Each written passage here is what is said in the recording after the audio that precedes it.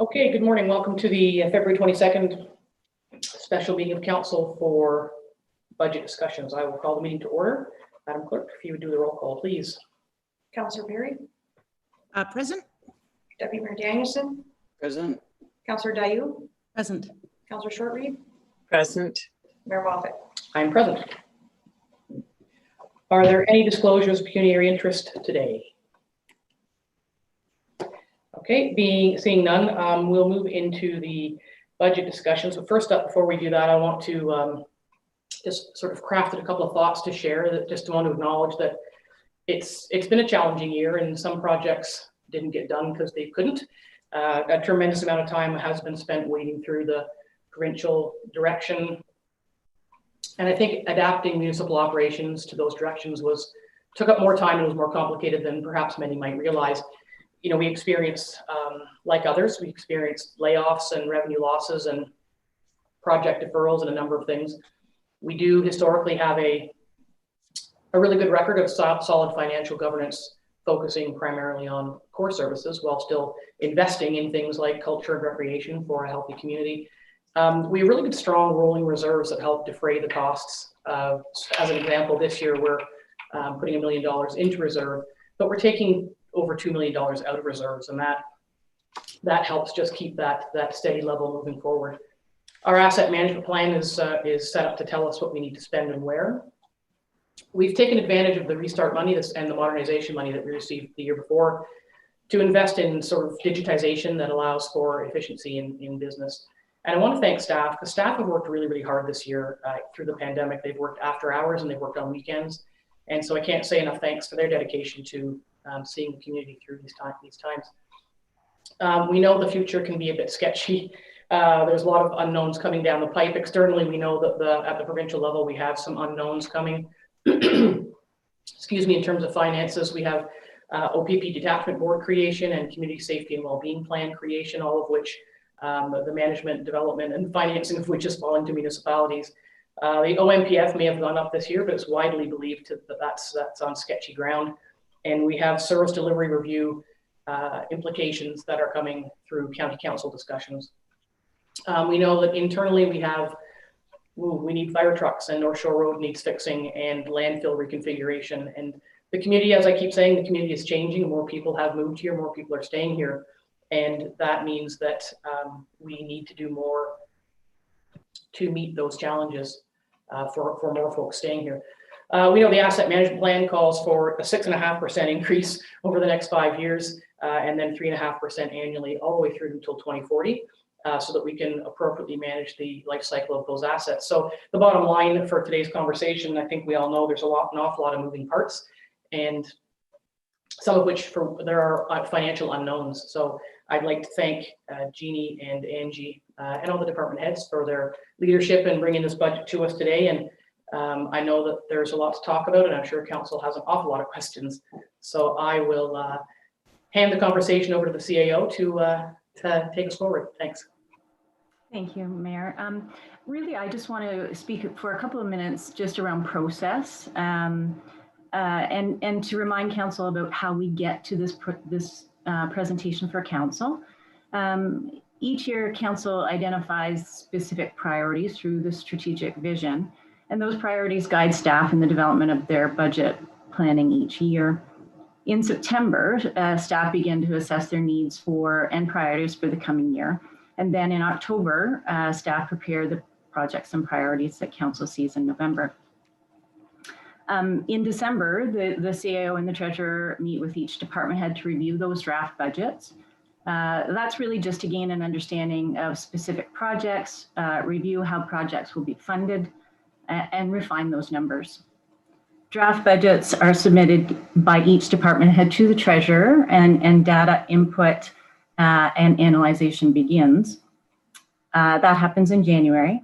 And this part of the process this year was particularly challenging as the treasurer had to input data into 2 software systems. So that was our existing Assist program and the new Diamond software that we'll be transitioning to this year. And then once the data input is finished, the CAO leads the team through the final budget review prior to the presentation to council. This is where the final changes are made. And this year, of course, all of our meetings were held virtually. As the budget reflects the strategic priorities of council, it focuses on enhanced service delivery, roads and infrastructure, waste management, and financial sustainability, and as it relates to asset management and future service delivery. And that's all while we try to strategically plan for the future. This year, the pandemic injected some additional unexpected complexities and unknowns for the budget process. I'd like to thank staff for their continued commitment to providing the best possible service to the public, and that is through the most challenging times. I'm proud of the work that's been done in 2020, and I look forward to the path ahead in 2021. Thank you. Thank you for that. And I think I don't have Jeannie on my screen. Is she lurking about somewhere? I suppose the treasurer should be involved in this meeting. There she is. Good morning, Madam Treasurer. Good morning, Mayor and Council. Thank you. So I will, seeing as you're the leader of all this tremendous work, I will pass it over to you to take us through the order of business. Okay. So I think we'll just kind of follow along with the way that the binder has been displayed to all of you, following through department by department. We will bring in department heads as we can. Unfortunately, we are missing a couple of department heads that have created the budgets, but we have people on here on the interim that will hopefully be able to answer those questions. So I'll just get underway with the first report. And actually, I'm going to just change the order just slightly and just go through the surplus summary first, and then get into the actual budget pages. Most importantly, on the surplus summary that I prepared for council, I want you to realize that it's not truly a surplus in the normal definition of surplus. It's more so unspent funds because of the pandemic. The mayor did allude to this in her opening speech, as it's basically the pandemic had an effect on operations, the completion of projects, staffing, filling staffing vacancies, and so forth. Things were delayed longer than we had anticipated for replacing people.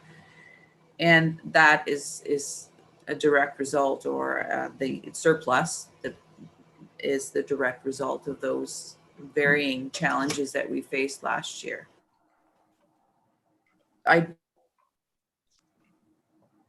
But if anyone has any questions in relation to the surplus summary, I'd be happy to answer those.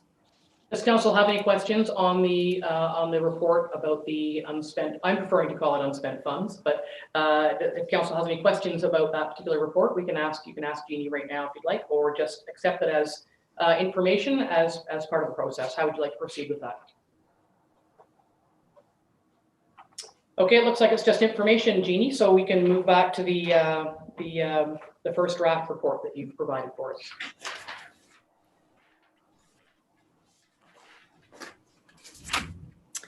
So again, 21 first draft. I'm pleased to present this to council. Being my first budget, it's always nerve-wracking on so many levels, but I very much appreciated the assistance of department heads and Angie for helping me get through this, because I don't have the history here yet, but I will, and it'll only get better. So I'm actually pleased with the way the budget ended up at the 4.19% increase, and it results in a nominal tax increase of 3%, with COLA being about 1 to 1.5%. It's a reasonable increase in my mind, and in my years of practice as a treasurer, this is to me a very reasonable budget. Again, we did face all the COVID implications last year, which did have an effect. A lot of those projects had to be transferred into the new year. We did move the monies into the reserves, though, of course, and some of those funds will be offsetting those capital projects that were planned and deferred. We did get increased funding, as the mayor mentioned on the OMPF, but I also agree that that is probably a stipend for this year. I can suspect that this is not going to be what we see going forward. And we also saw a reduced policing cost of about 2%, which again, I'm not confident that that's going to be something we see every year, but we'll take it when we can. So the 2021 budget does reflect some new expenditures that have been incorporated in, which I've outlined in my report. The communications coordinator, we had hoped to get funding for that, but unfortunately we're not successful. So that's now part of our budget. Seasonal operators for public works and maintenance, which was mentioned to council during the projects and priorities meeting. Landfill locations are looking at some increased costs for haulage and waste division overall. And then also at projects and priorities, the trails, Parks Rec and Trails also requested an extra person because of the increased patronage on the trails. It's a huge increase and it seems to be a trend now. And then there are some improvements to Elvin Johnson Park and of course Oxtongue Lake Community Center too that have been planned. Part were planned last year, but they've added to those projects for this year. So any questions with regard to that, or shall I just continue on? Any questions of council for that report from Jeannie? It's a general overview of how we got where we are. Okay, carry on, please. So the next pages are the budget summary, which you can see department by department, the overall result of comparing last year to this year. It does look like there's some huge increases in some places and some reductions in others for the final result of the 4.19% increase required for the $229,000. We will be going through these sections, each department. So these numbers are just a summary of what you will see in the binder as you go forward. So I think it's always important, to reiterate, don't go by the percentage. Absolutely not. Percentage, 400% could mean $5,000. So the percentages look really big, but the actual numbers aren't. So let's not focus too much on the percentages in this particular chart. Any questions from council on that part? Councillor Barry. Sorry, I just wanted a reminder of what is a increase for a tax rate right now? Is it $60,000? A 1% increase is about 54,000. Okay, thank you. Yeah, and that's another very good point. We know that the public has concern over their dollars, their own money that they're providing for us to run the municipality, and sometimes people get quite upset with the percentage when they don't realize that it actually generates as little as it does. So it's important to, it's important to know that a 1% is only $55,000. So it's not $1 million per 1%. Okay, then carry on. Jeannie, thank you. So the next page in your binder is the municipal levy impact. One thing to note is MPAC kept assessments at status quo for this year. There was no change. So we didn't have a 1% growth or anything to build from. So it was a flat line assessment. So that in part would represent, like, our tax rate went up 1% last year overall. And overall, we're looking at a 1.4 on this draft, but with the county draft rate in place, it's about 2.6. So if you take the growth out of that and the fact that we didn't have assessment growth in its normal fashion, it's a quite reasonable tax rate increase based on the flatline impact. So you can. We also know, if I could just interject, Jeannie, as well, that because MPAC has suspended the cycle of evaluations, that's another consideration in the future, that will come back, and each person has to be attentive to what their own assessment is through MPAC to know how the calculation works for their own tax bill. And so the suspension may be all right today, but there'll be some challenges going forward when MPAC gets back to business. So we need to be aware of that as well. Yes, that's correct. And they did do an analysis because we saw so much building and so forth going on last year and people moving to the area and changes. We did truly experience 1% growth, but the impact assessments were not changed to reflect that. So it is there, but it's not there because they didn't change the assessments. Any questions from council on this page? Councillor Barry. I always like to understand it in my financial mind of on $100,000 assessment, what would the increase be? Based on the existing draft, it's a $9.98. That's what I So thought. if you have a 350 or a 300,000, it times it by 3. The 100,000 is a good start, a good base to use. In previous, I've used sort of like an average house assessment, but it's difficult to find an average house assessment in Algonquin Highlands when you have cottages versus residences versus, the varying types of things that we see here as far as residential properties. So the 100,000 is a really good base to come to use. Okay, thank you. Yeah, the 100,000 is a consistent marker year over year over year. When there's other numbers and factors that are shifting and moving around it, that $100,000 calculation has been in place for many, many years and is the easiest way for folks who are following to understand what their potential impact is going forward. Always nice to be consistent that way. Any other questions on the report that Jeannie has just gone through? Okay, then we can carry on. So I guess that takes us to reserves, does it? It does. So, as Carol's already mentioned, we are seeing that we are reducing our reserves by 2.5 million, but we are putting 1 million in. So the net result is 1.5.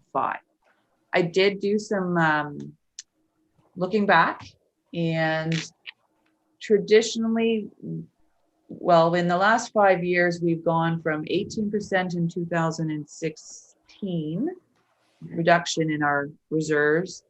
And then we dropped a little lower to 4 and 5 the next couple of years. And then the transfer went up to 9% in 2019, 16% last year. And this year, unfortunately, we're sitting at 19%. So it's not, it's been seen before. It is not ideal. Obviously, I'd rather money stay in than go out. But we are in good shape for reserves as far as I'm, looking at the numbers here. I think the township's done a very, very good job in putting the reserves in place and keeping them in place as best they can year to year. I don't know if you want me to go through again, department by department, or just overview it like this, and if you have any questions.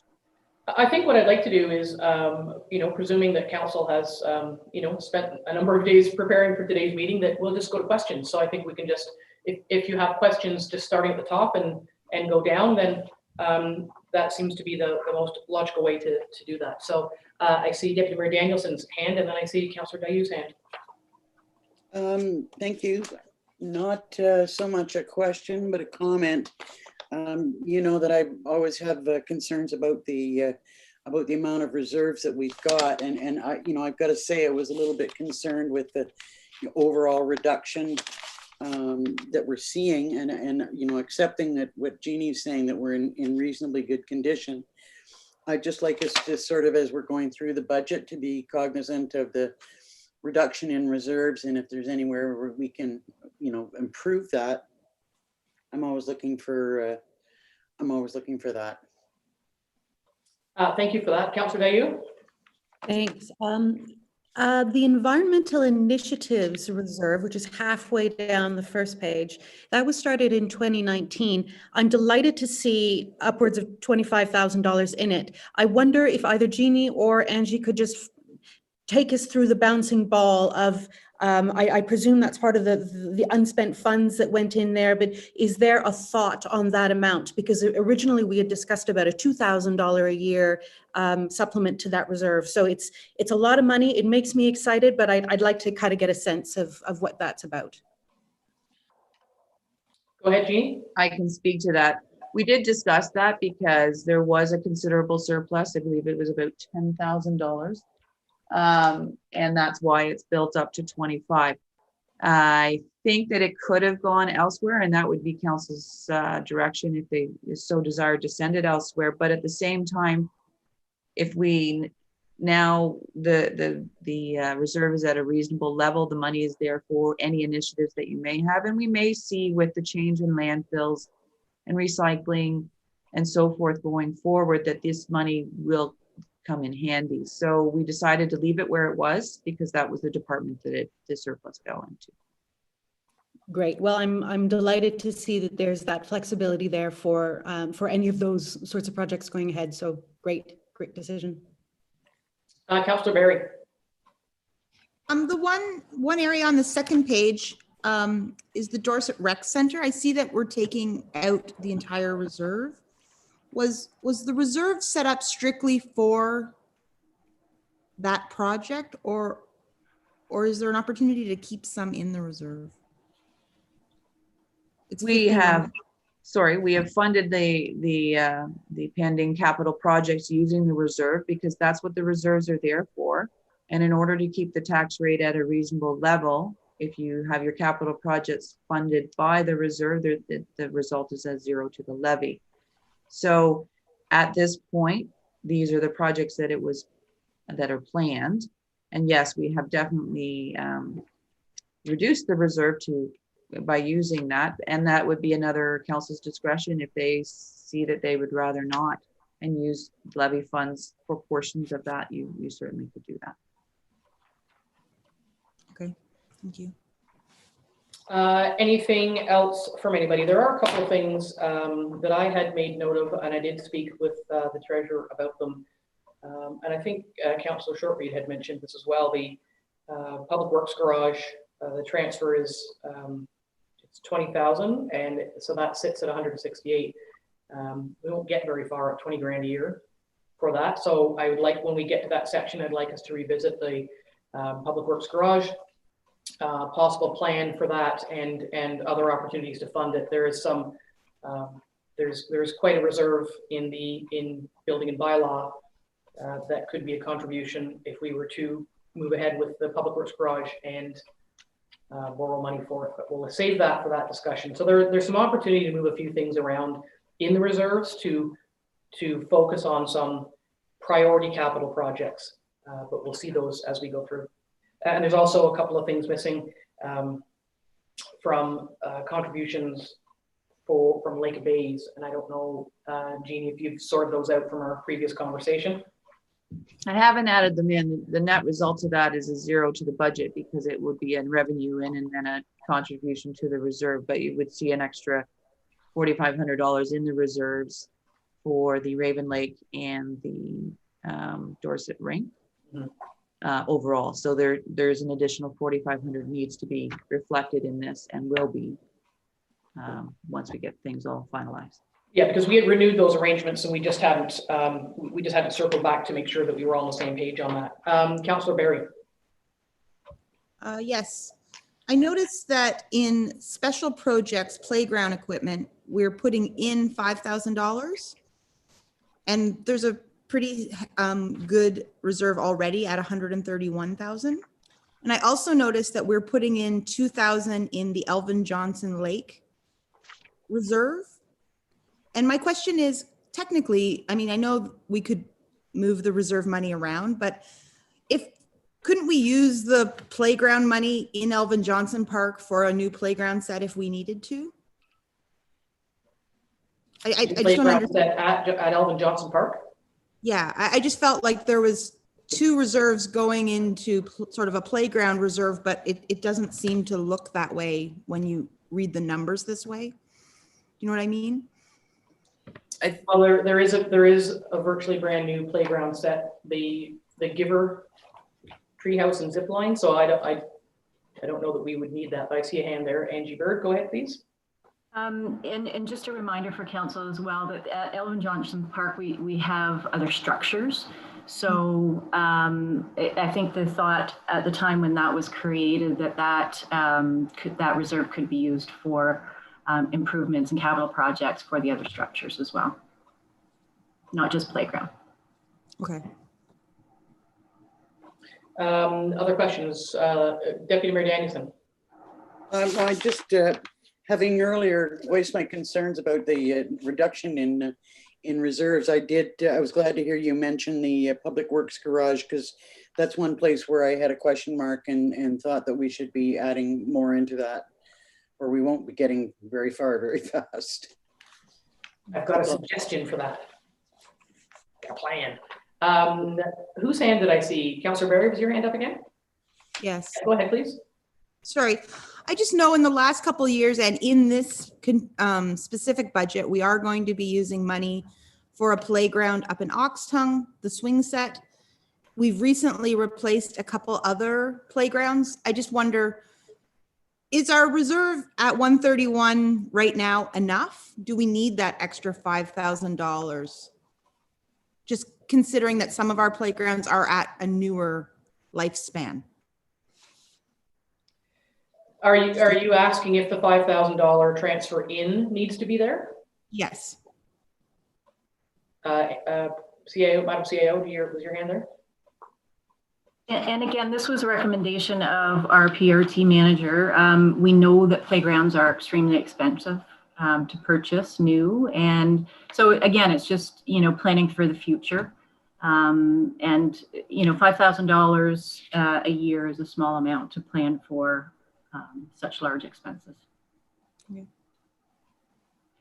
Yeah, and I think going back to what you had said earlier, Lisa, it's if something comes up, the reserves are ours to manage as we see fit, and we could pluck things if we needed to, but everything needs somewhere to live at the beginning. So this is proposed to be where things live at the moment, knowing full well that things could change going forward. Okay. Thank you.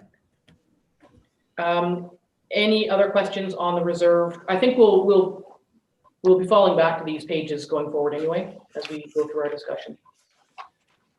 So if there's no further discussion about it on its own, we'll get into the nitty-gritty. I guess first up is administration, and I believe that both the CAO and the treasurer are going to take us through that. So I guess it's the green tab for general government is where we're going to start. Is that correct, Madam CAO? Yes. So general government, and I will let Jeannie carry us through, but general government is, as council knows, is administration, council, and election. The highlights are at the front of each tab. Okay, so any questions? I mean, the thing is in projects and priorities, we've spoken about much of these details. That's why they're all here. This is where we see that they have been formalized into the cost centers, and would ask council for any questions, for any clarifications, concerns, challenges in this section. Madam CAO. One thing I do want to point out to council, and this is maybe what you were speaking of, Mayor, with your idea, is I just want to let council know that there is a transfer to reserves in administration, that because the Dorset garage insulation project was not completed last year, there was $120,000 in the levy that we wanted to put into a reserve for future capital projects. And Jeannie and I had a lot of discussion and thought around it, and council had previously asked that we start the administration building reserve for a future addition, renovation, whatever that might look like. But there is that $120,000 that if council wished to move that to the Stanhope Garage reserve, that's also an option. I just wanted to put that out there for council's information. Mm-hmm. Yeah, and that's the strategic beauty of putting something in the levy for a one-time cost, is that it's in the levy to then help fund other things going forward. Councillor Barry. Sorry, Angie, just to be clear, of the 155, you're saying the 120 of that was, okay, That's right. Yeah. we're good. Okay, is there, and just a reminder, I'm just going from some of my notes that we have in the contributions too, there's pay equity is in there as well. That's a legislative process. So there's a couple of things that we have to do, and you'll see them reflected in this cost center. Are there further questions about the administration tab? Madam CAO. Not a question, but just it's something to point out to council. You'll see throughout your binder in insurance, we have experienced a 19% increase throughout. So that's our general insurance. So you'll see that throughout the binder. Thank you for that reminder. Okay, so I'm not seeing any other questions for the administration. Of course, remember, we can always circle back on any tab. So next one is council, which is us. And it's the next two, council and election, are fairly simple. I think there's some reductions. I mean, we already know that the AMO conference in August is being set up to be virtual, so there's savings for conferences. And I think too, we've spoken before about making sure we keep our eye on the opportunities that, unfortunately, there's opportunities in a pandemic, but keep our eye on any opportunities for any changes in how we do things. And, you know, our conference is going to go back to hotels and you know, is training for, you know, building and bylaw officials going to go back to, you know, a hotel and 3 days away. We don't know that. So what the world decides, what the world decides to do from the pandemic and a lot of virtual training could be a permanent change for us. So we'll just need to keep our eye on that. Any questions on either council or election? Councillor Barry. Sorry. The 2,500 for consultants, is that towards, can you just remind me on what that's for? Where are you, under council or are you in administration? I'm in council under consultants. I just wondered, is that like? Integrity Commissioner investigation. Okay, thank you. I didn't turn my pages fast enough to get there.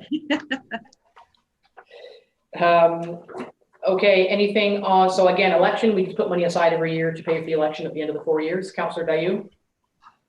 Is this the year that staff would begin looking at whether the online kerfuffles of the previous election for other municipalities have been fixed sufficiently that we should start to think about maybe discussing this at council? Is this the year? I'll defer to the clerk for that. Yes, the clerks have already started meeting to discuss the 2022 election, and council's going to see a report sooner than later, probably within the next couple of months, bringing forward options, explanations, and looking for council's initial discussions and directions for voting methods in 2022. And Councillor Dayu, all that information will be included for all the options. Great. And I believe, Angie, I saw your hand. Were you just going to answer the same? You were just going to provide the same answer? I was. Yes, thank you. You know, on the one hand, you know, I just said, you know, there's opportunities to find different ways of doing things, but I can tell you with Zoom meetings, it's like you're there, but she's sitting here, and like watching a car race sometimes. Okay, any questions on? And then the next one is just the other, which is the grants where we get our money from. That is what that is. Anything? Okay, we'll keep going. Taxation, any questions there? Again, it is what it is. Okay, then we'll move on to protection of persons and property. And I believe in terms of fire, I believe our recently former chief, Jonathan Wilker, is joining us because he put this together. And not to worry, our new fire chief is tuned in behind the scenes. Councillor Dayu, you're on mute. I'm very sorry. I was flipping pages just a moment behind others. And I wondered if I could ask a taxation question before we move on. Absolutely, yep. I'm sure that the small business owners would be delighted to see that in the 2021 budget, there is nothing scheduled for commercial taxation, but I'm sure that's not the full story. Would you help me to understand that line, please? Thank you. I had the same Thank question. Okay, well, I just, for now, that amount that's shown in there is strictly the amount that was raised last year. Once we get settled on a final amount, then it will be broken into the residential and commercial portions. So that amount that they're the So what 54 was last year was both commercial and residential. But for simplicity's sake, I put it into one line because that shows clearly what we raised last year. And then once we do get to the final number, it'll be broken into both. So they will unfortunately be taxed. Okay, got it. Thank you. Yeah, I was going to say, yes, as difficult a time as some business owners have had, we do not have the luxury of being able to say that they don't have to pay taxes. So unfortunately, That's correct. that will roll out. Okay, anything else in that section? Councillor Barry. Sorry, I should have asked this at the first page, but is there any indication on what the school board might have for an increase? There is no increase, it's status quo. Okay, thank you. Okay, final call for administration, and before we move to protection of persons and property. Okay, so we'll move on, and we have Jonathan Wilker, our former chief, has joined us. Thank you, Jonathan, for coming along to help us out today. Good morning. Would you like to just take us through what the plans are for fire services? We're starting in, I guess we can just do the highlights. The highlights are there, and then we'll move into administration. All right, and I apologize, I don't have a binder in front of me, but I do have the budget highlights. So on the administrative side, we have, and again, we were trying to get to this last year, but I'm sure you're going to have this echoed all the way through the reports, is that obviously COVID put us behind on some things that we wanted to do in 2020. But yes, really formalize the public education program is an important step to our department. Under operations, completing phase 2 of the SCBA, the self-contained breathing apparatus. So we have the 2020 SCBA on order, and this is just to complete that order and finally replace all of our existing SCBA. That also includes, we'll need to upgrade the fill station. So that's the compressor that fills the bottles. The new bottles we're getting are larger. They're what are called 45-minute bottles, which will give us some cost savings because we'll need less bottles, but we do need to upgrade the fill station there at station 60.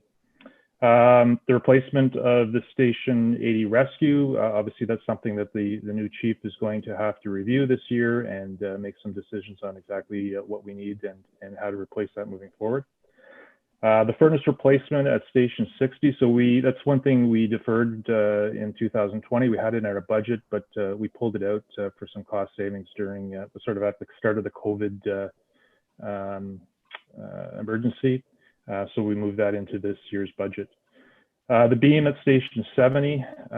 So we have the beam. It is at station 70, and we're waiting to install it. We were just waiting for the completion of the upgrades of the washroom.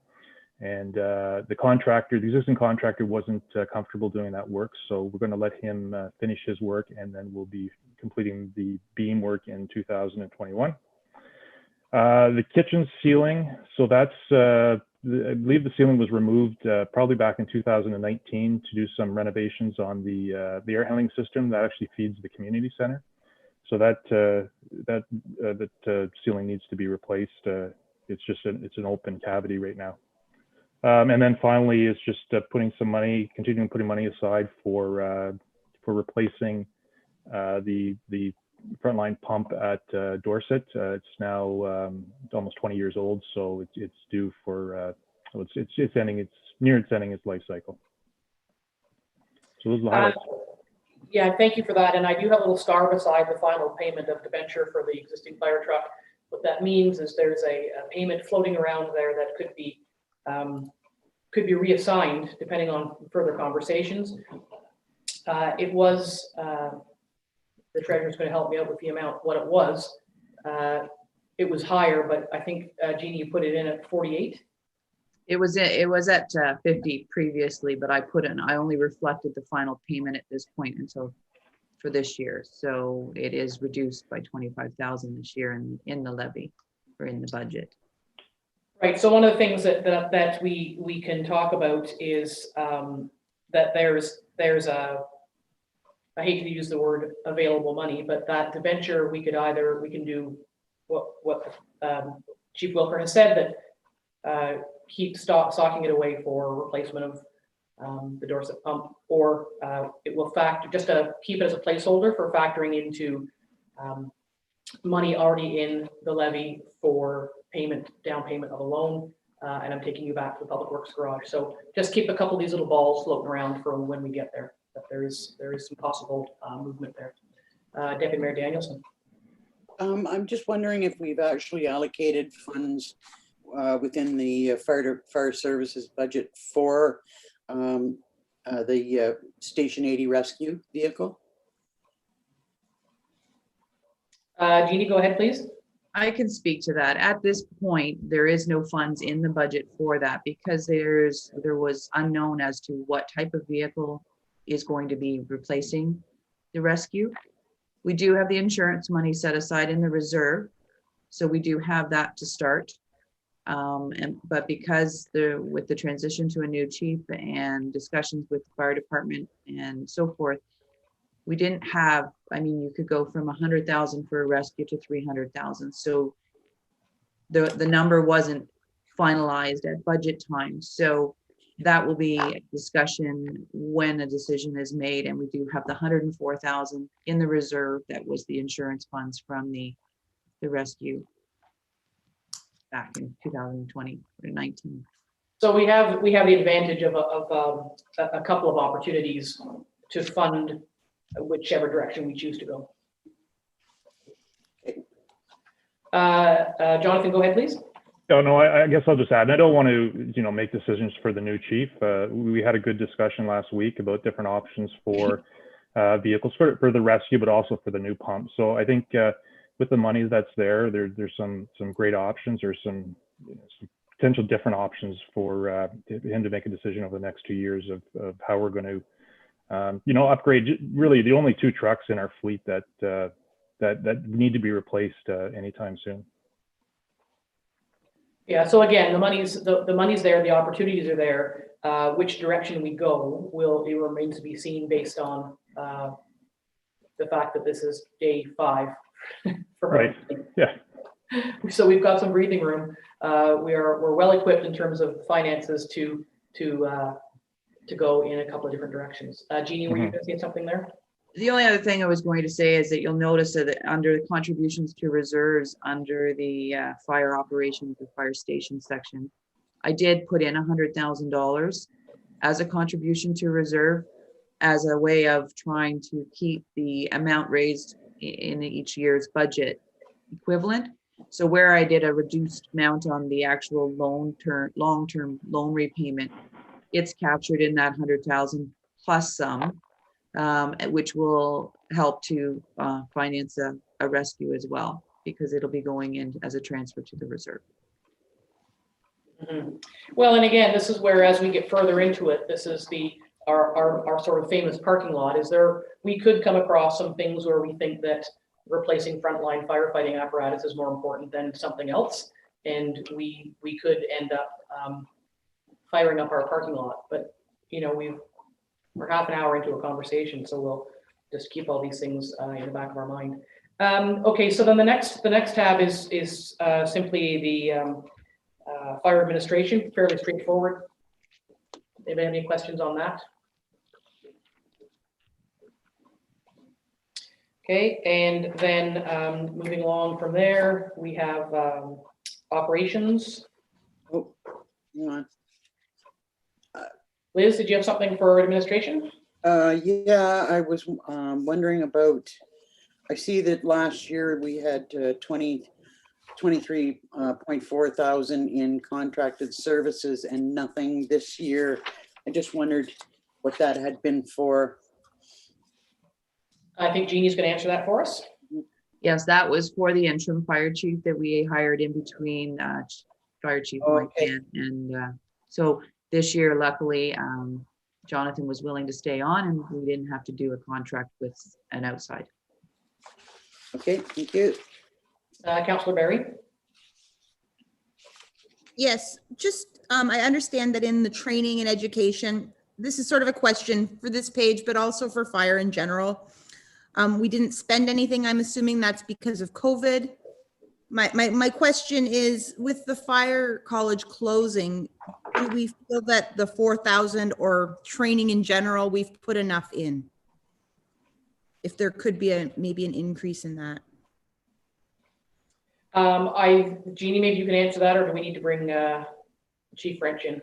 The 4,000 you're seeing under H and or fire admin Mhm. is for your fire chief. Okay. Not so much the firefighters. Under fire operations, you do see a significant amount in there for training, $11,000, and it is actually slightly increased from last year. So it is factoring in some additional cost. Okay.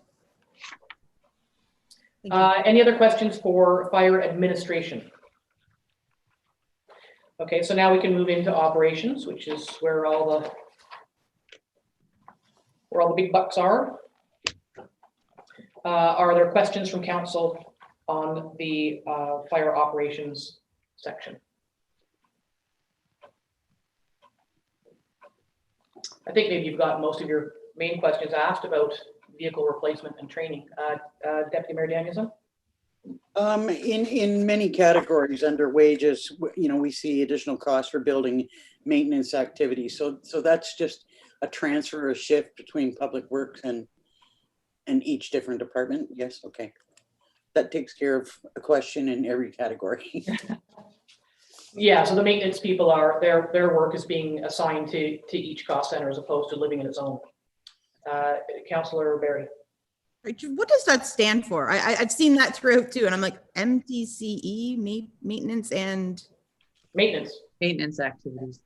Okay, we're good. Thought it was some sort of a committee I didn't know about. Sorry, my short form, I should have corrected that. My apologies. That's fine. Thank you. Any questions on operations? As I say, I think you've got your answers, your questions answered around, the deferrals from 2020 and upcoming apparatus replacements, etc. So are we okay in fire operations? Councillor Dayu? It's just a minor point, but I see at the bottom of the page, equipment rental is going from 500 to 1,000. I know it's pennies on the dollar when you think about the grand scheme of the budget, but I wonder, considering all of the SCBA material that we're bringing in, why is there an increase in equipment rental, and is that a sustainable change, or is that just a one-off? Jonathan, can you answer that? Yeah, so I think I did that just sort of reallocate some money. I moved money, I believe, from equipment just so that we could track those types of costs a little bit better. Okay. So there isn't a specific project? No. No, okay. Yeah, and you'll notice too, the newer councillors wouldn't have the history, but Lisa and Liz will recall from days gone by when we've done a lot of changes in how the fire budget is presented. It used to come to us as Station 60 and a whole set for Station 70 and a whole set for Station 80. A number of years ago, it was consolidated into just fire.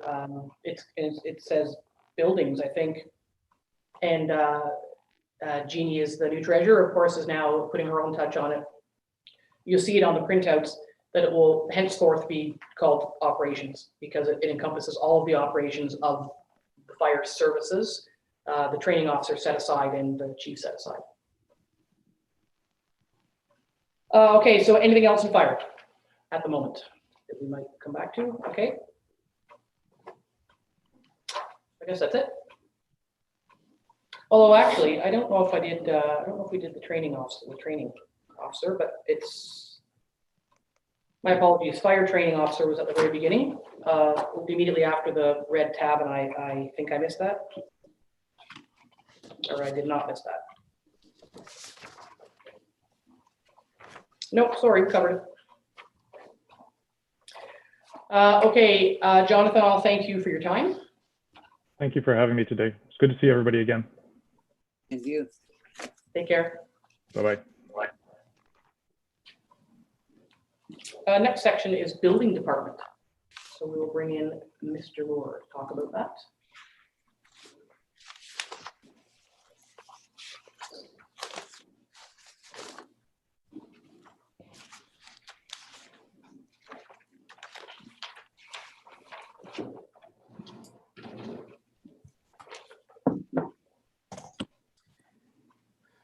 Good morning, Greg. Good morning, Mayor and Council. If you could just take us a little bit through your highlights, and then we can go to questions. Sure.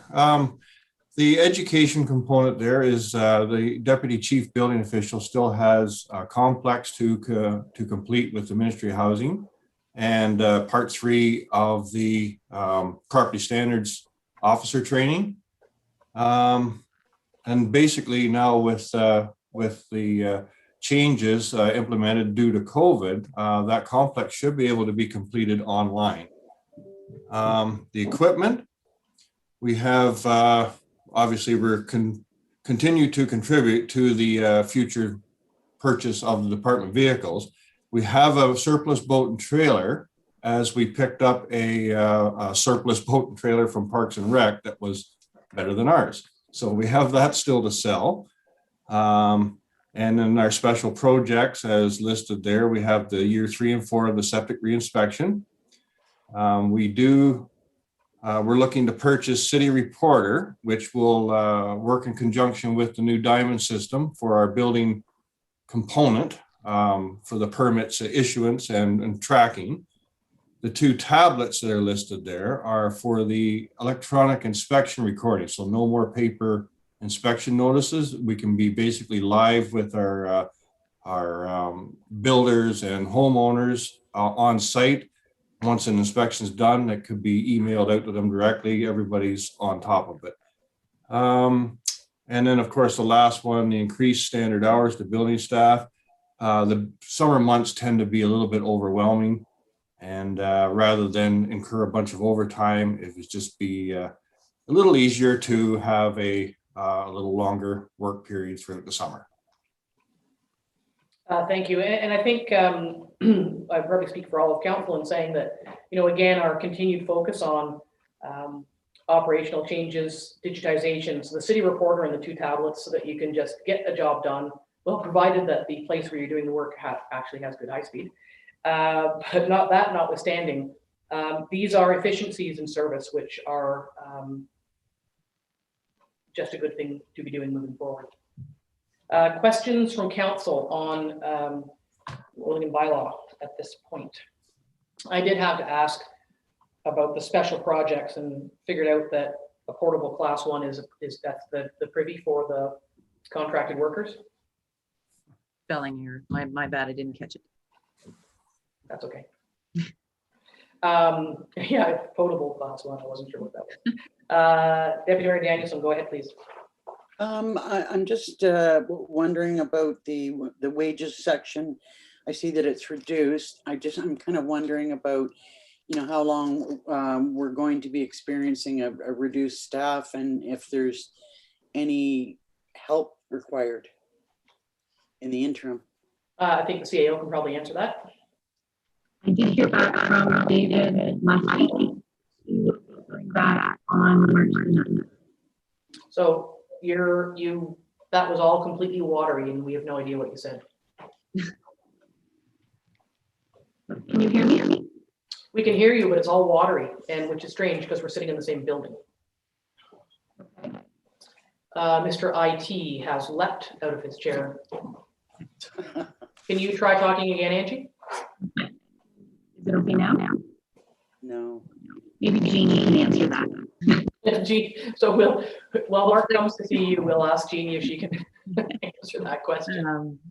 my understanding is that David did reach out to Angie last week and that he should be back March 8th. Oh. And that is what's reflected pretty much in the budget line for those wages. Councillor Barry. Sorry, maybe this was answered.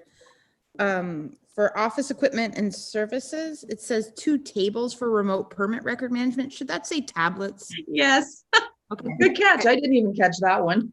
I didn't catch it on the, I didn't catch it when I just assumed that's what it said going through it. And now sitting here, I saw that. Thought, That's that trickery with the reading the T and the S and your mind knows that it's tablets. thank you. Actually, Lisa, what that's doing to generate more revenue, they're going to use the tables on the roadside for a lemonade stand while they fill in the permit process. That's what that's for. Well, I thought they were expensive tables, so. One note on those tablets, and Greg maybe can allude to it more, but even though they may not have service where they go to do an inspection, the tablets will allow them to record the notes. And when they do get into a service area, it will download it and bring it into the system. So that's another efficiency overall, that they won't lose their service even though they're not in a serviceable area. They'll still be able to make those records and then it'll bring into the system when they get back. Yeah, and we also know too from COVID, and I have one of the longest building projects known to man. It really is efficient to be able to submit to the building department your documentation, and then it's filed internally digitally here, and it's all just done. So the move toward paperless as much as possible, and there's been tremendous success and support from the public for not having to come in and sit down in an office and roll out plans.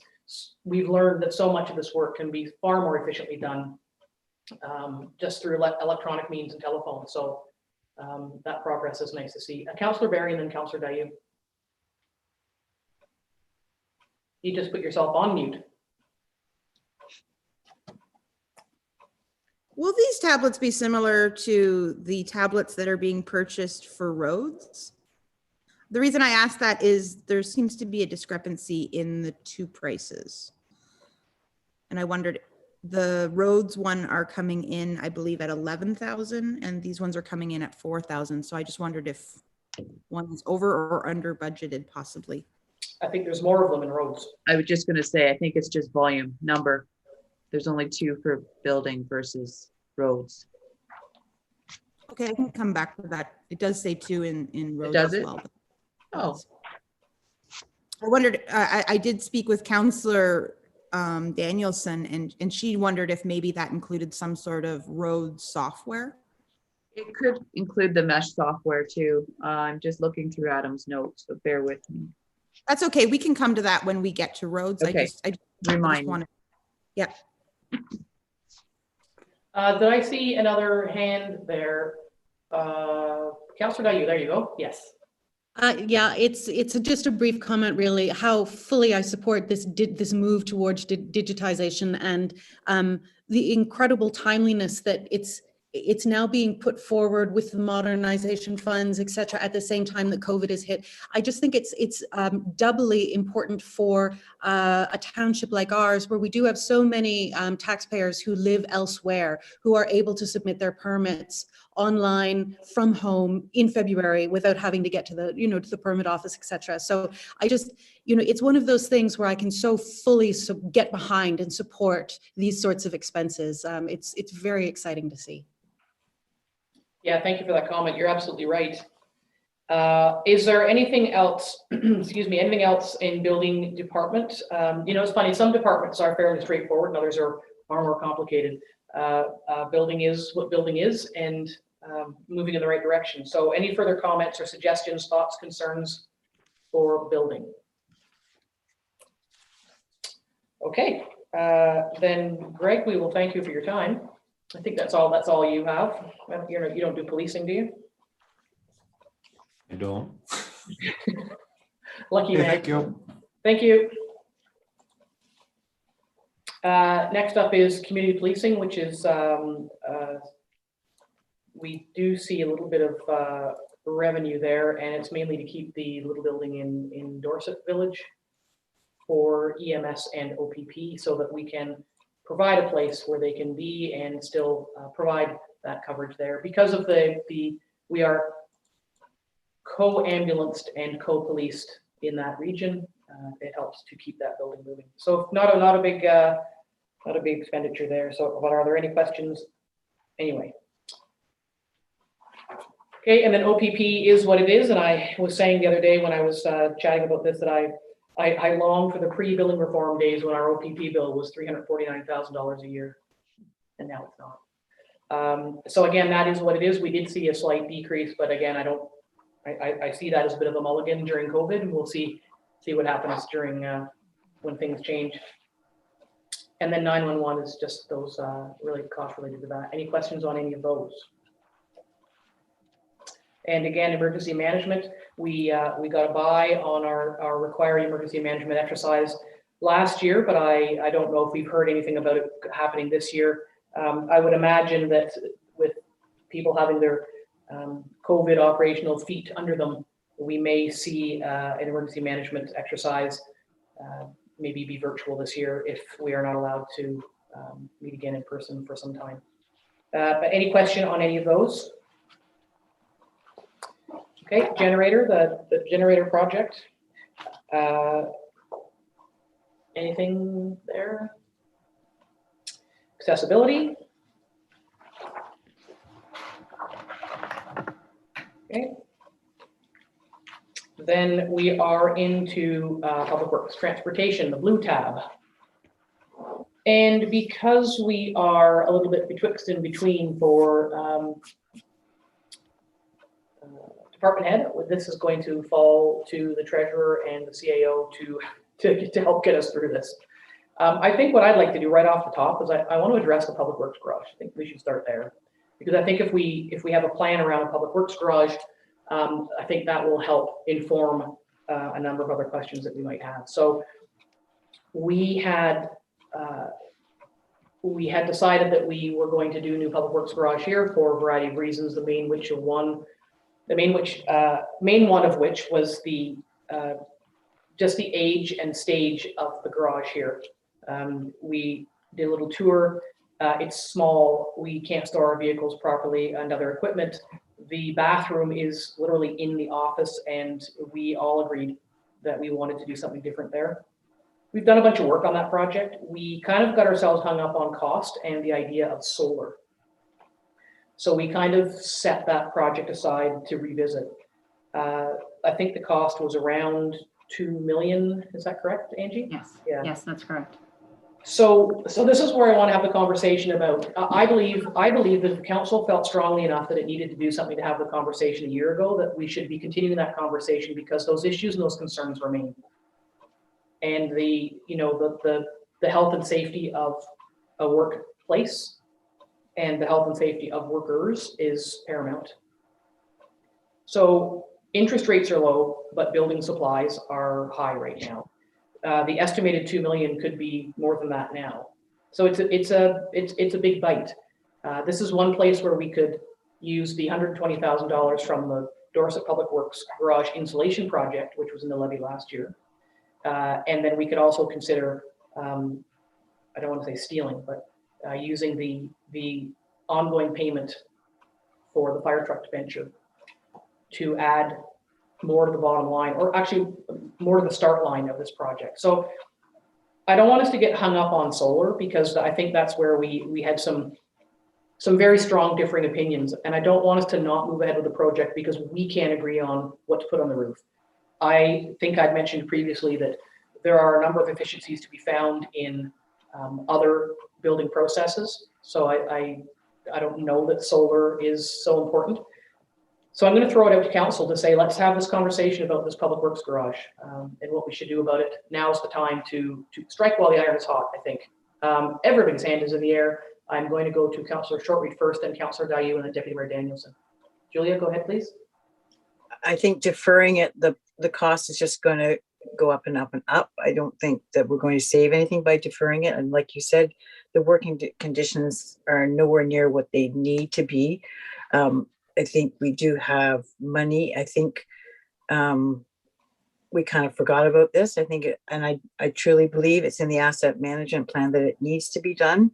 It's a lot of money, but it's either now or later, and it's a huge chunk of our asset management plan. So I think going forward, doing this is going to keep us ahead of the asset management plan ball.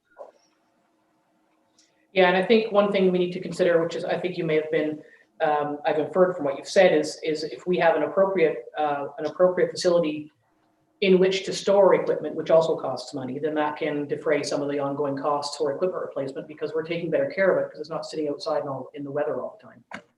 And it's easy to say, well, they're big trucks, they can sit outside and equipment can sit outside, but there's a life cycle that the elements affect. And then I was going to Councillor Dayu, I believe. You are on mute. No, Yes. Here's a thought that I'm not even sure I support myself, but I want to put it into the general mix. I wonder if there is an in-between option to consider wherein we fund the creation of an office space very close by, or attached to maybe not attached to the current building, but meters away from the current building, which would increase the working conditions of our colleagues. Would give them a bit more space, a bit more dignity. I agree that having the bathroom right there in the office is not what anyone would choose to do currently. And then that would create a little bit more space within the public works garage for certain things, because the people have been physically taken outside. They've got a better working condition, and it would buy a little bit more time to increase the reserve for the much larger project, which no doubt is in excess of 2 million. Again, I'm not sure I support it, but I wanted to make sure it was part of the conversation. Yeah, I would propose that part of the challenge there is it falls into that trite phrase of go big or go home. And my concern is with the addition on the township office here, the day staff moved in their desks, it was too small. So the other elephant in the room is as the community is growing and we're seeing that we need staff, we're increasing some staff in other departments to meet the needs of the public, of the changes in the community. But we still have to put something. There needs to be some building or something added on to the main office at some point. So whether or not you would do that and then have workers who were not adjacent to their vehicles and equipment, to me might be problematic. Personally, I'd rather see us take the big bite and then get moving on that, revisit that project. But again, there's 5 of us around the table. So Deputy Mayor, go ahead, please. You're on mute. Councillor Dayu has an interesting idea. I'm just not sure that it doesn't, to me, the health and safety issues are generally in the working area. And the fact that we don't have space for storage of equipment are 2 of the big things, and that doesn't address that. Part of me is thinking, gee, there's so much to talk about in the shared services agreement going forward that I kind of wondered about the maintenance garage. But we're always going to need that garage. It doesn't matter who it belongs to in the end. We're not going to need less equipment, so we do need the maintenance garage for sure. I'm really promote the idea of us finding funds and sort of funneling more into a reserve. We've recognized that this is a health and safety issue in a number of levels, and to me, we just can't let it continue to just kind of ride along and not do anything about it. Yeah, and so this is where we need to. This is, I was thinking, wow, we're going through all these first number of tabs really quickly, and this is where the rubber hits the road. No pun intended, because we're in the transportation section. Is that we have to start thinking about, okay, if we're okay with the percentage that we're at now, then that means moving money around internally, and it may be a matter of every department having to concede something for the greater good. So are there other things elsewhere in the budget that we can defer or forego to take those assigned funds to go towards something. What's most important? And I'll raise the ire now. Do you want to build a public works garage or buy a fire truck or build a playground? And I think those are the questions that we need to be asking ourselves. What is our order of priority within the resources that we have, and what does that look like? And what does get funded for an extra couple of years through smaller reserve contributions to get there versus what we need now? And that's what we have to decide. So I think I saw, I know Jen's hand is in the air, and I'm not sure if Liz's was first, but Jen's is still in the air, so I'm going to go to Councillor Dayu. This won't come as a surprise, but for me, the first thing on the list that I think we could consider is the $910,533 we have in the airport reserve. I know that goes towards airport development. We've decided to put a bit of a pause on the airport development plans for a whole bunch of reasons. But I do wonder if, you know, and I know we're not talking about airport right now, but if one of our ideas might be to sell the land, or could be to sell the land the way it is now, rather than developing it, whether that 910,000 could go towards something which I think is far more pressing for the safety and well-being of our staff, and I think is more relevant for the for taxpayers, which is the public works garage. So I think my vote is probably always going to be to look at ways that we could use the airport reserve more effectively. So yeah, I mean, this is a line of thinking that you have raised before. And the concern too is, I'll give Liz a minute to just breathe because she gets upset about this. Let's be honest. There's a lot of work, a lot of effort, a lot of years, a lot of money has gone into creating, developing, and maintaining that asset for future growth. It happens to be a future growth that you don't agree with, but there's generations afore that have, and so we need to keep that in mind as well. I do agree absolutely that it's a matter of picking which is the priority for the community, and that's what our job is to sort that out. I'll go back to Jen for first, then to Liz. Just to clarify, I absolutely agree with the future growth idea. I'm just not convinced that it's the municipality who should be doing it. I think there are professionals out there who would know how and what to do with that land to optimize it for the kind of market that could be out there. I don't agree with having our staff do that. I don't think that's a risk that we should be taking with taxpayers' money.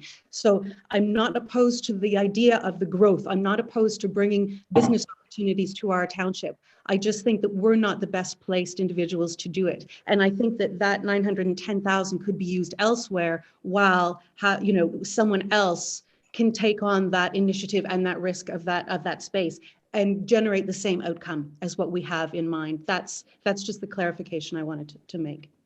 So just to clarify back, your suggestion is that Algonquin Highlands sell the airport lands, the airport development lands, to a third party? Is that what you're saying?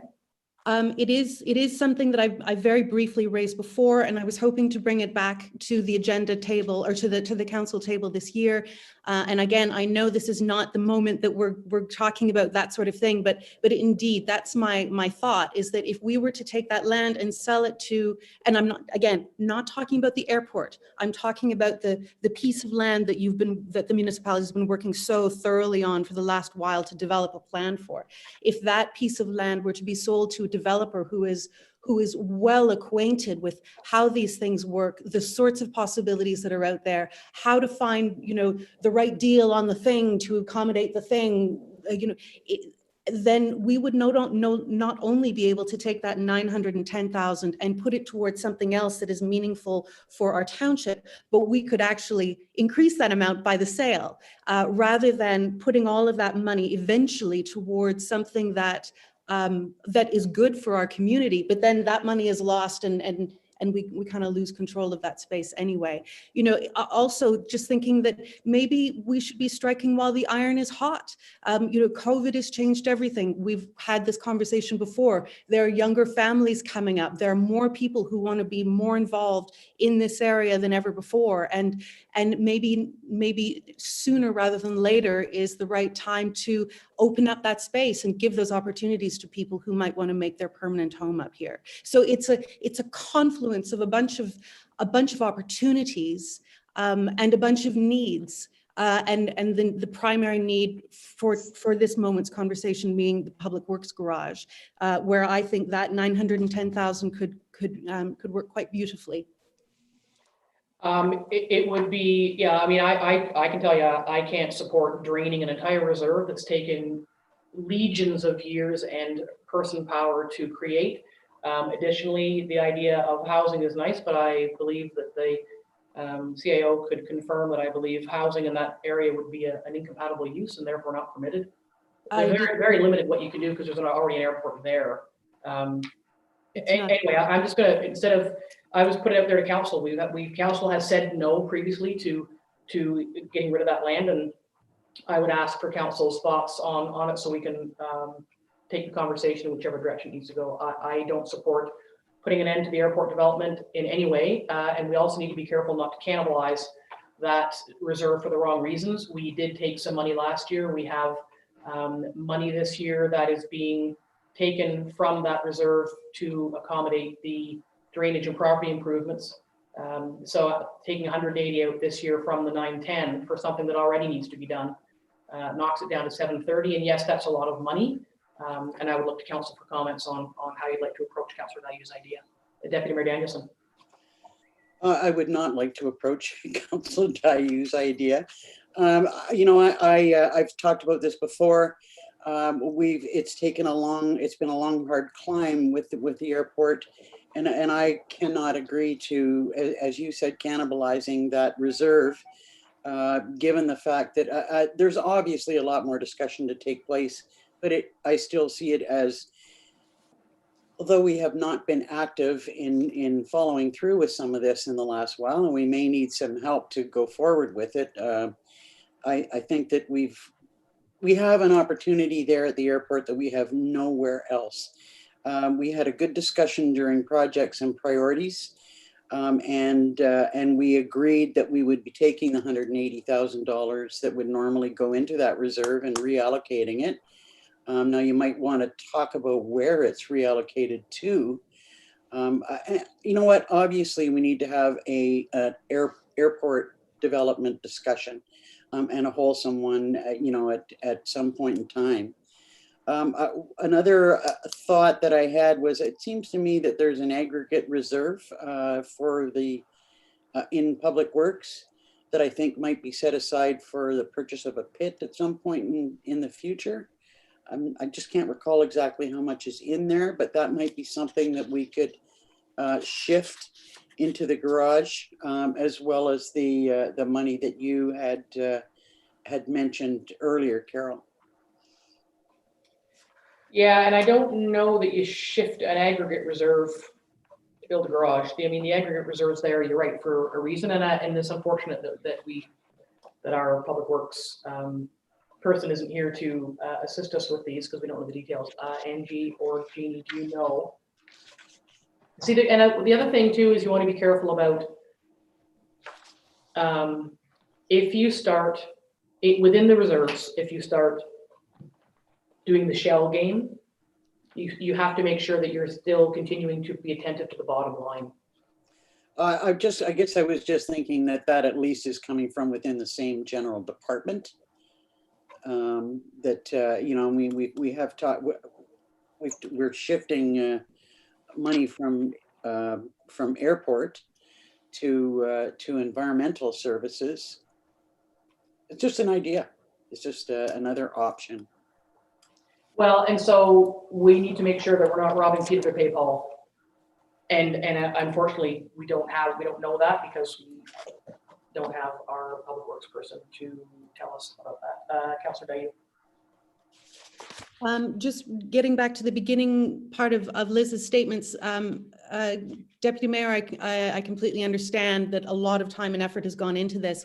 But my question for the Air and the Chair is, if the overall objective of bringing economic opportunities, because I'm not talking about housing, I'm not talking about building housing there at all. If the overall objective of creating economic opportunities by availing that land to people who want to put their money and effort and commerce there is achieved, but through the efforts of a developer rather than directly through the municipality, how is that any lesser to the municipality doing it directly? I think that's the crux of it that I'm really struggling to understand. You know, let's absolutely make sure that that's the outcome of that land. 100%, I think it's the best use for it. But does it have to be us? Or can we allow a professional to do that so that we can train our efforts on things that are appropriate for our specialists within our township? I think there would be a specialist. We would need a specialist when and if we got to a certain point anyway. So, I mean, sorry, I just lost faces off my screen here. I can't see anybody. Hang on. I will get you back on the front. There you are. Sorry, I had a document that came on the front because I run two documents, one on top of the other. Yeah, I don't know. So I think, you know, we could talk about this forever because Councillor Dayu, you're passionate in this position. It's a yes, no. Councillors Berry and Shortreed, are you interested in any further discussing? We've already said that we're not interested in you know, stopping the airport development project, even though we're not actively working on it at the moment. And we've got a big binder full of things to talk about today. So I'd like to know from either of you what your position is on this, and because that will just move the conversation in one direction or the other. Councillor Berry. I personally feel I feel like I'm in the middle of the road. I see both sides. But I do feel we've put a lot of money into it, and to just switch direction without having a consultant give us possibly another go at opportunities there, I think it's a mistake to change sort of shift changes without fully seeing the potential and opportunities there. From someone who on a sort of a garage, I do feel there is a priority with the garage right now. And from someone who just built a residential garage, I could see the price almost double within 6 months of simple plywood. So, and I do see interest rates are low right now. So I'm interested with the garage to maybe consider taking a bit out of working funds and look at the possibility of doing some borrowing, as I think interest rates are inevitably, with everything that's going on in the country, are going to go up. So I think getting in now and before materials increase even more, I think it is a decision that we haven't really done while I've been on council, and I'm interested in looking at that as an option. That's where I stand. Yeah, I think if there was an interest in moving monies around, I think we would defer to the treasurer to tell us where that money would come from. And I think I will ask the CAO. I believe, based on the manner in which that airport land was acquired, there may be some limitations on what can be done with it. So, Angie, go ahead, please. Yeah, and I believe there is certainly, that is a legal question, but I believe there are limitations on that. And regardless of whether council decides to move ahead with development or not, I would strongly recommend that council does not consider selling that land. We know that there are challenges with housing around the airport, and securing that land protects those uses. And so, if we sold that land, it would hand that control over to someone else. And so, with it staying in the ownership of the township, at least it protects the use of the airport, and it's within our control. Yeah, well, I mean, so far you have NSA. This council has previously decided that it's. When Councillor Dayu raised the issue before, the answer was no. And I would presume, unless something's changed, the answer is still no in that regard.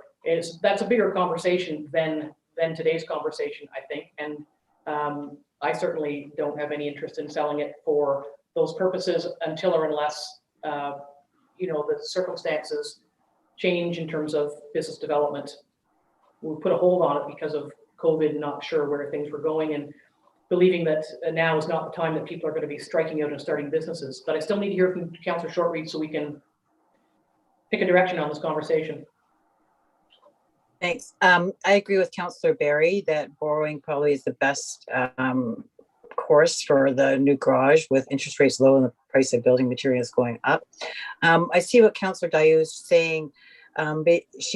It's a lot of work for staff to go in the right direction to get the property sold to the right people, to bring the right businesses in. And I think that's what she's getting at, is having the right businesses, knowing that it's there, knowing that it's for sale, and selling it quickly and developing it instead of waiting years for something to happen. So I think that's the direction she's going. It's a lot of work for staff who aren't professionals. So putting more money into it doesn't, and we're not getting anywhere, is I think what she's getting at. Well, I see it as sort of saving for a rainy day. It was certainly, unless I've misunderstood, it was never my impression that our staff would be hammering for sale signs into the land and working with people to sell it. It was always my understanding that when and if the time came, that there would be a far more detailed process wherein persons expert in such business would be brought in, and that part of their fee to do all that, if that was going to happen, would come from that reserve.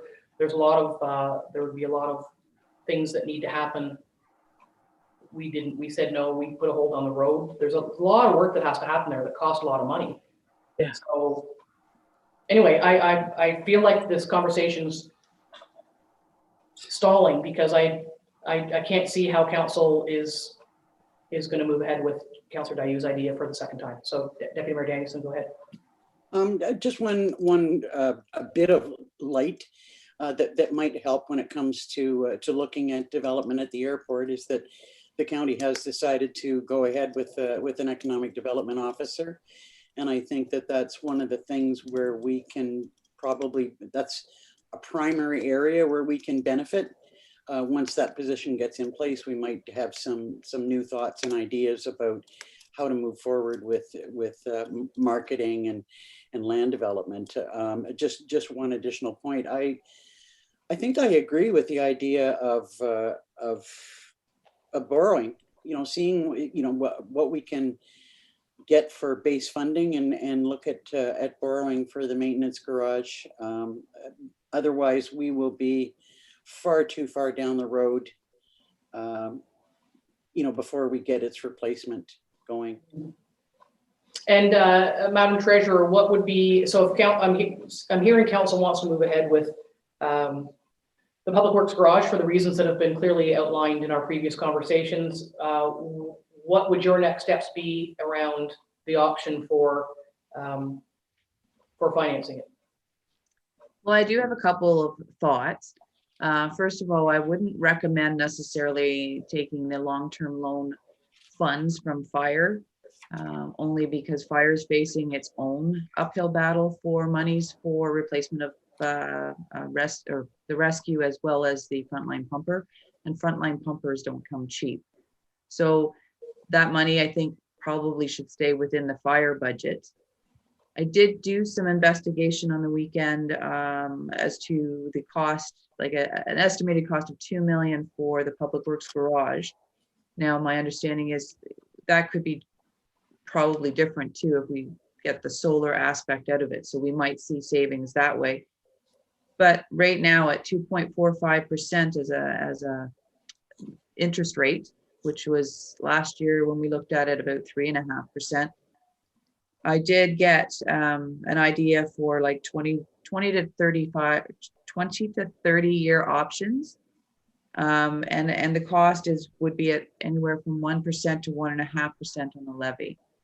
So it would be increasing the levy by 1 to 1.5%, depending on the term that we chose. Okay. Sorry, just making a note there. Thoughts from council on that, because borrowing, the challenge that we face, which is why in my preamble was saying we need all manner of things. There's a tremendous pent-up demand of capital expectations to keep this community moving forward, and we're the ones that need to decide what those capital investments are and what the priorities are. Councillor Barry. Sorry, just a question for Jeannie. The 1% levy increase, would that be assumed every year for 20 to 30 years? I know it's hard to estimate. Based on this year's levy, like, I mean, based on the levy that was in like last year. So it's about $49,000 a year increase. So as we get further, it might be reduced, but that's on the 30-year. And of course, at 30 years, you're looking at a higher cost in interest, but it's more easily manageable year to year on the actual budget. Okay. Thank you.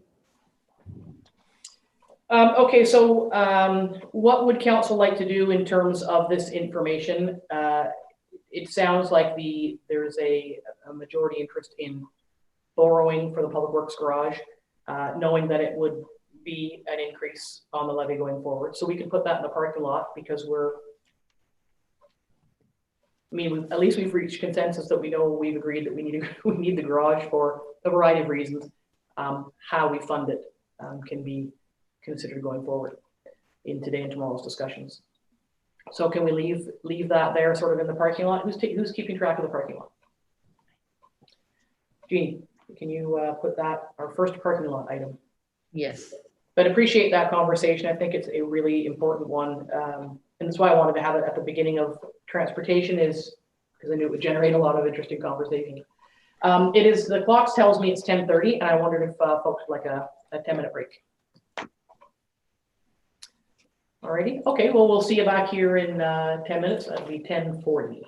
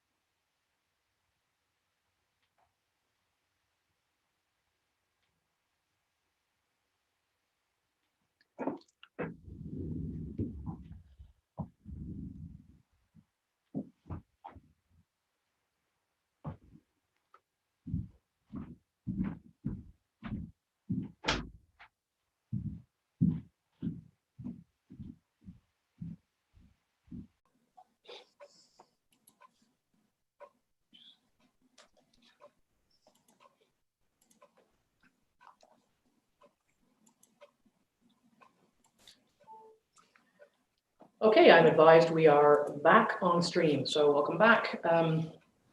Just for the break, I just asked the treasurer if she could just consolidate the conversation around the borrowing and circle back on Councillor Barry's question.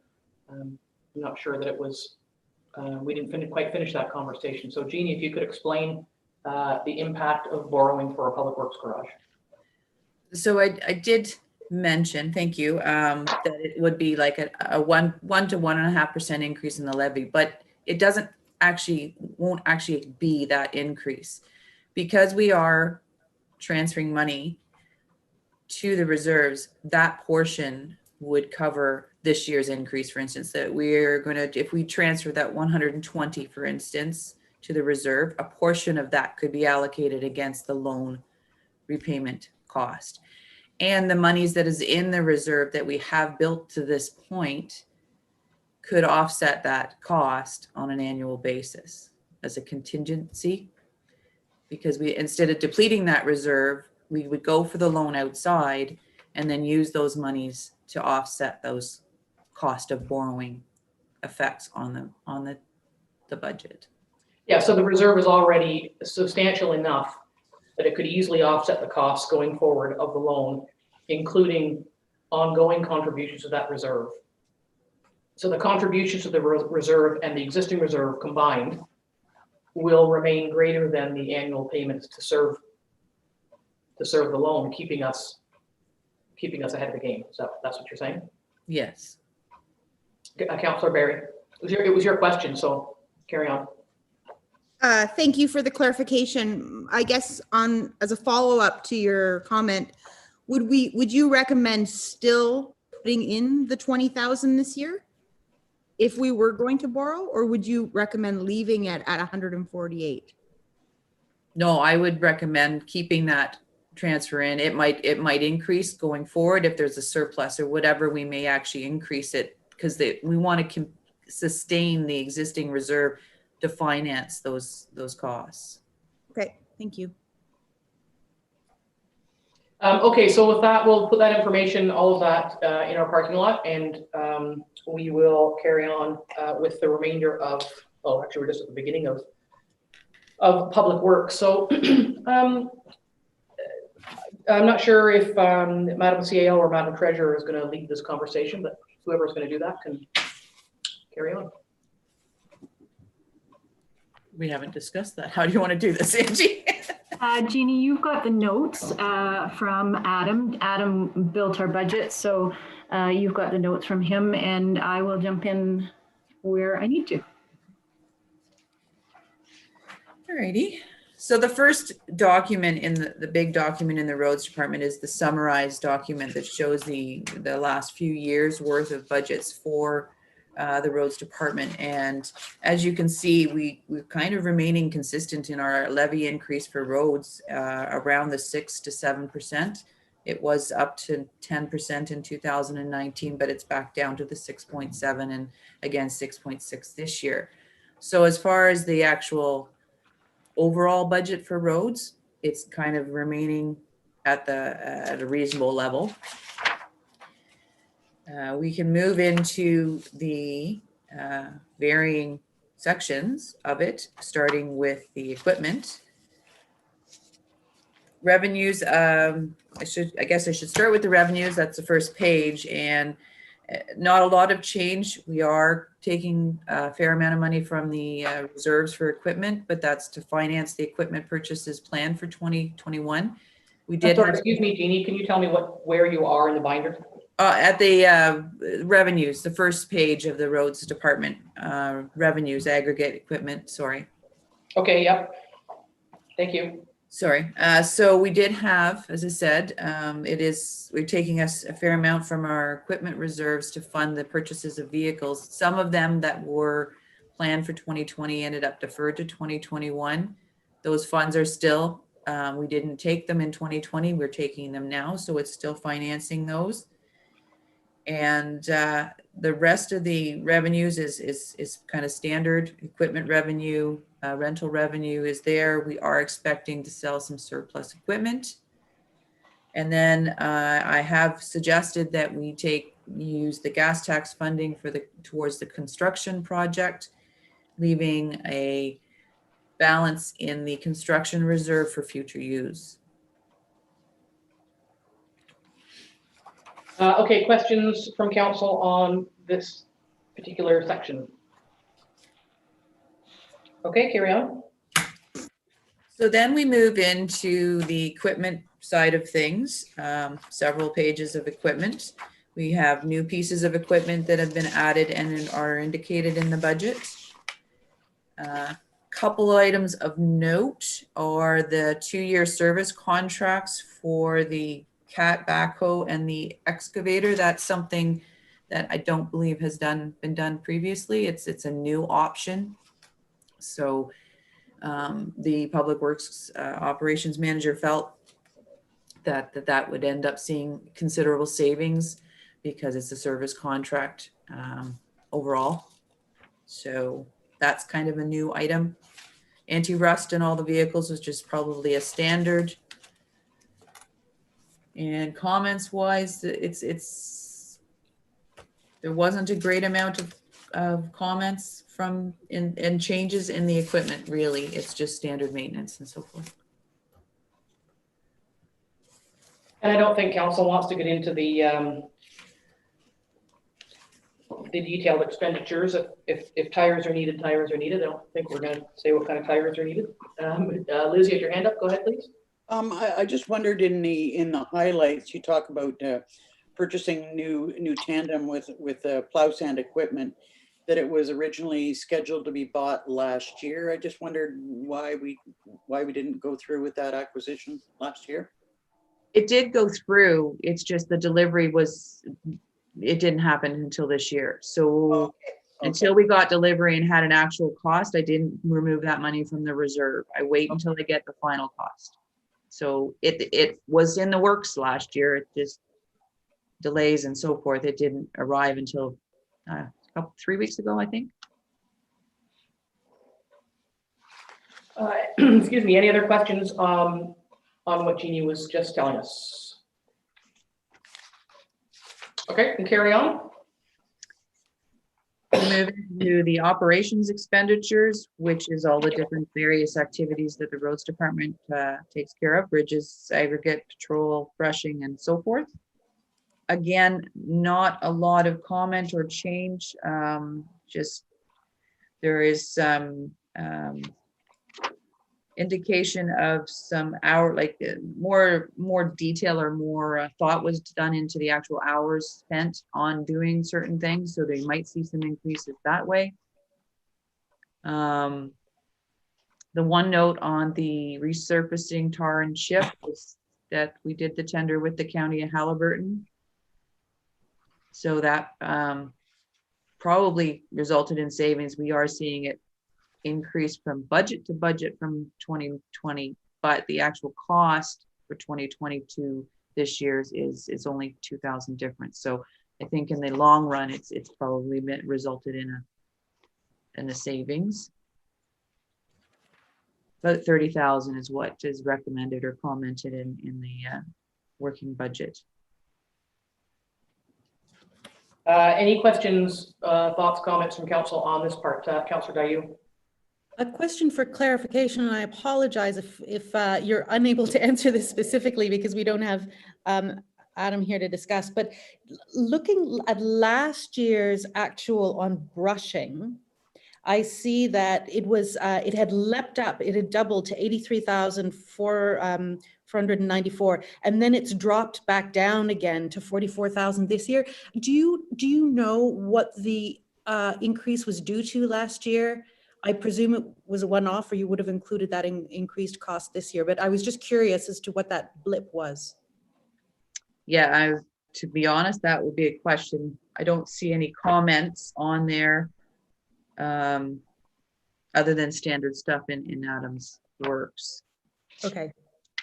So They did a rather extraordinary amount of brushing last year. So that kind of puts off the need for, I think it's on a cyclical process. And Yeah, there was a lot of brushing was done in preparation for the North Shore Road project, which is a big project. Okay. thank you, ladies. And ditching. Okay, carry on. So the next section is overhead expenditures. Notably, we are doing on the operations, we are just doing the North Shore Road construction and tar and chip. So we are doing less construction than has been done in 2020. And Angie may want to wish to comment. Yeah, I just wanted to add that council will see there the 400,000 for North Shore Road is the first phase of North Shore Road. Mm-hmm. And I had asked a question. I noticed that that Buckslide Road wasn't, the other half of Buckslide Road wasn't getting done, and that's it's been a couple of years. And I know last year, you'll recall, I had pneumonia for budget discussions last year, so I was a bit out of the loop. And the answer is that that North Shore Road is the only construction project because it's such a big project. And I did, the day I brought my budget binder back to be updated for this year's, I had an opportunity to speak very briefly with our interim operations manager, and he had just received the drawings, and his eyes were this big. So we'll see that coming forward. The North Shore project, that's a big project. And so the idea is to focus. I would imagine that the folks who have been anticipating Buckslide getting done for a couple of years now will be equally as disappointed that it's not this year, but they need to know if there are inquiries that, particularly to Liz and Lisa as the Ward 2 reps, that all hands on deck for North Shore Road because of the complexity of some parts of that project coming forward. And we'll see that in future meetings. Any other questions on that? Councillor Barry. Sorry, I know that we're planning to have some charging stations put in. Is that living in roads? I've seen it and now I'm trying to figure out where I saw it. I believe the Dorset one shows up in, Parks, Recreation and Trails. in the Parks Recreation, in the building section somewhere. I did see it in there in the comments. And now is it one or two? Are we getting one for, That was my next question. I don't remember what the answer is on that. Angie, go ahead, please. I believe there are 2 planned. So one for Stanhope and one for Dorset, so being the busiest places. Yeah. Okay. I was surprised, we were talking about them at the county table. And I guess whether I missed it or it wasn't said, or I just am uninformed. I had no idea what the cost of those stations would be. And so I was quite surprised to see the cost in that other section. So it's quite reasonable. I had no idea. So that's a good thing. Not a good thing that I had no idea. A good thing that it's reasonable. Jeannie, carry Funding on. attached to that, correct? Pardon me, Lisa? There is funding attached to that right now. I mean, much like the generator project, but similarly. Madam Warden, can you comment on that? I don't recall. Yeah, me neither. I'm sorry, you caught me completely off guard. What's the question? Is there any funding attached to the installation of the charging stations? There is. I can't answer that question. I don't think so. Mm-hmm. I thought that was part of modernization or something. Pardon me, Lisa? I thought it had something to do with maybe the modernization, but I've lost. Yeah, you know what? Unfortunately, there's a number of questions in this section. We have found ourselves on the day of budget with the person who crafted the budget unable to join us. So we are a bit free flowing at the moment. So there's a number of questions that we can circle back, find out, and we can discuss them tomorrow. Liz, you had your hand up. Go ahead. I just wanted to kind of going back to the garage, and if we went ahead with construction, at some point we need to consider additional overhead costs to run the building. I suspect that wouldn't come into play if we built it this year. It would probably not be an impact until subsequent years, but something we need to consider. Yeah, you're right. It's like we don't want it to become the generator project, which is sort of a number of years gone by inside joke, but that would all come forward. We've seen the plans that Adam had provided for us previously, and those conversations would need to continue in terms of, the details of what the building would have, what offsets and efficiencies could be found, and what the bottom line would be. But you're absolutely right that I would hope that energy efficiencies could offset potentially increased costs due to the size of the building, but that's a bit of a fingers crossed. Ultimately, if council decides that it wants to pursue, as part of this budget discussion, that direction, then those details will come forward as part of the development of the project, or revisiting the development of the project. But you're right. Anything else thus far?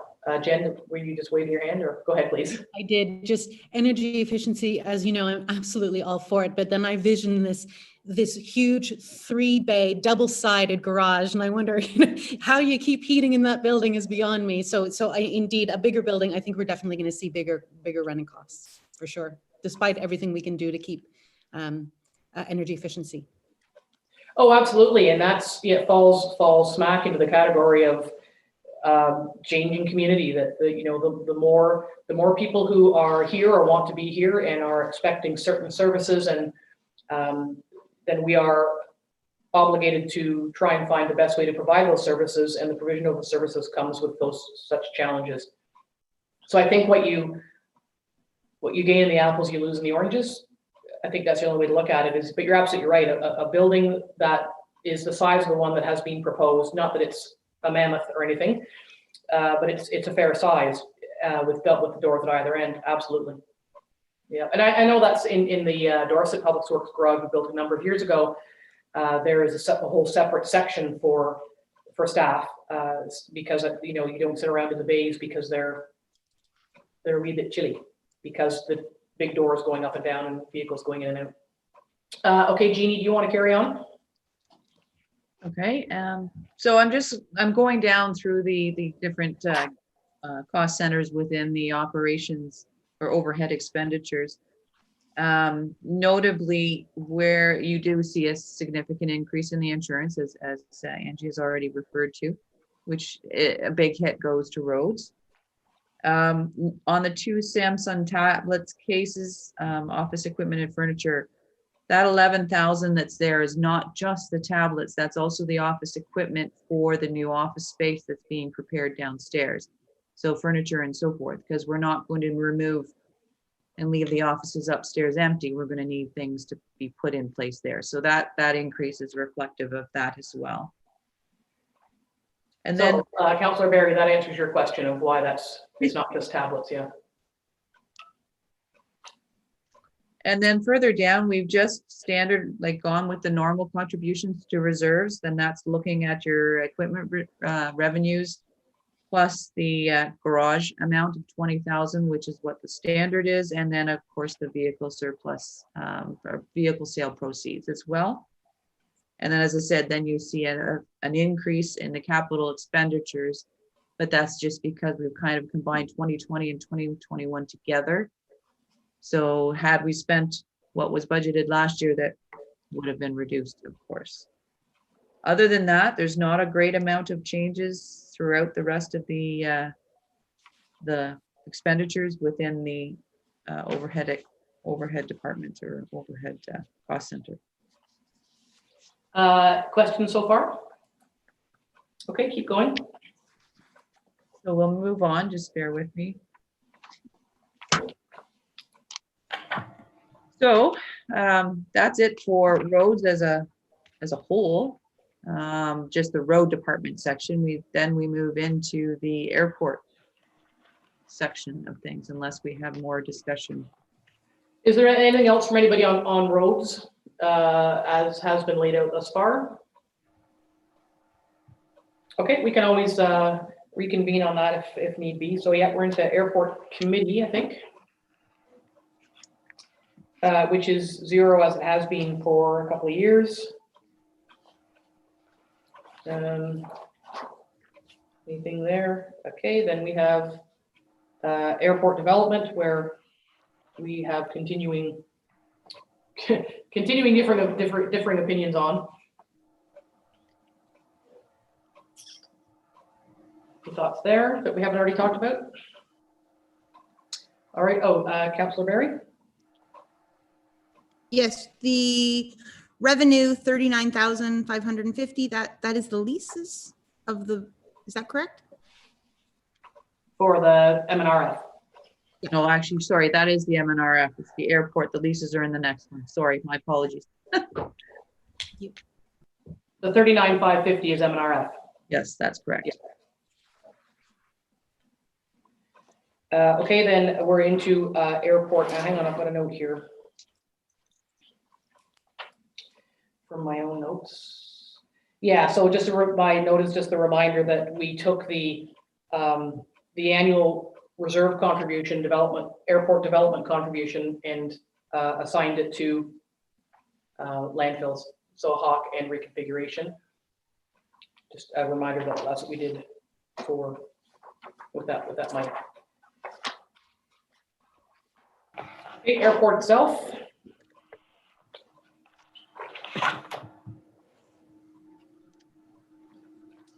Any questions, comments, thoughts? Councillor Barry. So 120 here is for the hangars, is that correct? Yes. Okay, thank you.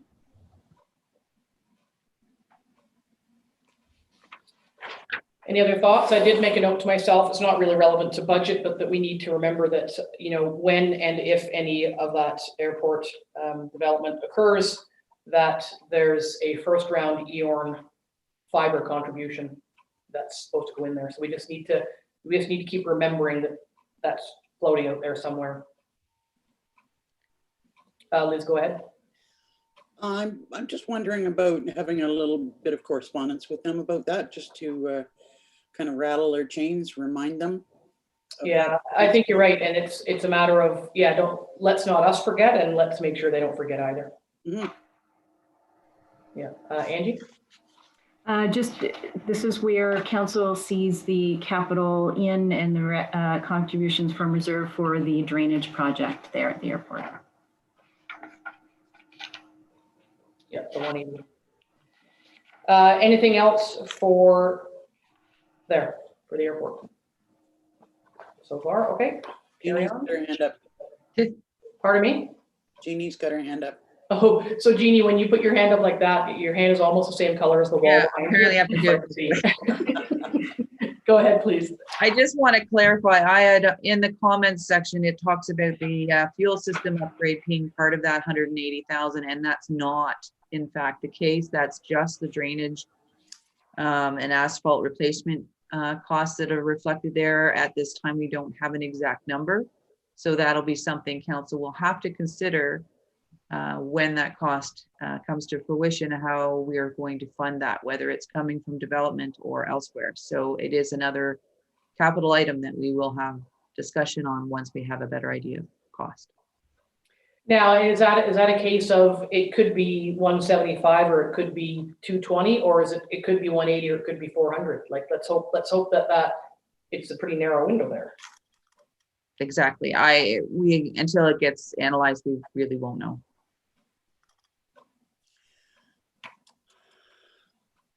Okay, well, I guess the good thing is it's a reallocation from reserve, so it's an internal move. Okay. Correct. Okay, anything for airport, Lisa Berry? Yes, in other services, there's 12,000 allocated specifically in here for fuel plant design plan. So is this the year that we're just doing the design and next year would be the installation? And I have a follow-up to that. So yes, and carry on. My second question is, I can't remember how much is that going to be, and should we be putting money aside for that? For the fuel plant. Mm-hmm. Mm-hmm. Jeannie, what do you know about that? That's the cost that we don't know what it's going to be. So right now, we aren't setting any further monies aside, but that will be once we get that reviewed and the design plan in place, then we can address it at that time. Okay, thank you. Did I see another hand somewhere? Liz, go ahead, please. Yeah, actually, I just as a follow-up to Lisa's, should we be putting some money aside for that or budgeting something?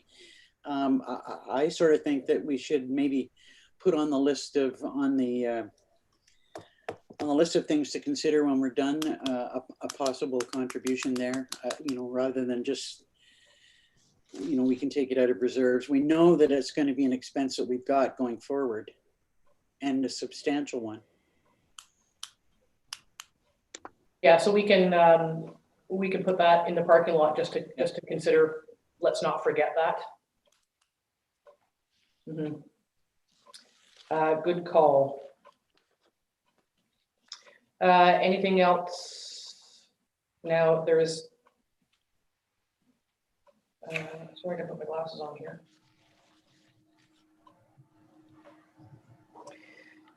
Okay, so there's in the expenditures under building and property repairs, it's got the basement reno, which is carried over, the LED furnace, EV charger maintenance. So I'm going to assume then we're having a charger there. That's the one that's not going to be here. It's going to be at the airport. Yes. Okay, I wasn't sure if it was here or over there, so that's good. Anything else? Sorry, go ahead, Lisa. Sorry, where is that? It's under building and property repairs. The budget is 14,700, and there's the renovation. Thank you. I knew it was in here somewhere. Thank you. Yeah, Liz, go ahead.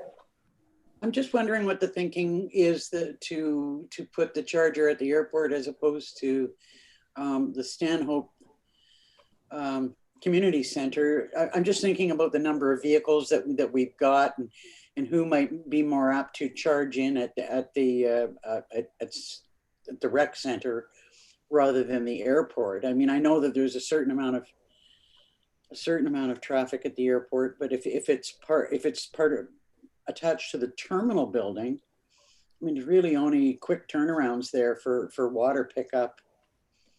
Yeah, that's a good point, because it could encourage people to charge, if it's here, charge here, and then they could be, you know, playing tennis or skating or visiting the library or the museum. So there's maybe more opportunities for people to charge while they're actually engaging in our other facilities as opposed to over there. Jen, go ahead.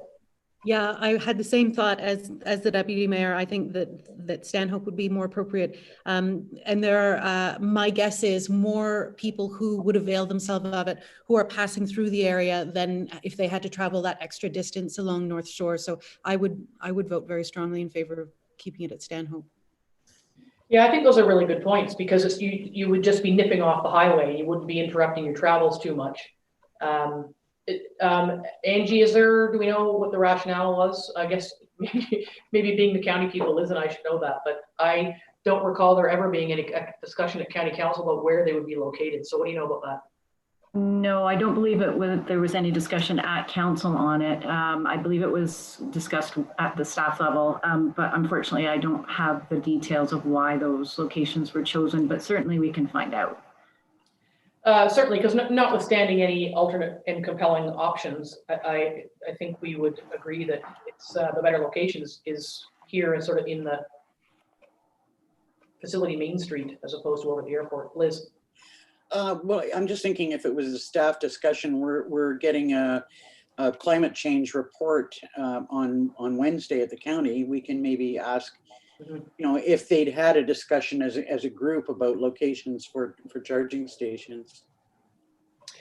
Ultimately, I would suspect that if we want our charging station that we're paying for to be at a certain location, then that's where it would be. Be our decision. Just kind of thinking that. But, okay, so can you write that down for Wednesday?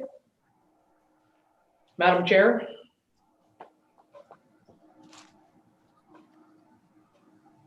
Frozen?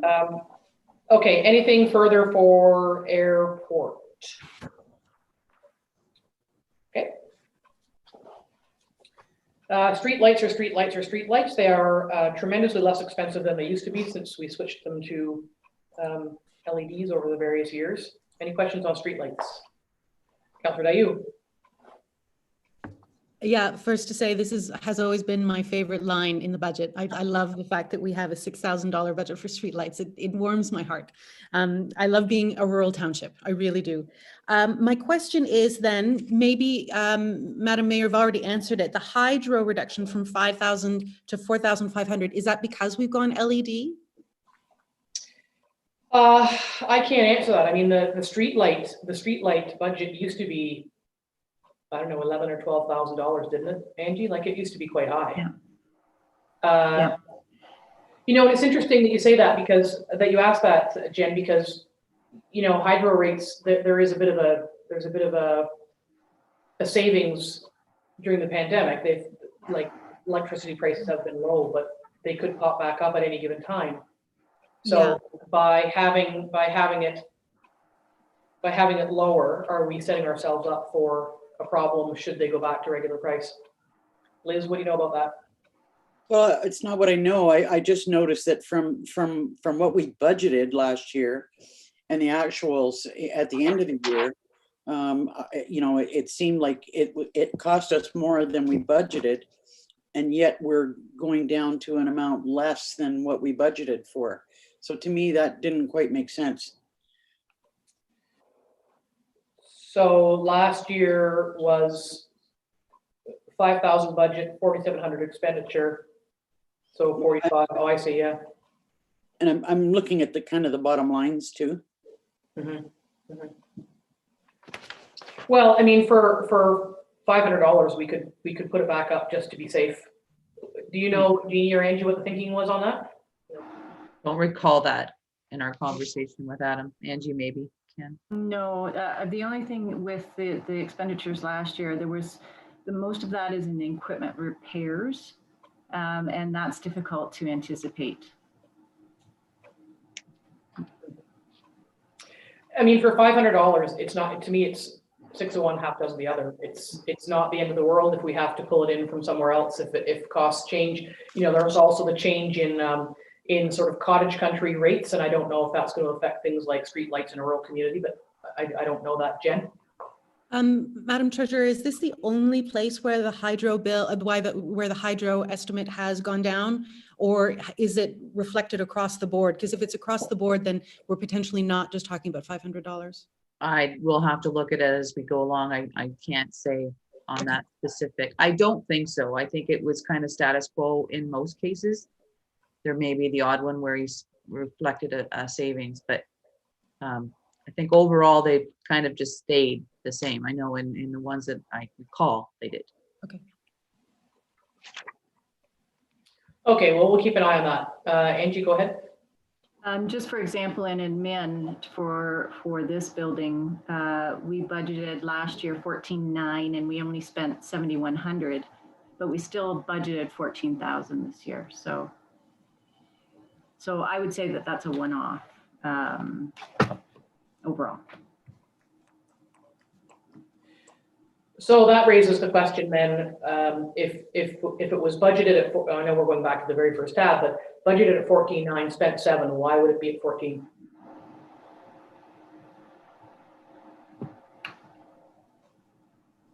I can speak to that. My thought process on that was that we were remote for 4 months last year, which would have been reduced cost. Plus we had the hydro costs kind of held during COVID.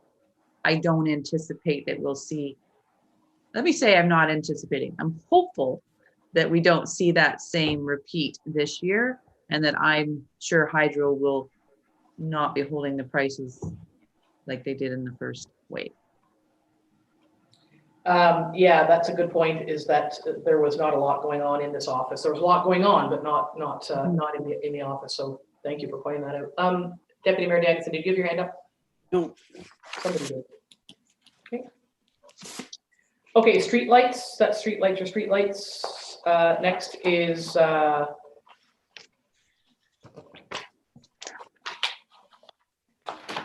Ontario grant is none. Maintenance. Any questions there? Do you want to talk about this, Angie? Because this is there's increased wages for the inclusion of the new seasonal worker. Mm-hmm. Yeah, so this is where Sorry, we see. where are you at?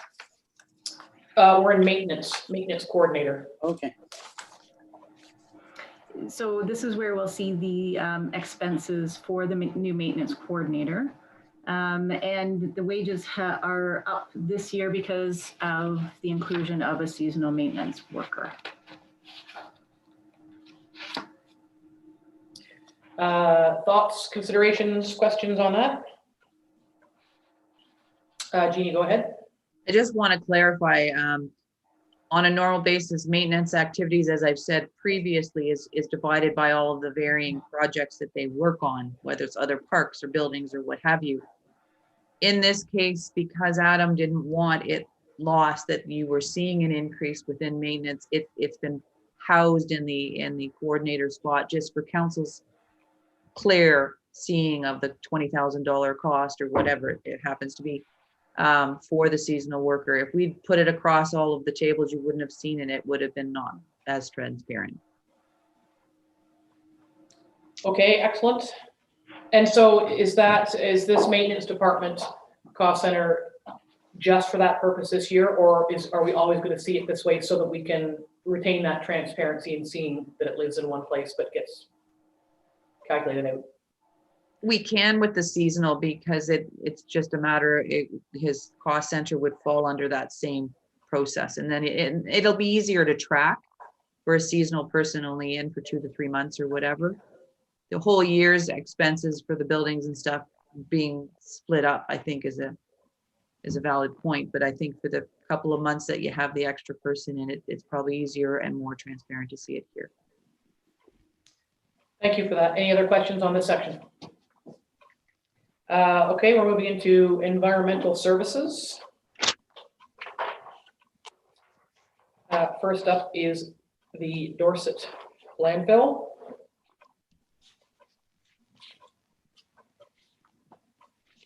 Any questions there?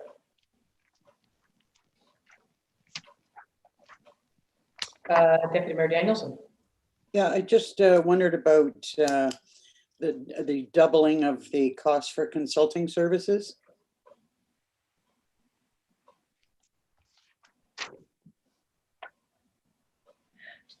Jeannie's going to look that up. I'm just looking at it right now. It says the AMR, which is it says AMR, and I'm sorry, something review, Asset management. Annual monitoring review. monitoring review. Thank you. It's every other year. So that is what is reflected this year versus last. All right, anything else for Dorset landfill? Transfer station, rather. Okay, then next is the Environment Committee, which is just the usual $2,500 contribution toward any projects that they do.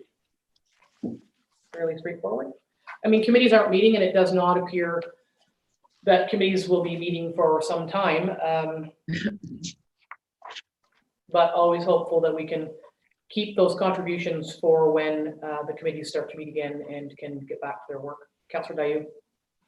Yeah, when I came to this page and reviewing the budget, the first thought that came to me is how much further that 2,500 will go when we start to resume with that meeting, with that committee again, with the new communication coordinator coming, a bit of a website revamp, the bang the table. There are so many new avenues to reach the public, to talk about the environment, that 2,500, which felt kind of limiting before, is just going to be the start of what we'll be able to do as a committee when we re-meet. So it's a good future ahead. Yeah, one of the challenges for the committee is some of the work that it has been doing is it hasn't had an appropriate township-wide outlet for its messaging. There is so much education and information that committee can be providing that feeds into so many other projects that we're doing, but it's never had a home. So once we move in that direction and when we have the coordinator get all those efforts up onto the plane, then the committee can just say, we want to have this project, hand it over to that person, and then you're right, it's going to be a way better way to get the information out to the public. Okay, then moving on to garbage disposal. Could I just make a comment about committees? Yes. I'm just wondering, I don't know whether this is the best time to be talking about it or not, but whether we can't be considering how we might move forward with committees, discussions, under present circumstances. I know that if we got into after-hour meetings, that causes a problem, but it could be that, say, for instance, the Environment Committee could meet during the day and have a Zoom meeting. It just seems like we should be making some effort to get committee work underway if we can. Yeah, and I think I was just looking at the clerk. I asked about this the other day, and some of the complication is around the number of folks that are needed to Zoom. And I can't remember what you said to me last time when I asked about committees, and you said we had decided that they weren't going to be meeting for the short term. Yeah, if that was the direction, we would need to obviously discuss with IT first. There'd be training protocols. Members of the committee would need to all be set up a Zoom, all need to be trained. And again, staffing hours and how many people it's going to take to run a meeting, but that would need to be investigated. Yeah, so that's right. Thank you for that. When we had these conversations, our concern, if I recall, was whether or not we had quite a big conversation.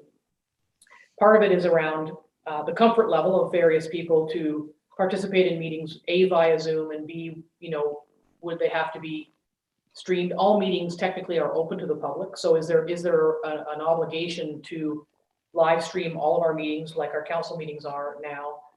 What's the comfort level of people knowing that they're being live streamed and they're being watched by, either 0 or 15 faces that they don't know who they are? And to be quite honest, and not trying to be disrespectful to anybody, but we did have some concerns in our previous conversation about appropriateness and I don't want to say language as in bad language, but you know, committees are expected to conduct themselves in accordance with the same kind of policies that council does, you know, decorum and language and process.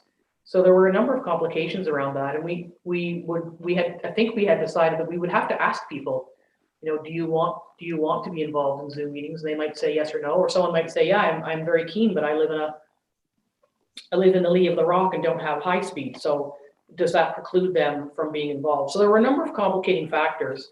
And part of that was, if I recall, was going to be addressed in, which is still in the clerk's purview, the sort of how to be a good committee member guide. It's not what it's called.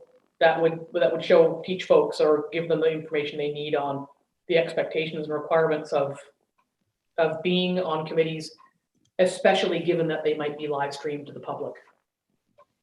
So, right, so, you know, we have, how many committees do we have? 5 or 6, and they all start meeting, that's fine. And then who runs them? So we have to have somebody from county IT. We have right now, there's 2 Algonquin Highlands staff members who are running this meeting and 1 person from county IT. So there's 3 staff persons time to run our council meeting. So, you know, would you have to have the same number of people? You know, the 2 people that are our staff people who are running the meetings, they have full-time jobs. Are they going to, where are the meetings going to be held? Are they going to be expected to drive to the Dorset Rec Center for a 3 p.m. meeting of the rec committee? So there's just, none of these things are insurmountable, but there was an awful lot of complicating factors around all that. So, but I know the committee members they're anxious. I mean, they're missing their colleagues. They signed up for a reason to do good work for the community. So we'll just keep our eye on it. And I don't know, what are the other townships doing? Some of them are having meetings. Some of them are. Mm-hmm. Yeah, so we'll keep our eye on that. Maybe the clerk can just look into that and see what challenges they've had and how to move forward with some options. But anyway, this is but yes, a slight side discussion about committee meetings, but that's fine. Lisa Berry. I do know that one of the considerations is that not everyone is able to have online meetings from their internet providers. It's another catch or another problem in the equation. So I had mentioned lack of high speed. Did you mean something different from that, or is that what you meant? I didn't hear you mention that. Yeah. Oh, okay. Yeah. And you know, we know that in this community it's hit and miss, so that could be a challenge. Okay, then we are at garbage disposal. So I have a couple of questions here. So as we know, I was unwell. I was sick last year and didn't see. So my question of staff when I first reviewed this was in expenditures partway down under consultant services. It says includes waste management review carried over from 2020 and liability costing, which is separate. And I had to ask what that was, and I understand it was a request from the Environment Stewardship Committee. Is that correct?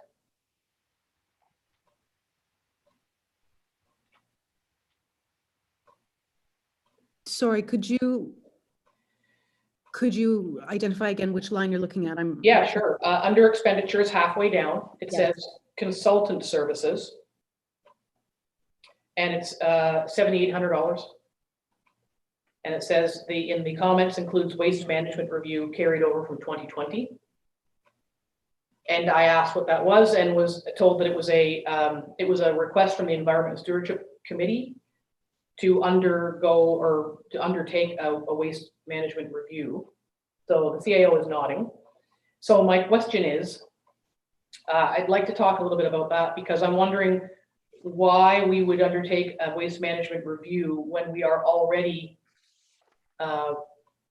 either partway through or about to engage in the projects that one would think a review would encompass from the top end. So, you know, we've agreed to the reconfiguration of Maple to accommodate the closure of Hawk. We've agreed to close Hawk. We are introducing changes in accordance with provincial regulation around organics and producer responsibility. To me, it seems like all of those things would have been the topics that would be in a waste management review, but we're already doing them. So I'm just not connecting the dots as to why there'd be money in the budget for a review that would in all likelihood identify or detail projects that we've already approved. I think I'm just missing something there. So I see Lisa Berry has her hand up. Yeah, this was going back a bit. I don't think I can speak to the liability costing, but I do believe that at one point it was floated around about a potential audit, a waste audit. I don't remember the term review, but I do remember the discussion on a waste audit. It had been, I think, close to a decade since the last audit. I think that was a discussion. Madam CAO, what have you got to say about that? Yeah, our original plan was called a waste management plan. And that was the overall plan for all the landfills. You've gone all watery again, Angie. Hi. Do you want to jump out and jump back in? Yeah. So we'll just hang on a second until Angie goes out and comes back in.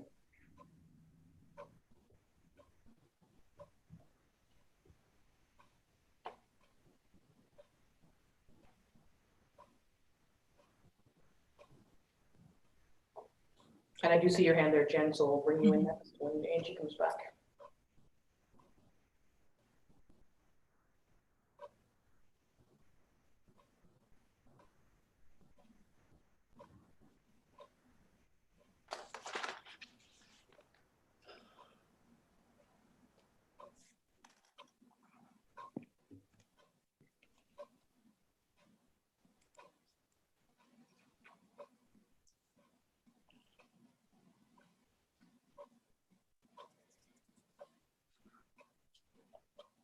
Okay, do you want to try again? Okay, can you hear me now? It's like 1980s cell phone signals. It is, yeah. Can you hear me now? Yeah, go ahead, please. So the previous plan that was done was a waste management plan. It was the overall plan for the township. And I believe that was what the Environment and Stewardship Committee was wanting to be updated as a waste management strategy, from what I recall. Jen, sorry, go ahead. It's fascinating that I'm blanking so fully on this. I don't recall a time when the Environment and Stewardship Committee submitted a request to council for funding to be allocated towards something, and then council saying, yeah, sure, let's go ahead and do that. That whole process seems to be gone from my memory. Having said that, what Angie is saying does remind me that one question that I've had for the last while and shared with others on council, I know, is, what happens to our landfills in 50, 70 years? Do we know what we're going to do when they're full? And is that something that we should be starting to think about? Because our old long-term plan for our landfills is kind of out of date. It's not particularly referenced anymore, but that was always a floating conversation. I don't recall it ever becoming a direction of council to put money towards it, because frankly, I don't think $7,800 is going to cut it. If we want to come up with a long-term strategy, this ain't going to cut it. If I may, I think that was just, and it was definitely in the last year's budget. Okay. So it was definitely approved. And I believe that was just the initial cost for the consultants to start that process. Okay. Okay, so Lisa, go ahead.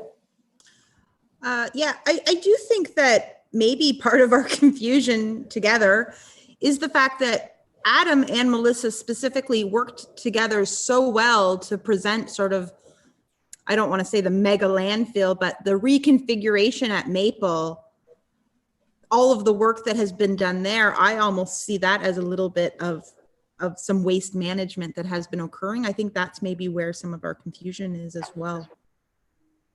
Yeah, so what I'd like to suggest is, and again, because I wasn't at last year's budget discussion the first day when this was actually, I know I was physically here the second day, but I actually wasn't here. That given that the work that might come from such a review is already underway, I know it's not a great amount of money. I don't know what the difference is between, I don't know what piece is for a waste management review and what piece is for liability costing, or if, in fact, if they're connected. I'd like to suggest that we take this out because there's 99 years left at the Oxon landfill, and the Maple Lake site has, I don't know, 75 years, that a waste management review is appropriate, but maybe in 10 years' time. And I know it's only $7,000 or whatever the amount is, but we have lots of other really expensive things that we could use that $7,000 toward. But if you did a waste management review to assess the future of our landfills in, as you mentioned, Councillor Dayu, in 50, 60, 70 years, it won't matter, because the provincial direction will have changed so many times during that time that it'll be a whole new ball game. So I would rather see us take those monies and apply them even a little bit to, public works garage or a new fire truck or things that our community needs today. I think that I agree with Lisa that enough work has been done by Adam, and particularly Melissa, around finding us some efficiencies in our landfill operations and configurations that overall review isn't necessary now in the face of competing priorities. Look at all those hands. Jen's hand was first, and then Councillor Barry, and then Deputy Mayor Danielson. Yeah, I concur completely, and I can only say bravo to Melissa and to Adam for the extraordinary amount of work that's gone into our landfills, and thinking about diversion data, understanding how just getting a bin that closes properly can save us money in our waste diversion. They've now proposed the new food cycler program. There is an extraordinary amount of effort and passion that is going into trying to manage our waste as best as possible. So if anything, I think we should give all of these great initiatives another 10 years to get off the ground before we start to try to figure out what the next steps are. Mm-hmm. So then I think Lisa was next, and then Liz. Yes, just follow up on that. I think with the fact that now Minden Hills, Highlands East Dice are joining us with the Waste Wizard, our costs have decreased for that. And if we put in the food cycler pilot project, I think we're going to see some changes as well as all of the bang the table, all of the digitization and communications. I agree. Postponing a management plan while we're doing such great things, we're going to get more information in the long road than the short road. Well, and I think you're absolutely right, Lisa, that the work that's being done now will provide the data to be plugged into any future plan, and it'll just be a more robust set of data. Deputy Mayor Liz.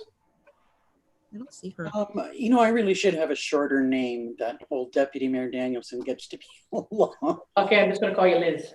I just wanted to add that two things. I don't recall us identifying or approving a specific project either for this, but the county has also identified waste management as an overall thing for us all to be looking at.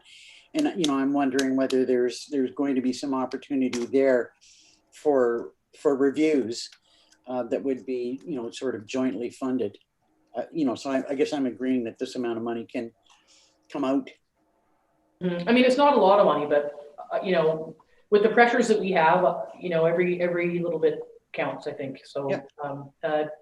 Madam Treasurer has something to say there. I just wanted to clarify that it's not the full $7,800 that's coming out. It's only $5,000 of that was set up for the waste management review. So we take 5,000 out of that because you still have your liability costing in there. 5,000 is 5,000. It is, and I've already removed it. Excellent. In your running I data. knew you guys are going to go there. Liz, nice and short. One question, maybe I missed it somewhere, but in the contributions to reserves, the future reconfiguration cost that was reallocated from the airport is 100,000, but the airport money is 197. Where's the other 97? It shows up for Hawk, doesn't it, Jeannie? Yeah, I would just say it's going against Hawk. We didn't want it lost in landfill, so we put it in the GD, the general disposal, and then the other portion's going to Hawk Lake for its closure next year. Okay, right on. And you'll see just in the next one too. We'll wait because there's quite a post closure cost going to be attached to Hawk next year. Councillor, go ahead. Jen, go ahead. Down near the bottom, capital expenditure, 37,000 for scheduled bin replacement and food cycler pilot project. Do you know off the top of your head, Madam Treasurer, what the breakdown between those two line items is? 30,000 for the bin, 7,000 for the food cycler. Thank you. Jeannie, is the 7,000 the proposed subsidy? I think it is. Yes, it is. Angie's saying yes. So then, so here's, I want to throw this out here now. I'm not sure where we landed on the conversation about the subsidy, and two things I'd like to say around that is, well, three things, I guess. When I brought my budget binder back when I went home, a food cycler was in the back of my vehicle, thanks to Melissa. She insisted, me of the garburator, she said, no, you should try it. So I have a food cycler sitting on my counter, and I can tell you that I love this little machine. And it's just the cat's pajamas. So I will be one of the first in line to purchase one. I've also had a number, I don't know if anybody else has, I've had a number of emails and messages from people, even outside of Algonquin Highlands, which we actually thought might happen, saying, how fast can I get one? So there is interest here. I know that one person who asked to be put on the list is actually, that was the email that Jen, you and I received, somebody in Minden Hills. I said, well, I don't know if we're going to have an opportunity for people outside of Algonquin Highlands. It's certainly not attached to any subsidy. And you might contact your local councillors. And I think within an X period of time, that person had emailed their Minden Hills reps to say, can we do this too? So we might look forward to the program rolling out in other communities. But I wanted to touch base on that subsidy because it's financial. And if it's 7,000, so we've just found 5. I want to have a conversation about the subsidy, because to me, if they're $500 and we're getting them for $250, they're already subsidized. We've gotten a deal. And if I recall correctly, there was a little bit of skepticism about us being able to properly or appropriately manage such a thing, especially if people outside of Algonquin Highlands want to have one. We did ask for a report to come back. I just find it all a bit complicating. And if there's already interest, even though we know that some folks will never be able to buy one, there are folks who can, and there seems to already be a bit of a lineup to get them. So I'm wondering if the $7,000 toward a subsidy, if we could have that conversation now. I don't know how we can manage a subsidy, and should we just say that the subsidy is their half price from the manufacturer, and it doesn't matter if they're in Dysart or Algonquin Highlands or in Minden Hills, they're in the community, and the cumulative effect or benefit to landfill use is better than not. So looking for thoughts on that. Liz, and then Jen, and then Julie. Yeah, you know what, I agree completely. I had some issues with the whole, how we would manage the subsidy, who the subsidy would be available to. I think it's going to be enough for us to manage the acquisition of them, and somehow, like, I'm not even sure how we would acquire them on behalf of residents, and how they would get them. Like that, to me, there's enough organizational issues, I guess I should say, with respect to that, without getting into a whole subsidy program. And I have a problem with subsidizing some people and not being able to subsidize others. Yeah, I think that's a concern. And I believe it was Jen and then Julie. I forgot already. Jen, go ahead. Yeah, I agree with you both. I think the fact that coming through the municipality, the price would be half off regular it's a huge advantage, and we are not beholden to increase that advantage necessarily. Now, I know there's a staff report coming back, so this may already have been decided and discussed, but I'm still a little bit interested to know whether our tax bill infrastructure could handle a financing option for someone who may not be able to afford buying the unit for $250 right away, but over 2 or 4 tax bills, they may be able to. I don't know if that's possible or not. I know there's a report coming, but I'm more interested in learning about that than I am in the subsidy part of it, because they are already coming at such a discount. You're giving the treasurer a heart attack, and I'm going to let her weigh in before before I move along. Thank you. It's not my recommendation that we do some sort of a payment plan for a small amount like that. It would become an administrative nightmare, I would think, for such a small amount, especially. And if you miss a payment, then what? And so forth. So it's not my recommendation that council would go into that option of a payment plan from that. Julie, you were next. Thank you. 50% off is a really good deal. I don't think that adding another $50 is going to make a difference, and it's going to be a logistic nightmare to go forward doing it that way. But I'm happy with 50% off always. Mm-hmm. So notwithstanding that there is a report coming forward, do you want to take the 7,000 out of here and put it in the parking lot to possibly apply somewhere else? Yes. Madam Treasurer. I just, before we finalize this one, I did get some clarification from Melissa on the waste management review. Her comment is that it wasn't actually brought forward by the waste management committee. It was actually staff that suggested it, and that Cambium is already underway doing the review. It's looking at options for efficiencies and opportunities within the entire system. That's what this waste management review is referring to. I wasn't aware, so she's just clarified that. No, sorry. So I think the question that begs to be asked is how can nobody remember it yet it's underway? It's underway this year. It was planned for last year, but didn't happen. So Cambium's got it underway this year, and I can't answer to why it's been proceeded with. Okay, so, right. Lisa, go ahead. Is there a possibility that it was mandated, that there's a timeline on it? Wouldn't think so. Not that I'm aware of. Okay, so how far into this is Cambium? I mean, council's just had a conversation that said staff has done a great job of finding the efficiencies and crafting the plan forward for the growth and progress of the community in our landfills and waste management. Can we pull Cambium off? Like, how many dollars are they into this project that nobody seems to remember? Comment from Melissa is that it started in 2020, so it's been completed now. Okay. It's been Liz?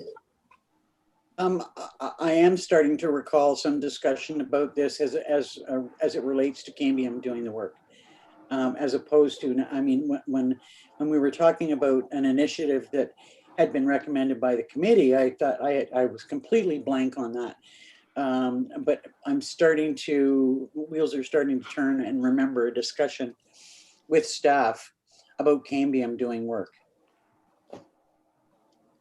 I would Okay, think, well, it's a little bit awkward that a whole bunch of people have seemed to have lost track of a project over the course of a year. So it would appear that the work is done. So let's hope that for that money that's been spent, that there's a terrific report coming that will complement the work that's been done so far in regards to other plans and processes that are in place. I guess that's where we land on that. I saw a hand. I don't know if Janet, it was your hand or.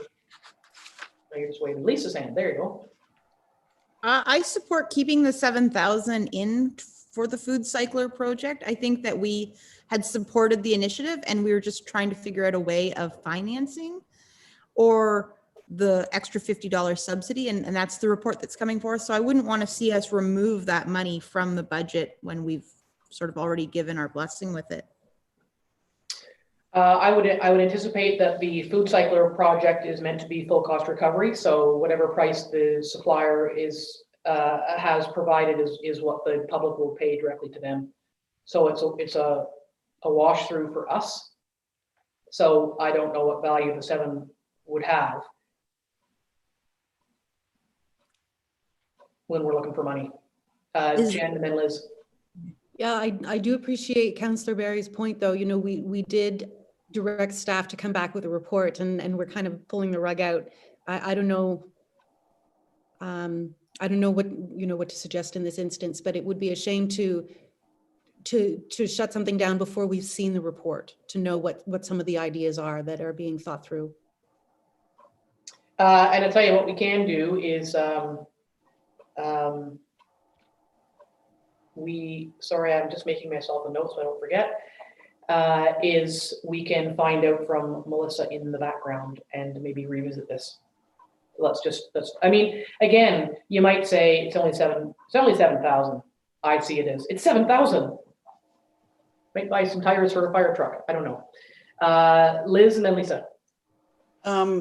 Just to Lisa's comment about how we agreed to a subsidy. We really didn't agree to a subsidy. We asked for more information, but I heard reluctance about the subsidy when we were having our initial discussion. Excitement about the acquisition of the food cyclers, but not necessarily about the subsidy. I hear that we're going to have a report come back to us, but I think we're kind of agreeing here as a group that we're not supporting a subsidy other than the half price. Yeah, I think that's what I'm hearing from today, but I think the point is well taken that we did ask for a report. However, we are having this conversation today and part of tomorrow. In the meantime, we can check with Melissa and see where she is, and we could fold that. She's, depending on how much work she has or hasn't done, or what she's emailing to Jeannie right now, because she's listening to the conversation. See, digitization and futuristic methodologies. What is Melissa saying about this? Because I don't want to spend too much time on $7,000. Okay, so just to clarify, 5,000 was suggested for the subsidy, not the full 7. The 500 of that, 500 more was for P&E, and 1,500 was to purchase units for the township. Right, we want to buy our own. Yeah. So, I mean, basically you're looking at a $5,000 if you were unagreeable to the subsidy. It's the 5,000 that would come out, not the full 7. And is that the information that was going to be contained in her report coming forward? Yes. She said it was in her report that she originally prepared to, but it was P&E as the promotion and education on the units. That's the $500 for advertising, basically. And then the 1,500 to buy the units for us. And then the 5,000 was the subsidy that she is going to provide a further report on. Okay, well, I want to go back to Liz's question. So therein is the information that's going to be contained in a report that's coming forward at our next regular meeting. We've just received that information. We are in budget discussions. What would you like to do with the $5,000? I agree with Liz on hearing that the half price is enough of a subsidy. So that would mean that we leave the money in for the advertising and the money to purchase them for ourselves. And then we're left with the 5,000. If we don't agree there's a subsidy opportunity, then take the 5,000. Jen? I concur. Jen, go ahead. I concur. That's it. That's what I had Oh, to say. sorry, Lisa, I thought Lisa said that, and I was thinking, wait a minute. Lisa, you have your hand up. I concur. I think what's muddying the water is that the subsidy, there's two ways we're using the word subsidy. It's already subsidized. So what we're all in agreement is we all support the idea of it being subsidized by 50%. Where we're not in agreement is the additional $50. I think we are. I think what I'm hearing today is the subsidy is off the table. The additional $50. Yeah, because everybody had said we can't control it. Yeah, I would love to see a way that it could be even less than $250, but that's up to the organization. And if the uptake thus far continues at the pace that it's at, then the company will enjoy robust sales. I would imagine. We're just the flow through. We're just a conduit through which these units will get out into the community, which is a benefit to us all collectively. So I will ask again, is the 5,000 coming off of this budget line because we're going to put it somewhere else? I've heard a concur. I've heard a concur. That's 3, that's 4, yes. 5,000, Jeannie, take the 5,000 out. No subsidy based, there's no taxpayer financed subsidy for food cyclers. The half price from the manufacturer will be considered the good deal. That's it. That was a big conversation for $5,000, but I appreciate it. That's good. Hey, remember the discussions that we had about a bench a few years ago? I know, but Liz, this is way less contentious, so that's a good thing. Well, It's a bench. collectively, we've taken out 10,000 out of that. No, No. 5 went Yes. back in. The 5 for the cambium, sorry, you're right. It is 5 to 12. I'm going to suggest a 35-minute lunch break. And we can reconvene at 12:30 if folks feel that that's enough time to just have a stretch your legs and have some nourishment. And we'll reconvene at tab number 24, which is Hawk Lake landfill. Is that acceptable to everybody? Looking at the clock. Okay. We'll take a lunch break. We'll reconvene at 12:30. Thanks, everybody.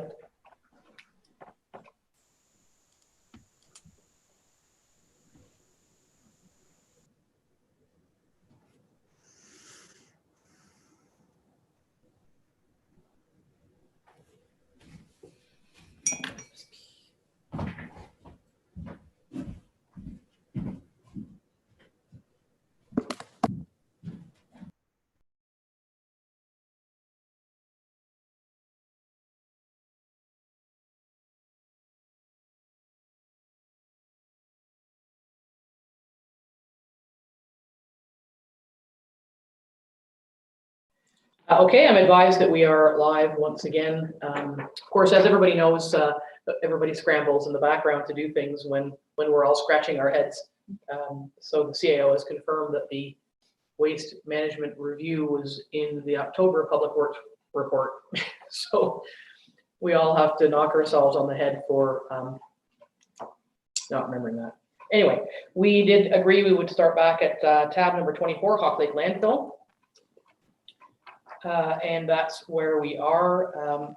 And this is where you'll see the $97,000, Liz, from the 197 from the airport shows up here under contributions to reserve. The reserve's at, I think, 175. And Jeannie has noted that there's going to be the closure contract next year will be substantial. So this little heads up for what's ahead.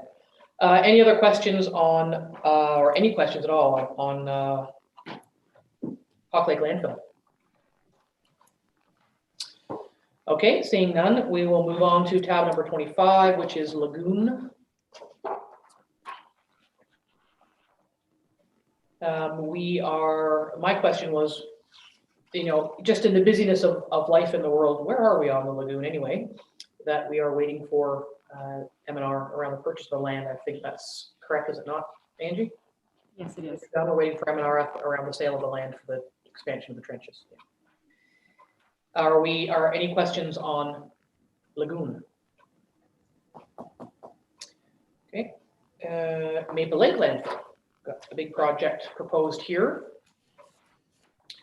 The Operations Center development, and we had agreed to undertake the first couple of steps toward that reorganization for planning for growth of that landfill into the future.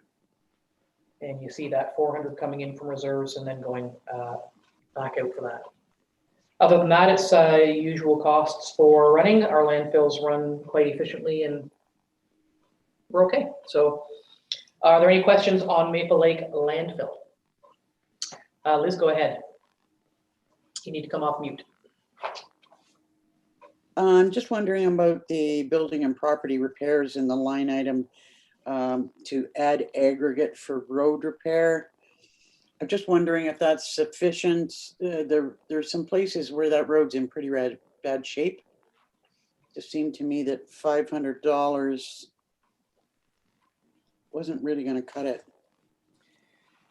I would suspect the 500 is just to pay for the gravel, and that it would just be gravel and graded, because it's not hard top all the way in, is it?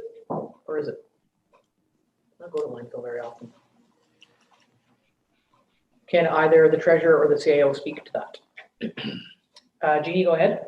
I can't speak to what's on there currently. I can speak that the comments in Adam's budget is aggregate for road repair missing from the 2020 budget, $500. So he was only anticipating the 500. Well, they must have a plan. I mean, Liz, what would you like to do around that then? Can we maybe find out what that's all about, or? Yeah, just seek some clarification because there are some really quite bad spots on the road, and I don't know that that $500 is going to cut it. I mean, maybe as you say, it's just gravel and grading, but yeah, I'd just like to get clarification. Okay, well, we can, excuse me, we can ask staff to reach out around that just to, for a little bit more detail. Anything else for Maple Lake landfill? Okay, number 27 is Oxton Lake landfill. And again, operations are smooth and organized. Any questions on that? Jeannie, do you have your hand up? Sorry, yes, I just have a clarification on that $500 gravel. Sorry to go back. That's just for the landfill entrance, not the roadway up to it. So it's just for the entrance. So that big wide opening in front of the gates. Yeah, because it's pretty holy as well. So the road is another Issue. Sorry. That would show up under roads and not under landfill. Good point. Okay, we are at Oxton Lake landfill. Any questions, comments, concerns, celebrations? Again, our landfills operate well and smoothly, so that's good. 28 is Pine Springs, and we've got some work, some work that we've approved happening there, including the reconfiguration. A little bit of work on the decking for the attendant shelter. Any other questions? Okay. 29 is drinking water. It's bulb replacement year. $9,000. And again, you know, staff are all fully trained and certified to take care of the water systems, and it kind of runs itself. Any questions, thoughts, concerns there? Okay, that was easy. Moving into health and wellness, we have cemeteries, which again, not a big line item, and it is what it is. Is there anything you want to say about that? No. Okay. Any questions on cemetery?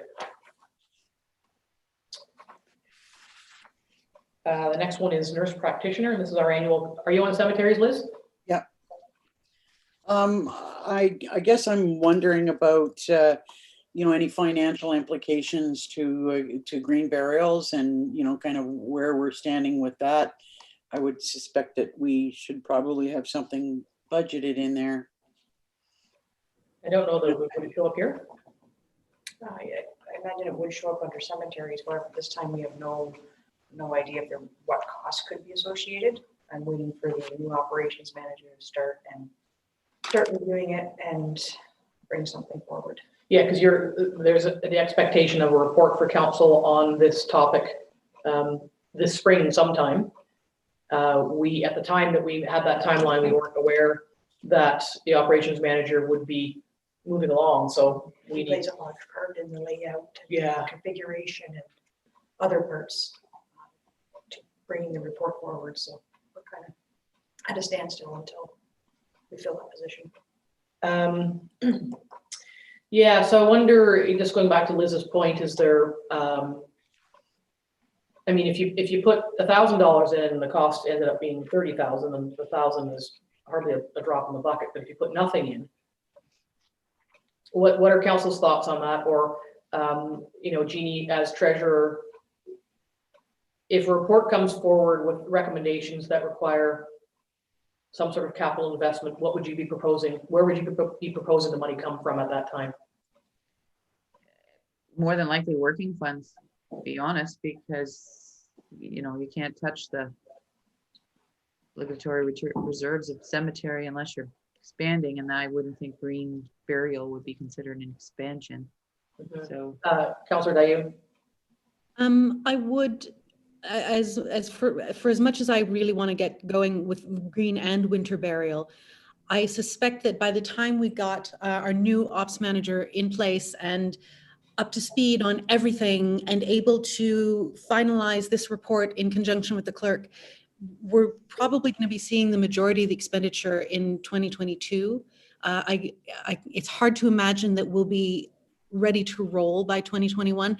Green burial is one thing. The winter burial is another. You know, I remember in the presentation on winter burial, we're talking about GPS coordinates on each of the burial sites and a system for melting the snow. And there's a lot more planning from what I gathered from that workshop that a number of us attended to the winter burial than there is to the green burial. I rather suspect we might be able to progress with green burial faster, but that any actual expenditure on winter burial would be 2022. Yeah, I think you might be right. Excuse me. And it's those costs attached to winter burials. Council hasn't even agreed to either. Council has agreed to investigate them. And so I think you're right that we need to have the new person start, get up to speed, look at some of those costs. And I agree completely that green's easier than winter. The challenges inherent in winter for us with the current record keeping, especially in regards to what you mentioned, the GPSing and the digging and all that, it's a huge commitment. So then if a new person starts and a report comes, you know, late spring, early summer-ish, then the treasurer is saying that the working funds could be the bank for that this year, and then we could recalibrate on that the following year, depending on what happens. Liz? Well, I look forward to you know, reports that we see, you know, in the spring. I guess one of the things that we heard loud and clear was that the folks that were putting on the green burial and winter burial presentation that we all attended are also offering contracted services. And that seemed to be something that was working quite well in a number of communities, and maybe something that we want to consider. That it sounded like it was quite cost effective, and they had all the equipment and wherewithal to do both. So you know, that's maybe something that we can consider going forward. Yeah, and I would anticipate that as an option would be included in whatever reports coming forward. I think we know from prior conversations that the challenge is that the township inherited churchyard burying grounds that were a wee bit higgledy-piggledy, and it's the challenge of not bumping into Stan when you're burying Marty. So that's going to be the biggest challenge, I think. So regardless, we have quite a report coming, decisions and discussions to be held, decisions to be made, and the treasurer has said that that can be funded from working funds. And I agree with Jen. I think it wouldn't be till later in the year anyway. So so are we okay to leave it there then, Liz? Are you satisfied with that? I think we. Yeah, I guess. Jen?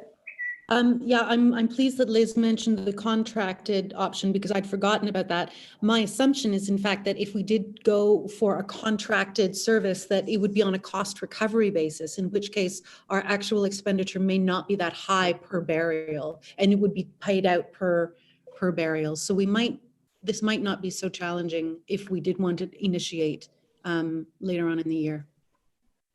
Yeah, I think that's a good point. So I just wonder then, because it's an unknown as of yet, and we still have robust enough reserves to carry some unanticipated costs or as yet unknown costs, and that we are, you know, we're always looking for money, not looking to create more places to put money. Is it okay to leave it as is, knowing that we could pull some money from somewhere else in the shorter term if we needed to, notwithstanding the cost recovery idea that Jen has just brought up? Is that all right? Yep, okay.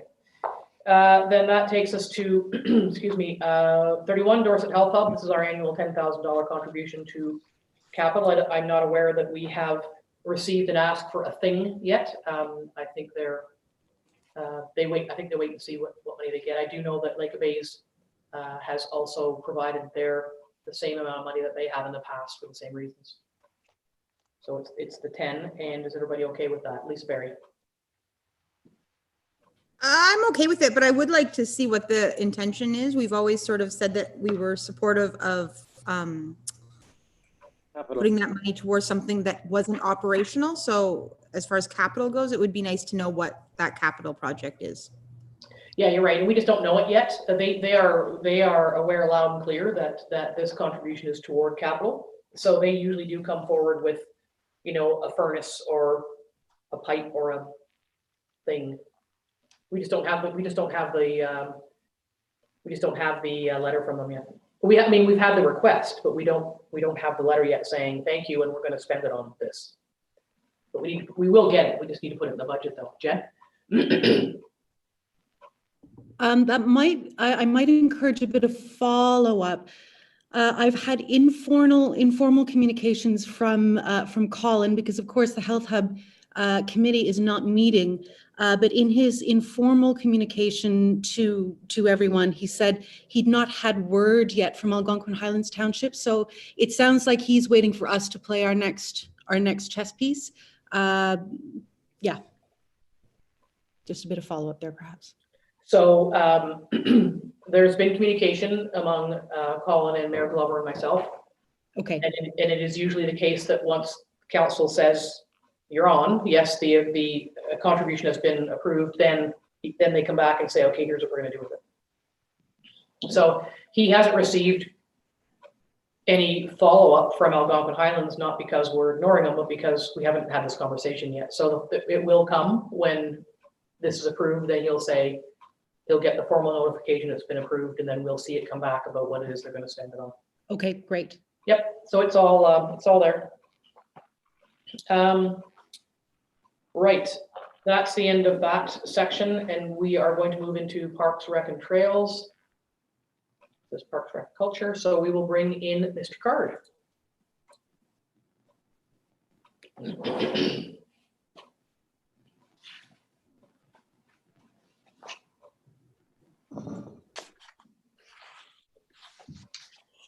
Good afternoon, Chris.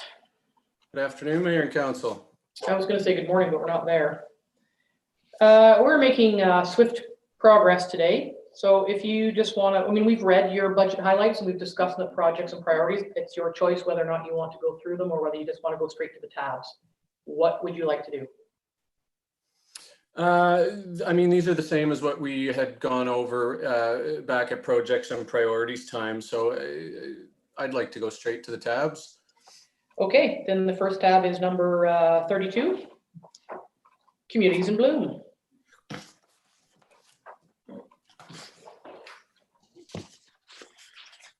So I guess really this has been a fairly standing amount. Just want to take a moment to acknowledge and thank the businesses that provide the flowers and the volunteers that plant them. We do pay to keep things watered, but it really is a really nice community collaboration amongst all those parties. So thank them for that. But I don't know that there's much to talk about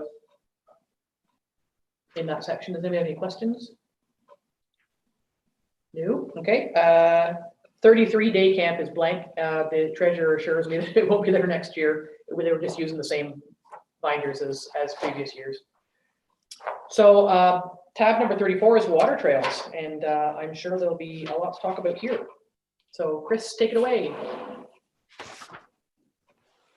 Yeah, so bear with me. So I just switch between my computer spreadsheets as well.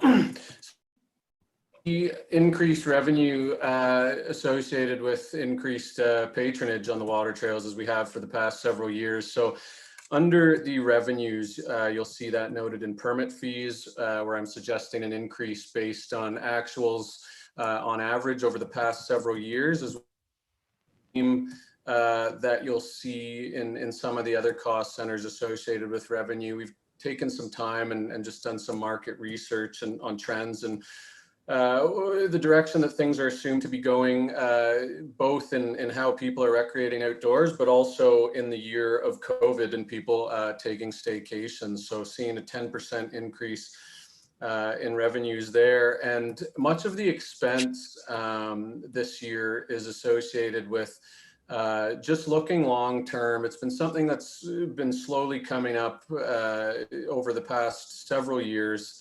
And just planning long term for some of the management of increased patronage and directing people. So that's where you see some costs associated with some signage, which is some kind of educational type regulatory signage around all of our campsites. There's a few building and property repairs, which are kind of general maintenance items, nothing major there. As well as an iPhone replacement. We've got a increase in insurance costs, and another big increase, well, not big, but sorry, not an increase, but change in kind of how we're looking at things this year is for training and education. Last year we missed out on some opportunities just due to training being canceled. So getting them trained, and also a recommendation for one new trails technician staff member. That's really kind of the highlights. And back to you, Mayor. Does anybody have any questions just on the PRT program tab? Jen, looks like you're going to have a question there. Yes, you do. I do have a question. Mr. Card, on the reservation systems at the very bottom of the budget, first budget page, we're going from 24,000 to 38,000. Is that going to be a consistent increase with this new software for reservations, or is that like a one-off for installation of new software? So our fees for software are charged on a per transaction basis. So as reservations increase and cancellations and changes associated with them, so do the costs associated with the reservation system. Now, we charge fees in such a way that the user is charged the fee associated for that. So we have 100% cost recovery on our reservation system. Okay. Within our revenues. Something we did also see this past year was an increase in some of the cancellations just around some COVID lockdowns where cancellations had to happen. There's a small amount that would reflect that assumption as well.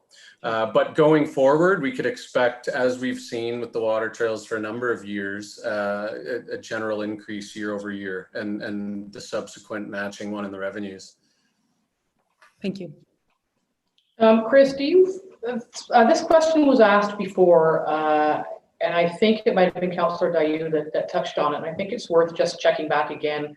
I'm sure you've given this due consideration with the increases we're seeing with recreation-based activity. You know, we're seeing some staffing changes. We're proposing some increased revenues through permits and et cetera. At what point, what's the saturation point at which you will have to consider implementing a limit on people who are on the land so that it doesn't become like a zoo? Is that something that's crossed your mind? And if it has or hasn't, or if it has, what would the reflective potential costs be or considerations around something like that? It has crossed my mind, and all of our reservation system is set up so that campsites have a set limit of the number of people who can be on those sites. So if we were to get, typically around long weekends right now, we're reaching 80–90% capacity. The challenge is becoming not so much managing the people on the campsites. We're able to do that relatively simply. It's more so around things that the infrastructure that support people getting there, like the parking availability, and in years where right now COVID is a consideration, people taking separate vehicles, etc. So in the past couple of years, I have been watching just specifically around the busiest periods like long weekends, how that looks at some of our parking areas. And I've been able to just offset some of that with just changing how people are able to book campsites around some of the long weekends and just setting a couple of them aside so that we don't get to the point that there's not enough parking. But we're there now, to the point of when will we be at the saturation point. For many years we were looking at increasing patronage, and we are now at the point of shifting from thinking about things like advertising the water trails and getting more people camping, more so to managing those people. There's also the aspect of anything considering around like environmental type concerns around campsites, such as privy toilets, which are how people go to the bathroom on a campsite, things that you see on some campsites that are a significant, or not a significant, but the potential for approaching the point of a lot of soil compaction and related erosion. And a project I started with some previous staff members and will continue on is starting to look at opportunities to identify those campsites and start to work things in, like some rehabilitation or some tree planting and those types of things around those areas. Part of which is that educational component that's associated with the signage that I'm suggesting. So just helping people who are new to backcountry camping understand what to do with their garbage and how to manage going to the washroom when they're in the outdoor and those types of things. Great, thank you for that. I have another question, but I'm going to go to Councillor Dayu. Just on the parking piece, which I hadn't thought of before, is your current parking shared with the Frost Center parking? That's my question. I would say one. Yeah. So we do have our own parking area. So no, it hasn't been shared, and there's nothing in the agreement that I understand that would have us share that parking with them. However, we do share that parking area with users of the boat launch. The agreement on the Frost Center sale that say we need to maintain access for their users to the boat launch as well. Chris, what about across the road where people ski, park for skiing? Because, in my conversation with the president of the union, the new owners of the property, they do intend to have weekends when they would have quite a lot of people there. Do you anticipate, or is there a possibility that we would have challenges with that ski area and hiking trail parking becoming overflow for the Frost Center? Or who has jurisdiction over the parking lot across the road? There is some things that need to be considered with that parking area moving forward. And yes, it is. Not only is it access for the ski trails, but it's also in the summertime we use as access for our water trails. And the limits as to what parts are Crown land associated with our land use permits, as well as what exactly belongs to the Frost Center, does need to be deciphered going ahead. And I am going to have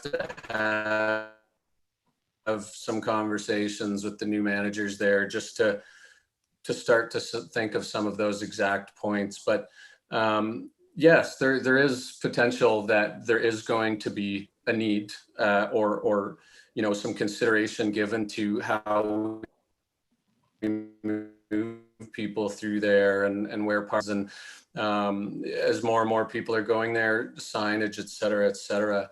But as to that parking lot across the road, at this moment in time, there is something.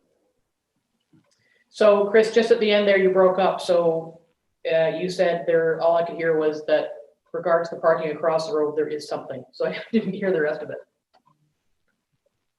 Yeah, there are some items to be figured out going ahead. Mm-hmm. So it's not the case at the moment that we have sole jurisdiction for use agreements for that parking lot across the road. That is correct. Okay, so we'll just need to keep that in mind. And vice versa. Pardon me?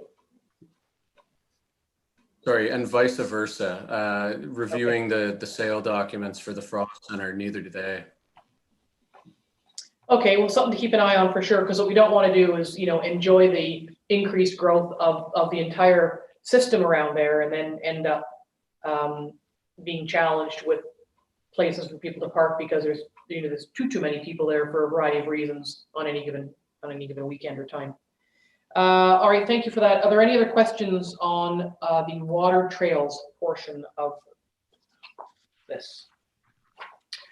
Okay, tab number 35 is ski trails.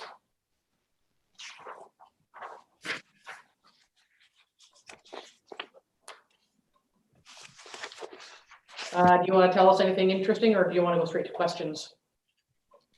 It's pretty straightforward.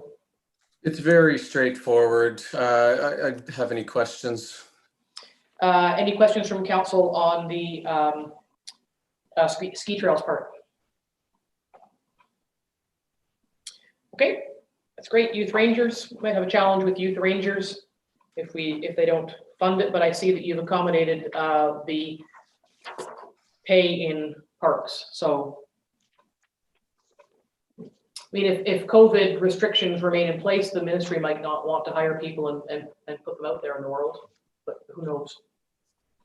So that was my only comment is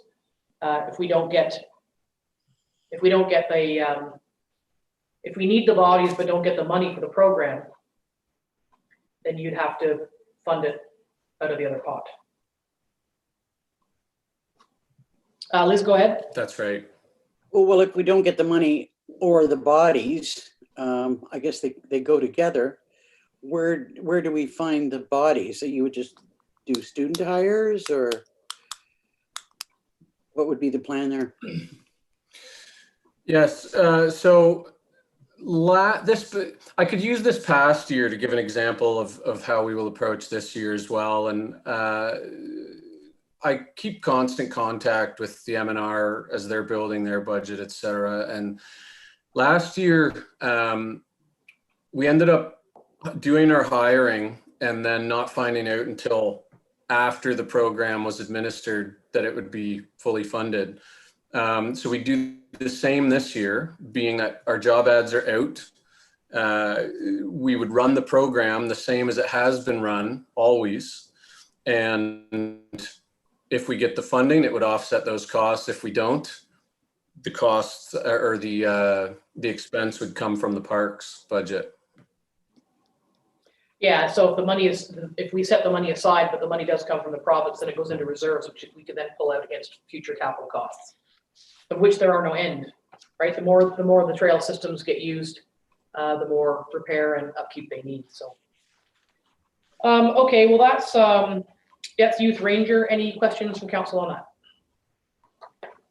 that? Next, soccer is kind of the same thing. Is again, you plan for programs, hoping they'll happen, and it remains to be seen whether or not they will. Any questions from council on soccer? Okay. Swim program is next, and it's kind of in the same, kind of falls in the same boat. Right. If COVID requires it to not run, then it doesn't run. But if it does, I'm sure there'll be a lot of people who will be anxious to get out and about and get back to some of these things. Any questions from council on swim? Councillor Dayu. Thank you. Yes, a question for Madam Treasurer. Very recently, we talked about general standard of or cost of living wage increase, but I see here that wages are consistent, and that's probably the case for every single page we've looked at so far, and it's only just occurred to me now. Does the wage increase 2%, I think it was, not come to bear here? Good question. I will have to check into that. Like Chris prepares the budget, and I believe he's done it status quo. It is student wages, and I don't know that the youth wage has increased from the government side of things. But whether we have done that traditionally, I will have to check into that. Thank you. Yeah, I'm not aware. I could absolutely be wrong, but I'm not aware that the cost of living arrangement applied to full-time permanent staff is extended to summer people. I'm not aware. I don't ever recall that being the case. Does anybody else recall that being the case? Lisa, Liz, Oh, Angie? Go ahead, Angie. Well, it doesn't apply to. Oh, you've gone all watery again.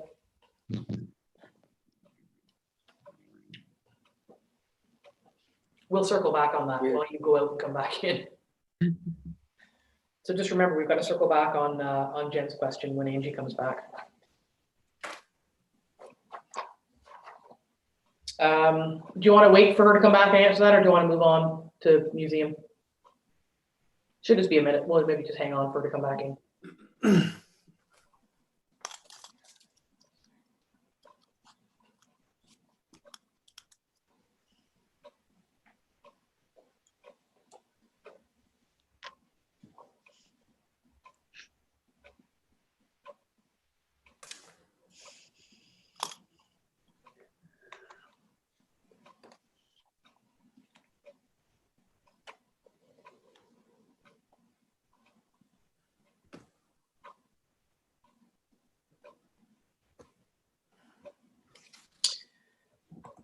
There she is. Try it again now. Okay.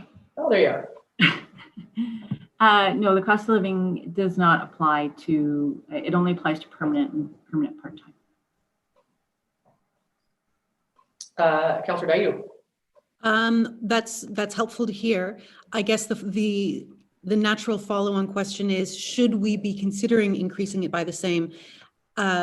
Dare I say, out of the goodness of our hearts, as we all know, costs for students and young people are through the roof with schooling and housing and everything else. And there's been a cost of living increase for everyone across the board, not only the people who have permanent employment. So should we be doing that anyway?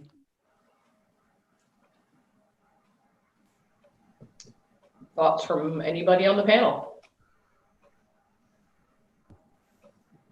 It doesn't look like a lot of uptake there, Jen, sorry.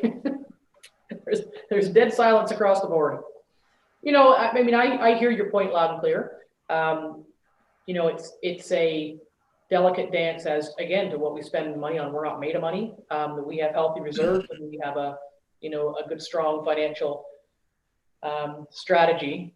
And it is nice to be nice to the nice. But we have an obligation to keep taxes as low as we can while still funding the core priorities. So anyway, I'm not seeing a lot of uptake on your suggestion. I see Liz's hand in the air, I think. well, you know what? I would be interested in knowing how long that the rates that we've got in place now have been in place, and whether we shouldn't be considering some kind of a small increase. What do other members of council think about that? Lisa Berry. I support looking into when the last time the wages were changed. I definitely think that's a good consideration. Angie? Well, I'm just wondering, Chris, can you answer that? When you prepare the budget, so do you know?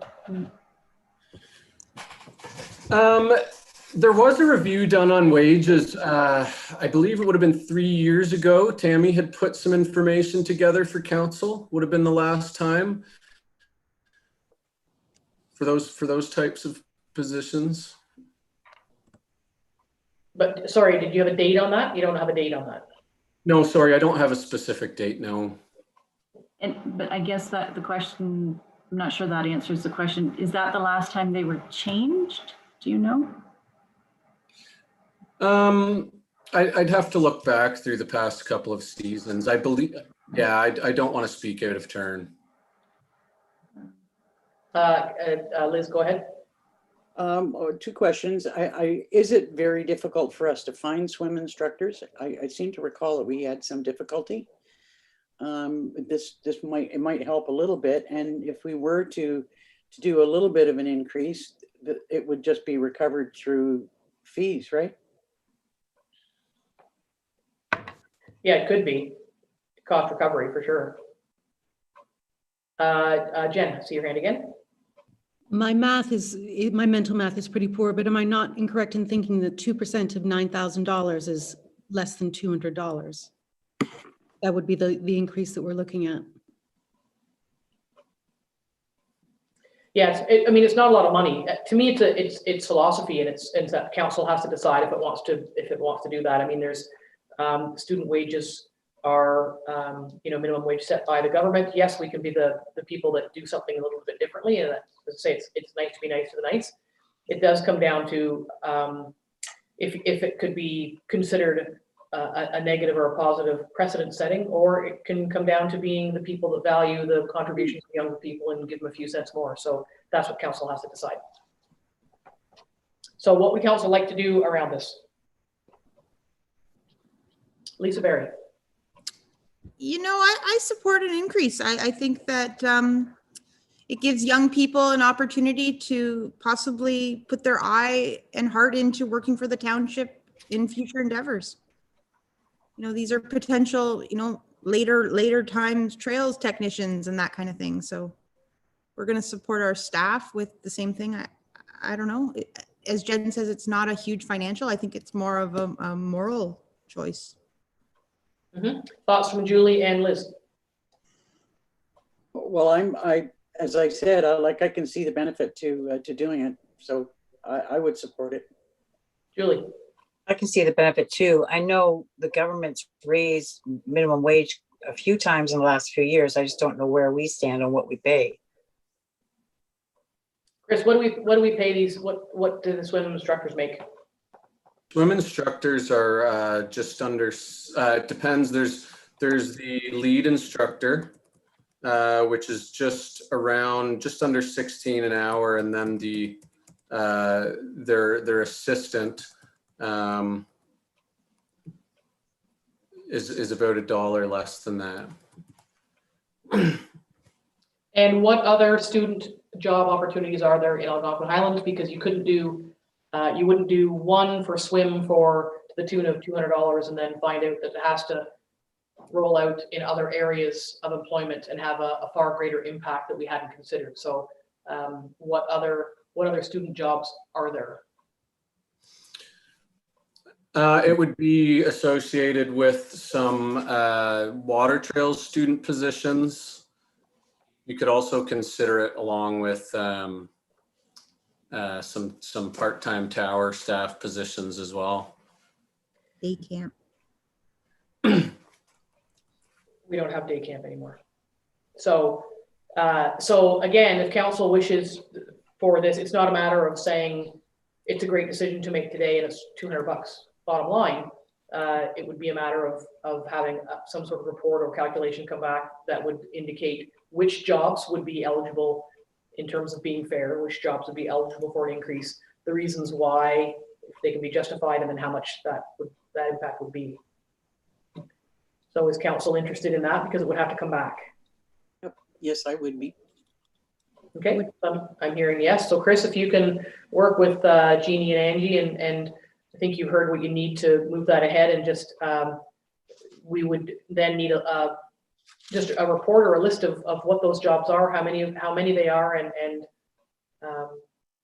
what the impact would be across the board.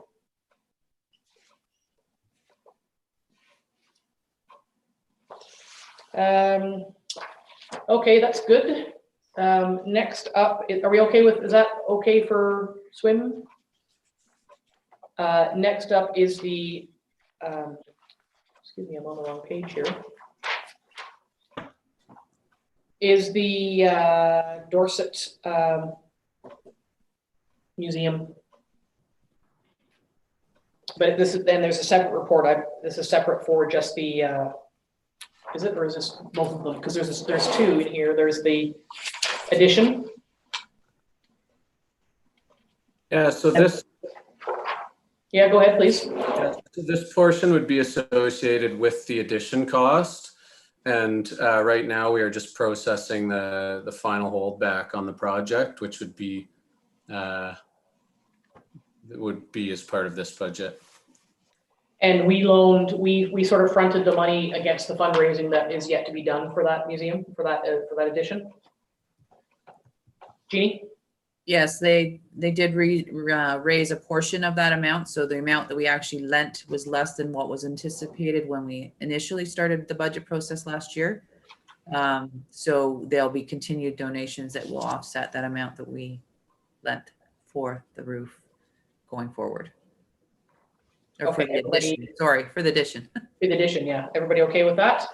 Jen?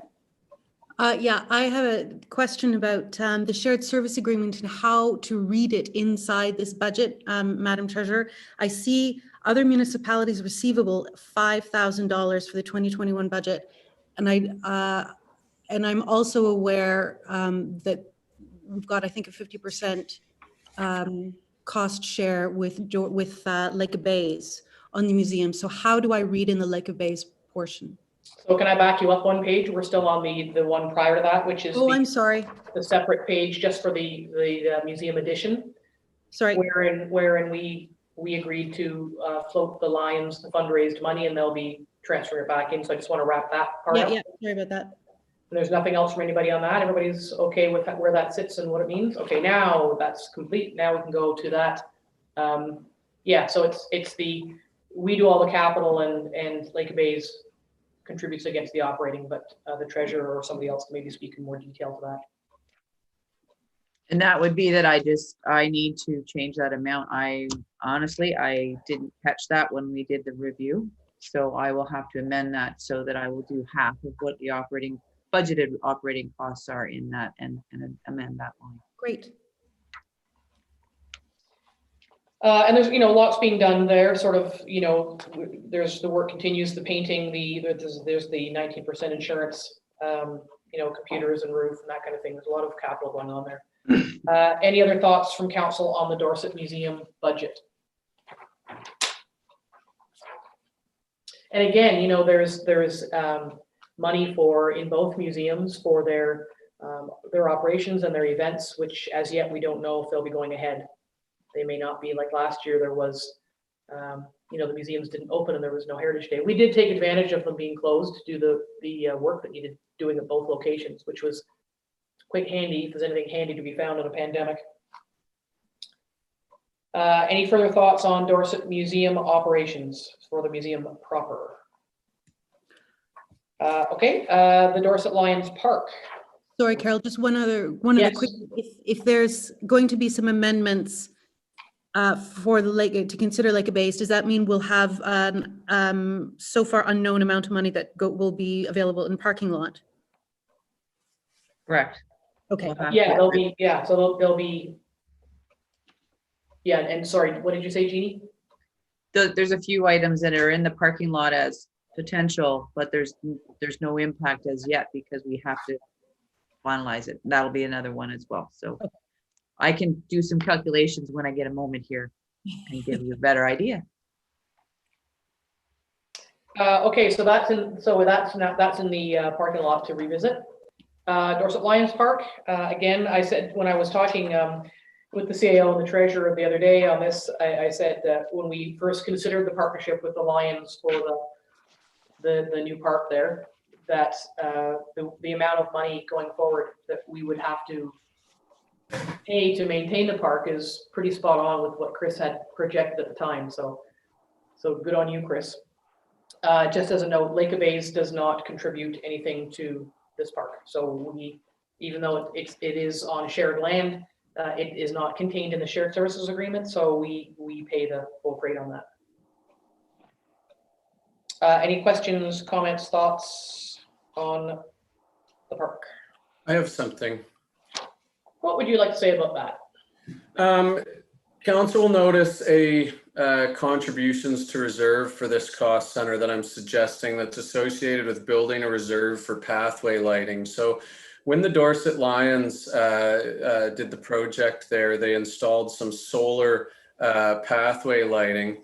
And that those systems are becoming increasingly challenging to get parts for, particularly batteries, which need replaced quite often. So I'd like to look at switching those lights over either with a complete replacement or at least wiring them so that they're not the solar system set up with the batteries that we assume or we project not being available in coming years.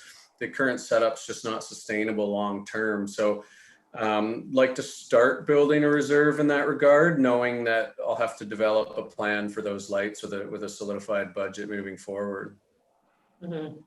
Yeah, and this is sort of what we tongue-in-cheek refer to as the generator project syndrome, where we need to ensure, as we did when you brought us the proposed going forward maintenance costs of this new partnership, that there's ongoing costs. So it's all well and good to support something at the front end, but there are continuing costs that we need to remember to attach to these projects going forward. So creating that reserve, good thinking, because the long-term maintenance is ours. So thank you for that. Anything else? Jeannie, do you have something to say there? Just to backtrack, I got your number for the Dorset Museum. There'll be an additional $14,500 as revenue, as Lake of Bay's portion to be about $19,500 in total.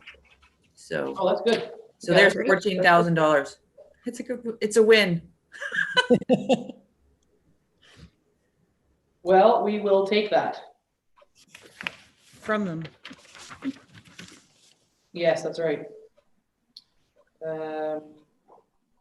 Sorry, so it will be 14,500. Is that what you said? Approximately. Added to the 5 that's there, so the total will be 19,500, but we already had it 5,000 in, so it's 14,500 is the difference. Okay, well, that's good. Excellent. Okay, so we've done the Lions Park and the lighting. Anything further on that? Next is the Dorset Rec Center itself. Of course, the big project is we haven't heard back from ISIT for the HVAC upgrades, and understanding that our backup plan for that would be modernization money. Is that correct? I mean, it seems unlikely that wouldn't be funded because it really meets the criteria. So fingers crossed that's what we get. Thoughts, questions from council? And here's where you see the money for the charger as well, the electric vehicle charger. Liz, go ahead. Two things, one comment, one question. I had an opportunity to get a response back from the county on the discussions about where the chargers would go. Oh, good. And the discussions resulted in recommendations for the Dorset Rec Center and the Stanhope Rec Center, not the airport. Ah, good, okay. I wanted to ask about the flooring replacement that's in here. I thought we replaced the floor not that many years ago. Yeah, if I can address that, there is it appears to be a copy paste error here. The flooring replacement is not within that portion. And what it is for that 11,700 amount is relocation of water fill station to the front of the building. So that's our outdoor public water tap there. Doing some interior painting throughout the building. Replacing squash court emergency exit door. And our heat detector replacement associated with the fire alarm system. The breaker upgrades were complete in the past year, and the flooring replacement is not planned for this year. Okay, thank you for that clarification. That's good. We did lose some revenues, of course, with Snowball, but then there is no offsetting expenditures either, so it's a bit of a wash. I think Snowball wasn't a complete wash. I think it cost a little bit, but so both those monies will be reduced. Thoughts from council on what's happening at the Dorset Rec Center or planned to happen there this year? Lisa Berry. Yeah, my question is about the reserves specifically. It seems there's a lot coming out of reserve and we're not going to have a large amount left. I just wonder if there's consideration there. So the 90s coming out to be the other part of the HVAC because the ISIP's 100,000. Mm-hmm. And so, yeah, so Dorset Rec Center under special projects, it would be left at,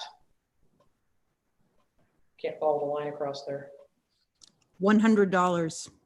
$105. Yes. 63 cents. We'll take the $5 as well. Chris, what are your thoughts on that? I will have to refer to Jeannie on some of this as well, because the HVAC project is done in conjunction with the Public Works, and they were putting together some of the budget associated with that. So the reserve transfer associated with that wasn't specifically my recommendation. Jeannie, thoughts on that? So it is a Dorset Rec capital project. So I took it from the Dorset Rec Reserve. I did have to allocate the portion of the surplus from last year to that HVAC to make up the difference. So there's 39,000 coming from there as well. So just from a treasury standpoint, the reserves are there for that specific item. So that is where I pull the money from. And then going forward, we have to replenish those funds. The only other way would be to council's direction to take it from somewhere else. Yeah, and I think two things is the purpose of, as we all know, the purpose of reserves is use them when you need them for capital, but also replenish them at the other side. So without a plan to replenish them, it does leave that reserve a bit bare naked in the woods. So, but what you don't want to do is start moving reserves around inside reserves, because all you're doing is making the columns look good, but you're not increasing them.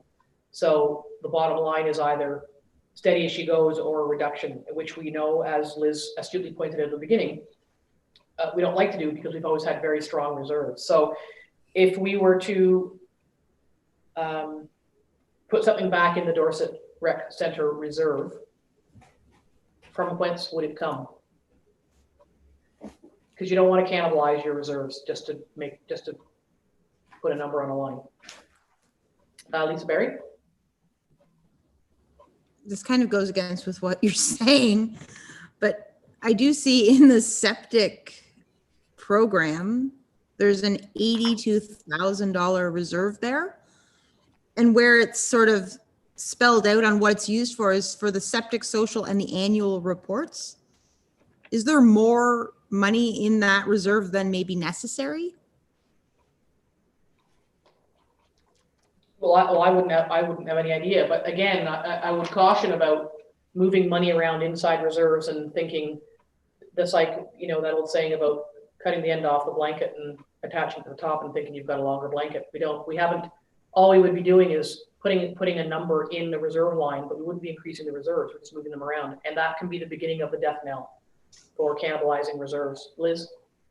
Well, and we don't know where we're going to stand with the septic program going forward. I mean, we've got I guess it's a 5-year program. But do we start all over again? Do we have a different kind of program? I wouldn't want to take away from septic reserves until we know what our plan is going forward. So, what we can do is, because we don't know, it is in there, we are in year 4 of the septic program, is we could consider a contribution to although I guess maybe that's just moving it around, when we do our reserve transfers. Jeannie, any ideas about how to address this? Because if we want to repopulate the Dorset Rec Center reserves, where is the money going to come from? Levy. One thought is that we've just found the $14,500 from Lake of Bays. Money's going, I know it's museum, But I'm just wondering if it stays in Dorset's, that we then, the savings of that, we take 10,000 and put that as a contribution to reserves for door rec, which will mean that we're not changing the bottom line so drastically. We're finding revenue somewhere and we're spending it elsewhere, but it's $10,000 going back into the reserve. Yes, that's kind of found money. Mhm. So, I mean, that's a possibility. I'm not sure Jen was thinking about putting her hand up, but Lisa has her hand up. I support that. Maybe before we do that, we could just put a comment in the parking lot for the Dorset Rec Reserve and see where we stand at the end, just so we don't forget that. Yeah, and I've made a note of that. And I think we also, I don't know, did we reassign, we took out $5,000 from the food cycler program, and did we put that anywhere else? No. Now, again, that's just moving money around, but it's not moving reserves around so much. Jeannie. We haven't realigned that, but there was also talk about contribution for the airport fuel system as well. So, I mean, at the end of the day, we can, if we end up saving 20, 30,000 or finding 20 or 30,000 in revenues, we can expenditure them as contributions to reserves and split and divvy it up then. Yeah, that's true. I'm going to go to Julie and then back to Jen. I just can't remember where it was on the asset management plan. I couldn't find it fast enough. And my only other concern is we need it in the parking lot because that building's pushing 40 years old. So it wouldn't surprise me if there's more and more money it needs. Yeah, and I think I agree with you. I think that's why we need to be attentive to that reserve, because you're right, that building it is old. We know that it's heated with hydro, and you know it costs a lot to run that building because of its age and construction. Jennifer. Yeah, I absolutely understand your point, Madam Mayor, about cannibalizing from one reserve to support another and not actually changing the bottom line in any real way. But I do get back to what Councillor Barry was saying about this septic reserve. Indeed, you know, 82,000 for septic social and annual reports is, I would reckon, more than we need this far into the program. I hear completely what Deputy Mayor Danielson is. We don't know what the needs are in the future. Having said that, the stats that are coming out of WSP are pretty darn good. You know, there's not a lot of remedial action. And whenever we've heard from them, there hasn't been this collective, how are we going to deal with that kind of a response. We've actually been a little bit more pleased with the outcome than not. So I don't know. I wonder if there is some scope there with the septic reserve. Yeah, I support what Lisa Berry said. Well, and I wonder too, then following that line of thought, because you know you don't want to use reserves for operating, but the septic program, yes, currently sits at 82. Sorry, I'm not sure where I was going with that. I have trouble following the lines. I had to use my second piece of paper as a ruler to follow the lines across this big piece of paper. And it is supposed to be cost recovery, isn't it? Yeah, but we have found, you know, at the 179, we have found that there's a tremendous amount of work for Algonquin Highlands. You know, one of the big complaints about the septic program was it's a money grab by the township. Well, we're not making a cent. We're actually expending money because it's costing a tremendous amount of time for staff to do all the follow-up. So there's no win there. Jeannie, what are your thoughts on that? I mean, I suppose it's not, you wouldn't be taking money from the septic reserve to, it's not operations, it's just moving it, I suppose. As long as it doesn't get used to, you know, pay a wage or pay a hydro bill. It's not operations, it's meant for capital. Reserves are meant for capital. My recommendation is actually to leave them where they are as they stand now. If a project comes up, then we can reallocate at that point. Like the Dorset Museum could remain untouched as far as projects after the addition and the roof this next 2 years, or last year and this year. It could remain quiet for the next year. We don't know that. So my thought would be that if the reserves stay where they are now, this added revenues that we find, we maybe contribute to the reserve using it, because as I said, it nets out to zero and doesn't change. But I think that would be a more beneficial way to look at it, not putting it there in case, but putting it there when it's needed, or reallocating it when it's needed. And the Well, other that's what I was suggesting is we can just, it would, you know, if you can keep an eye on that, unless we're going to put money in the levy for that reserve, then it might be something we transfer at the end of the year when the finances play out through the year and we know what's been used where. And we do have a number of unknowns because we just, you know, COVID has wreaked havoc on all manner of things. So that's what I was saying in the beginning is, sure, you can take money out of anywhere and put it in the Dorset Rec Center reserve, but we're not increasing the reserves. We're just putting a number in a line. So to me, that's 6 of one or half dozen of the other at this point. I saw some hands there. Lisa, did you have your hand up? No, it's all right. I was gonna say the playground equipment too. Like, do we need to put 5,000 in that? Does that have a bigger priority than the Dorset Rec Center? But it's sort of moot point.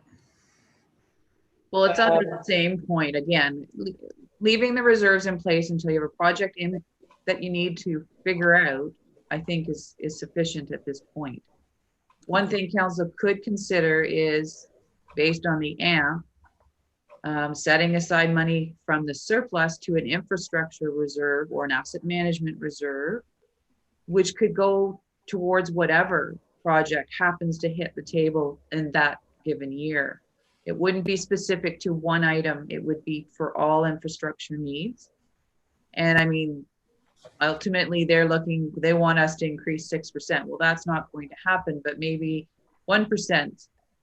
Council could establish as I say, kind of a catch-all asset management reserve that could be pulled from in a situation when needed.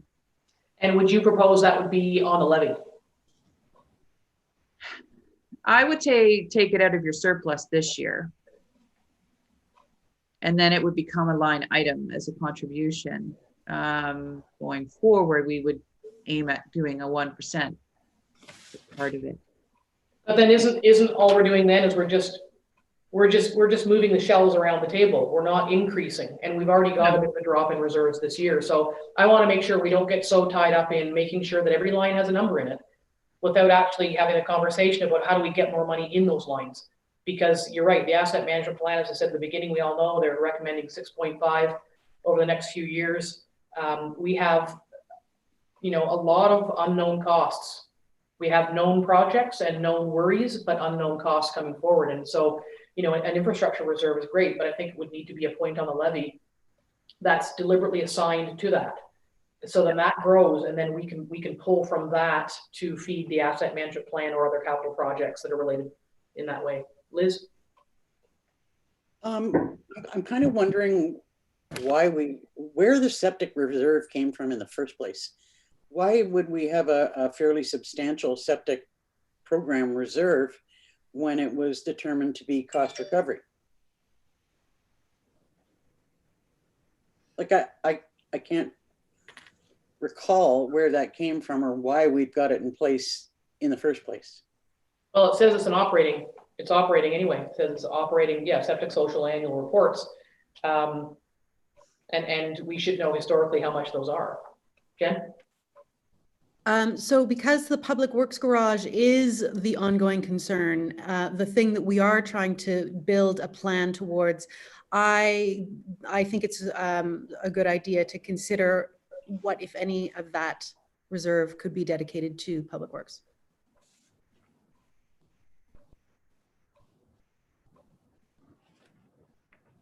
So again, it's moving it around just so we know how much money. See, the whole thing with the public works garage, which I think we touched on earlier, is if we move the 120 from the Dorset PW and then pay for the debenture, we need to make sure that to carry those financing costs, we just need to make sure that that reserve stays ahead of so that the annual payment on the debenture is less of a bite than what stays in the reserve, so we can stay ahead of it. So that it's constantly feeding itself as opposed to going back out for more new money.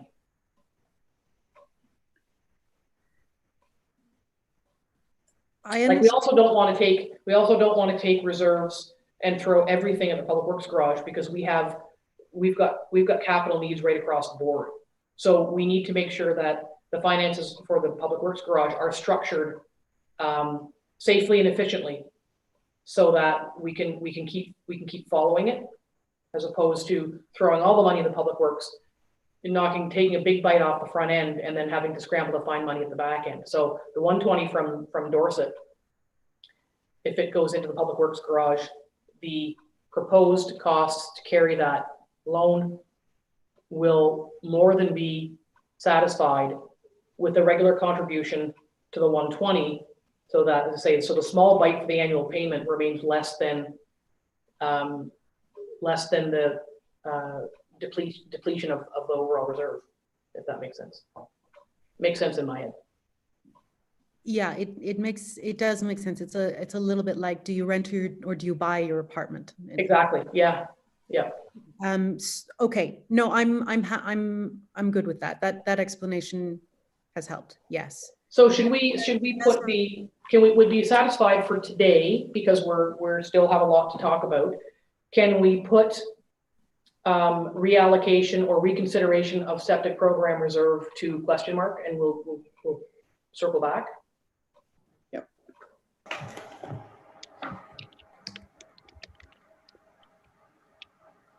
Were there any systems that are owned by the municipality that were needing replacement? Anybody know? You mean septic? Yeah. I don't know. I mean, our septic systems, I would assume, are big enough that they're under MOE and not under our program. I don't know that. Or Angie, do you know? This is a question. Do you mean our own systems to be replaced as a capital yes. project? That could very well be why it was established. I'm not recalling that, but because we had a number of septics we had to replace fairly simultaneously. The library, I know, was one. Ours here was one. So there may be some in the future that we have to replace, but they're not MOE, under the MOE. They are under health unit. So that's another thing that we have to consider when we look at tinkering with this reserve. You know, if that's the case, then we need to change. We would need to, for our own edification, is under type and use of funds. It says operating, septic, social, and annual reports. So one would naturally wonder why you need $82,000 for a report and what's now going to be an online meeting. So what is it that needs to be changed? Is it if we know that we need to have a septic program reserve, then we need to change its use from operating to capital, if that's what it's meant to be. Is it called the wrong thing, Liz? Well, and I'm not suggesting that maybe the whole thing needs to stay there, but you know, when we look at, if we look at using some of that money, we need to keep some of it in place too. And yeah, change the name of what it's being used for. I'm going to put this in the parking lot. Change name of septic reserve, or change use, because, and is there any way, Angie, to dig a little more into that, to find out why we have a septic program reserve for septic socials and annual reports, when that doesn't seem to make sense, I don't think, to any of us. I can try to do some digging. Or, yes. or maybe it's more a Jeannie question. I don't know. I will have to look into it. I mean, that's like my interpretation was that it was for the septic, social, and so forth. And when I put that in, it wasn't, nothing further was clarified. So I will check into it. Yeah, you know, I've always said I don't support the septic socials, but if we have $82,000 to spend on, I want to go to that party. I think it's maybe just misnamed. So let's clarify what it's supposed to be for. And I know for anybody watching, it sounds like, oh my God, they don't even know what it's for. We've had some transition changes to the way we do things. So there's a few bits and bobs that I think got left behind. Lisa Berry. I do remember when we did come into having some unexpected, unforeseen septic replacements that we said we wanted to put money aside so that this wouldn't happen again. So I do think, going on what Councillor Deputy Danielson has said, there is some history there. Because I think we had to replace a couple of septics at the library. We had to do some well work. There was 1 year where there was a lot of sort of underground work that was not budgeted for. So The answer will arrive. yeah. Sorry to open that can of worms. Has the answer arrived, Madam CIO? Not completely, but I'm looking at last year's binder, and our reserve reserve activity report states the same statement. It says towards septic, social, and annual report costs. Okay, well, here's the bottom line. Time's ticking, none of us know. So it's in the parking lot. So we've got a potential reallocation of part or all of the septic, I would say part of the septic reserve to an as yet unknown. And also a reconsideration of changing the purpose of the septic reserve once we clarify what exactly it was for. I think Lisa's right. It was created when we had to do those couple of changes, and we thought, as we do, things come up and say, hey, it's no different than Chris and his $1,000 for lights. This is going to be an ongoing cost for us. Let's start setting aside some money for these specific purposes going forward. I think in this case, we just happen to have lost track of it. So let's get back on track for that. But we don't know the answer, the bunch of us on the screen here today. So let's just clarify that. Angie. So the reserve itself was started before council decided to go with WSP with the septic reinspection program. So that's when it was started. And then council decided to go with WSP for that program. And it's remained since then. So it might have been in place. I'm going back with what Lisa said is we had a couple of surprises. Yeah. The reserve was probably created for that purpose. Other septic systems within the municipal assets were determined to be fine. The reserve existed and it was renamed or repurposed. Perhaps that's what happened. And so let's just take a little bit of time and see if we can clarify that. And we may find ourselves repurposing yet again to meet current needs. I think that's what we've done, is we've been a bit resilient in changing things to meet the current needs when the previous need has worn itself out or just changes focus. Okay, well, who knew that conversation was going to happen? So are we okay if we have those couple of things? A great conversation, and thanks for catching that, those couple of things, those folks who did. We've added those to the parking lot. We still remain at Dorset Recreation Center. The conversation started with the Dorset Rec Reserve, and I have noted that as well. Potential increase of the Dorset Reserve, the Dorset Rec Center Reserve. We could either sort of do it with year-end transfers, or Jeannie would have to tell us where that money would come from. The other option is to possibly put a point on the levy to create that infrastructure, asset management plan, infrastructure related reserve. Jeannie, does that capture what we were talking about? It does. I think the simplest way to proceed right now would be to allocate the $10,000 as a part of go into the transfer for now. Pending looking at the septic reserve, we may be able to reallocate those funds, and then the final decision will be whether to do the infrastructure reserve or asset management reserve as a whole, as a 1%, or whatever council decides. But in the meantime, of that $19,500 of found revenue, 10,000 goes to Door Rec right off the bat, and you've made a decision that way. You mean just that internal transfer to just put some dollars in the line? Yes, yeah. So then it becomes a line as well. It's not lost going forward.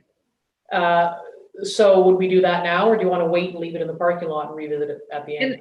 In the parking lot, but Okay. But I want to note it as a possible $10,000 reserve transfer contribution From out of this revenues that we found. The Lake of Bays money. Lake of okay, Bays. so So that is, we already suggested, I wrote down Dorset Museum, but maybe it was Dorset Rec Center. Okay, so a couple options there for that 14.5. Okay, that's good. Okay, anything further at the moment on Dorset Rec Center? Pretty good to move along to Alvin Johnson Park.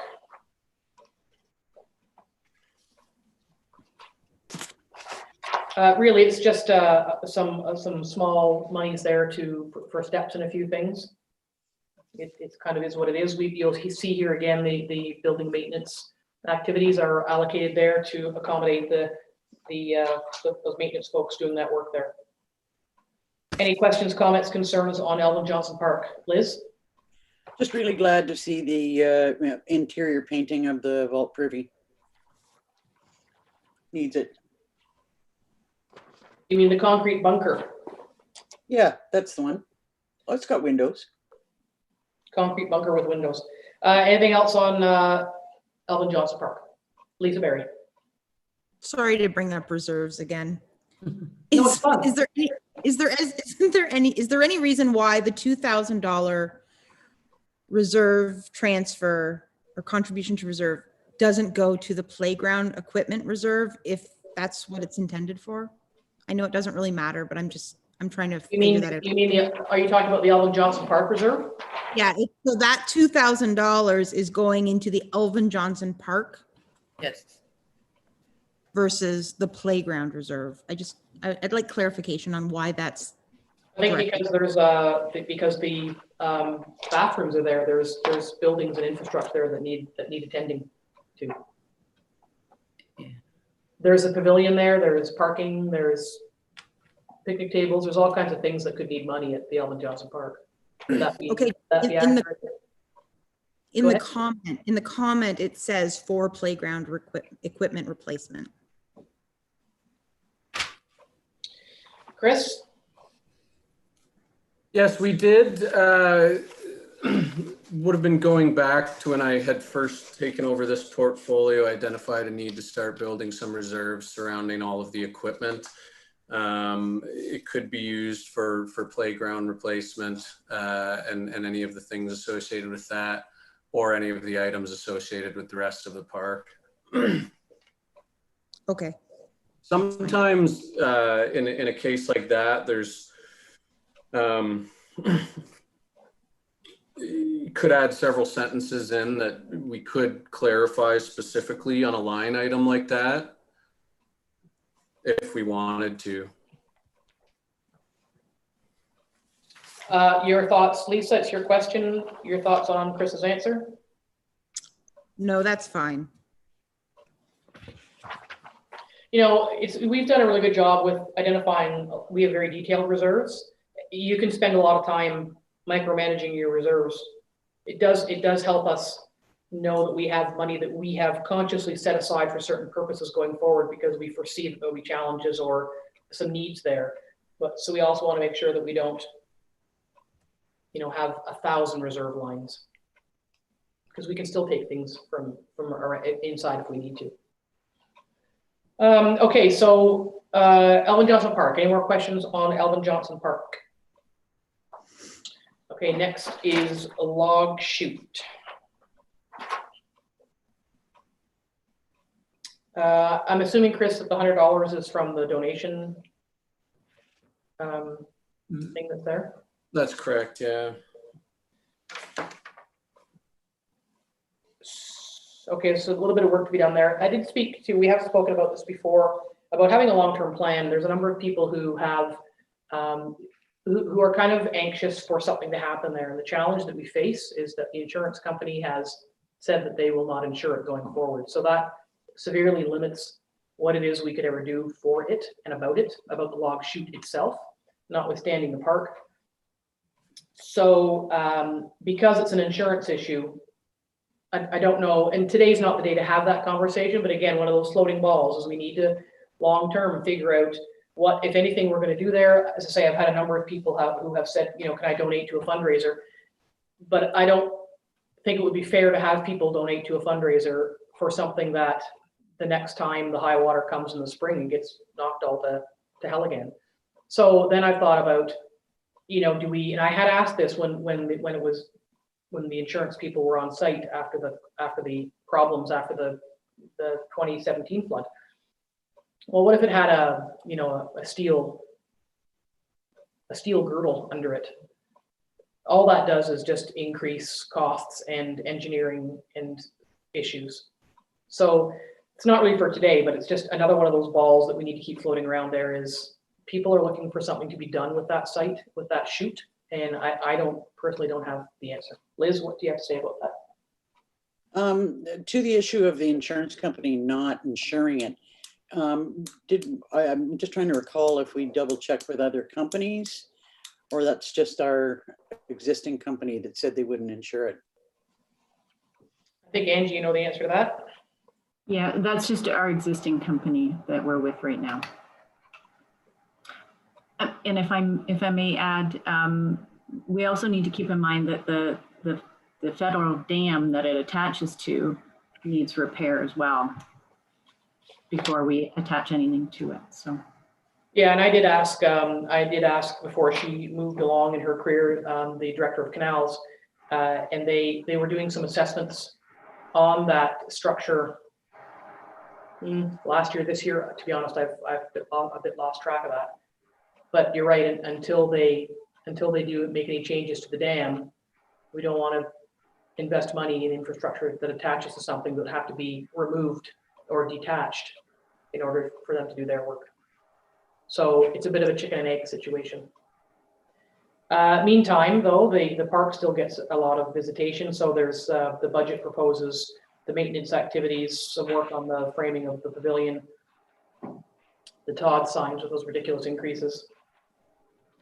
And we need at some point to have the what do we do with the log chute conversation going forward.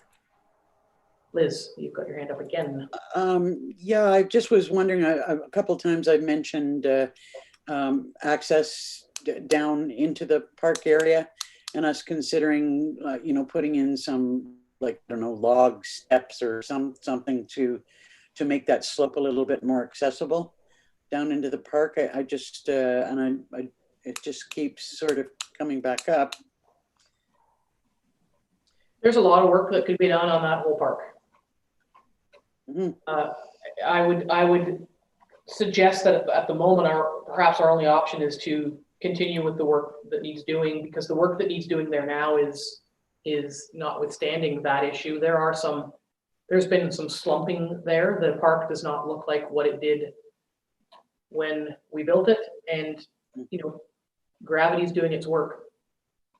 So I think we need to set aside some time in an agenda somewhere to really have, and maybe in the spring we go and do a site visit and we walk around and we talk about it and really have a good look at it, and that will set the stage for us fully understanding what needs to be done there and whether or not we can do something, what that is, when, funded, how, and by whom. It's kind of like eating the elephant. We can only do a piece at a time if we know what the elephant looks like. Would that be amenable to council, is to just concentrate on what's in the budget now for the things that do need fixing? We don't have money for the rest of it. Maybe do a site visit and then have a big roll up your sleeves conversation about it going forward. Liz? In the meantime, can we maybe follow up when we've got a bit of time on different insurance companies and find out if that's the bottom line? I know that we'll have to wait until they do work on the dam, but it would be nice to know if there is any opportunity to go ahead with rebuilding the log chute or not.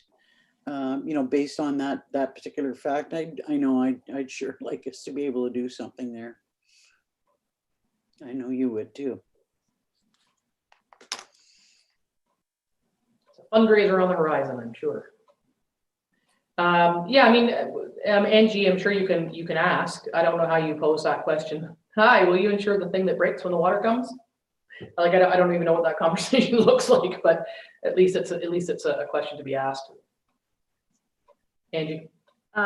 Yes, we definitely can. I think that the best way to do that, I know that this year it's intended to put out RFP for insurance now that our log chute claim is settled. So it may come out of that anyway. So. You know, and again, I think that's why it's better to set it aside and have a separate conversation, because again, are we going to, as much as we have made a lot of effort over the years, we invest in recreation, we invest in culture. If it's a matter of fixing the log chute or buying a frontline pumper, it's a frontline pumper. But that doesn't mean we don't stop talking about it. It just means we schedule a conversation to see how we can fit it into all the competing priorities for what makes our community good. Jeannie. I just might have a recommendation on the log chute, and not to belabor it here. We are contributing $5,500 to reserves for it. I just wonder if that's one of those contributions for 1 year that might want to be reallocated elsewhere where it's, I mean, it's still at 250,000. It's not. The contribution to reserve the log chute was contained in the funding agreement from the government. Oh, as an annual. Apologies. I wasn't aware. So, Liz. Well, and if I was going to tinker with the contribution to reserves, it would be more into it. But you know, we've got some things we need to find out first. So, no worries. Just a thought, and I didn't realize the stipulation. So my apologies. No, that's okay. Learn something every day. That's always a good thing. Okay, so that's we'll just leave that for now, and we will commit to ourselves to revisit that just the project as a whole. You know, defer once again. Okay, next up is, sorry, what's next? Oh, Stanhope Museum is next.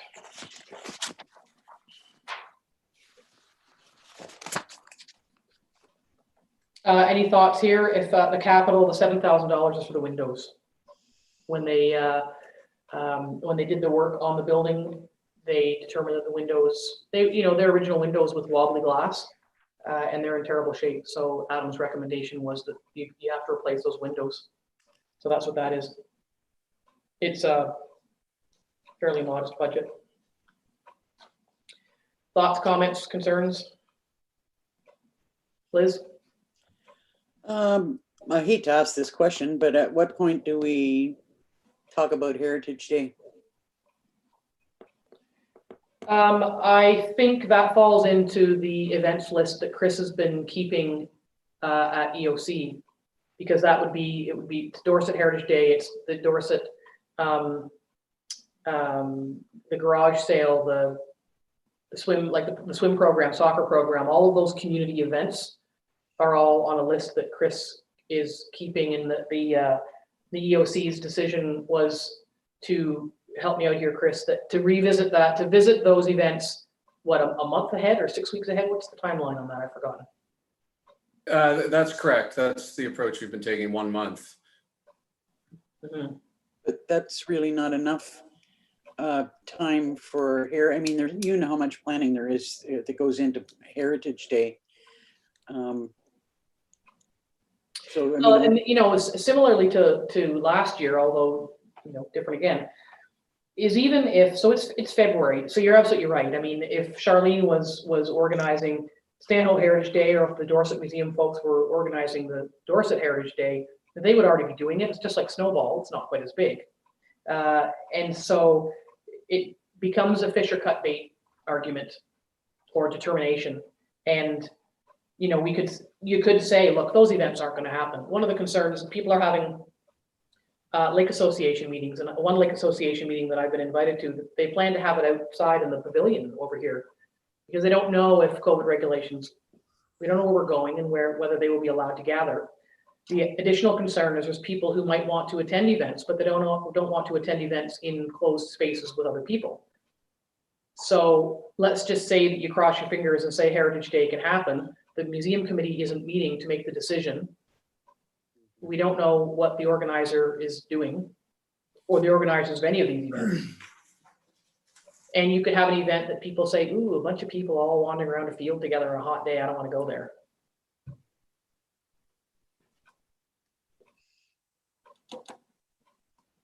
So thoughts about that? because that is a good point. I mean, the decision won't be made about Snowball until the fall, but you know, the decision should probably be being made now for these events because they're budgetary impacts. Some of the other community events that occur they don't have a huge budgetary impact, but you know, we've got $2,500 here. So what are your thoughts? I can't see this. I can't see it happening. I hate to say it, I really do, but you know, at this point in time, knowing what we know, I just do not see the event happening this year. Yeah, I don't think you're wrong, to be honest, and I hadn't even thought of that. Lisa?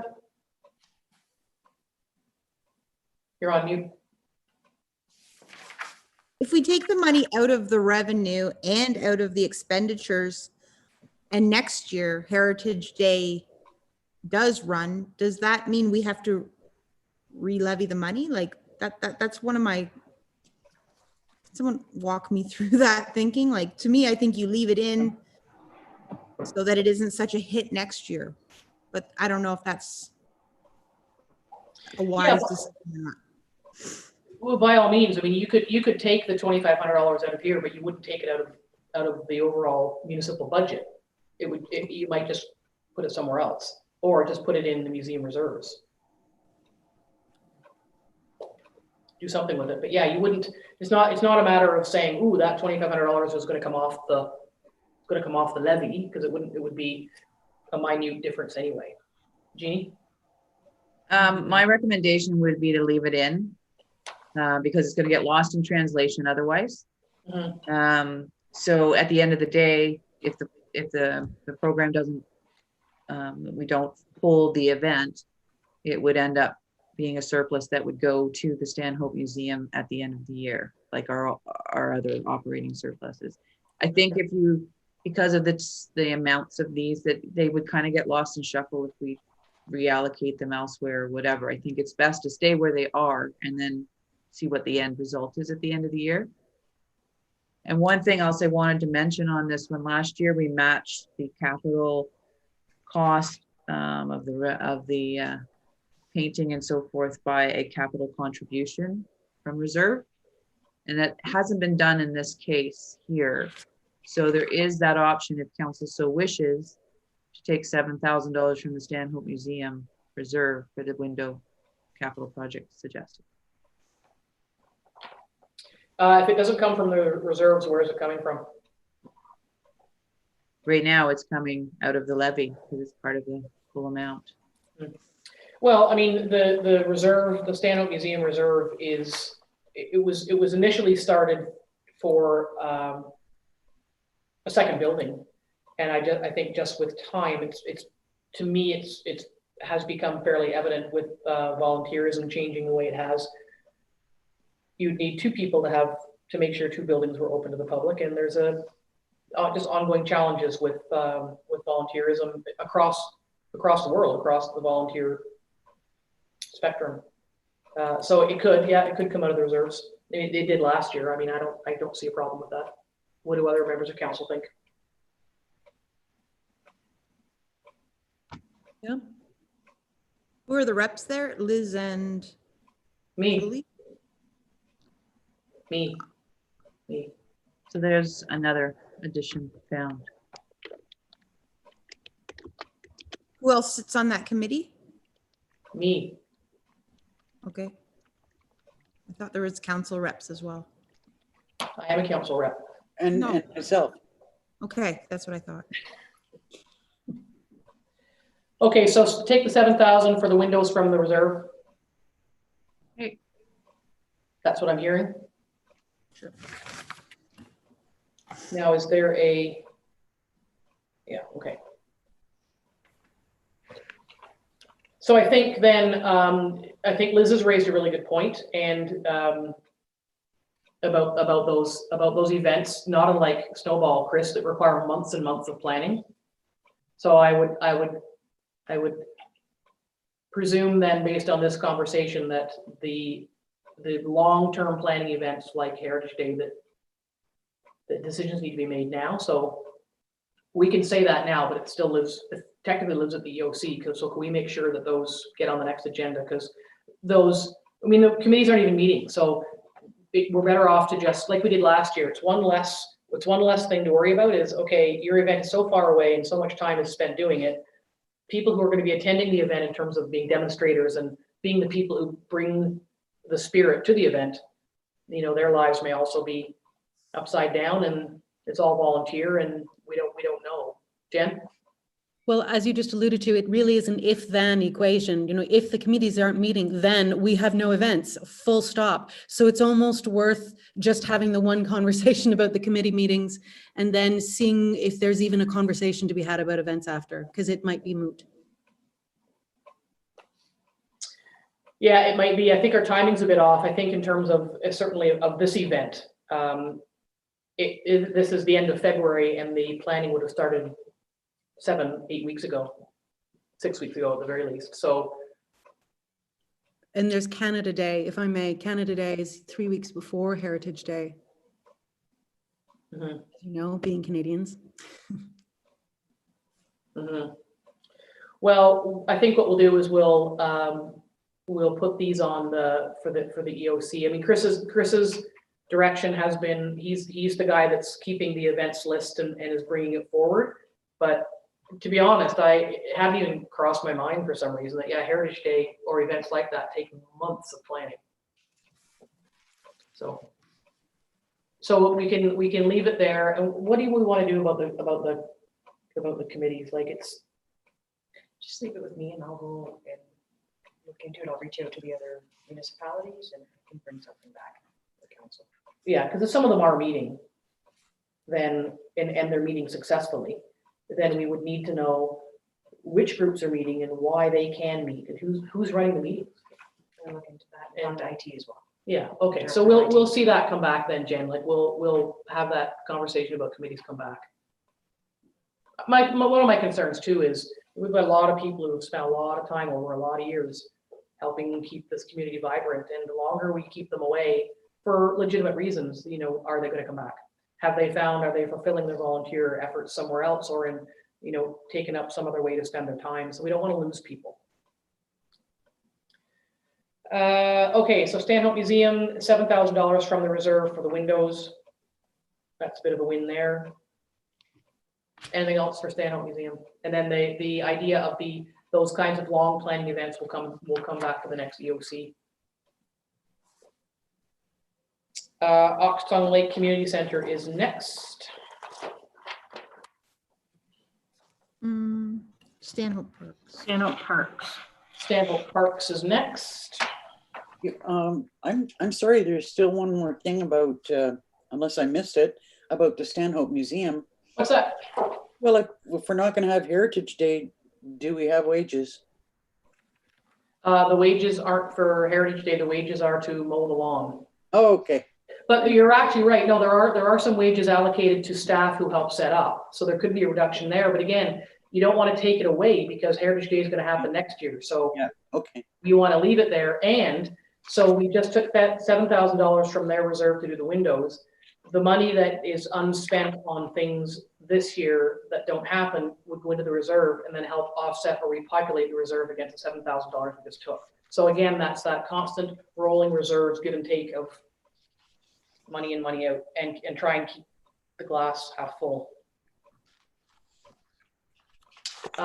Is that it then? Liz, anything else for a museum? No, that's it. Okay, now we are at Oxtongue Lake, are we not?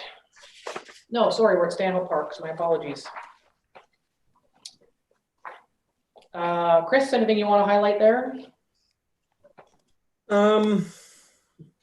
We have some safety surfacing to top up at the new playground there, which is a regular maintenance item we can expect every several years.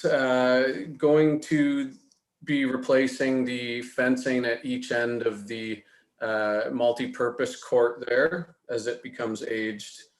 Another item that was actually a carry forward from 2020 that ended up incomplete is upgrading our one mower / blower up in Dorset, which ultimately can be used anywhere. It's just where it lives at the moment, to a commercial model. So that's a piece of equipment that would be used in conjunction with Public Works for them to be doing sidewalk clearing and sanding for parks to be taking care of both grass cutting in the summer and then rink maintenance in the winter because it would have the blower on it.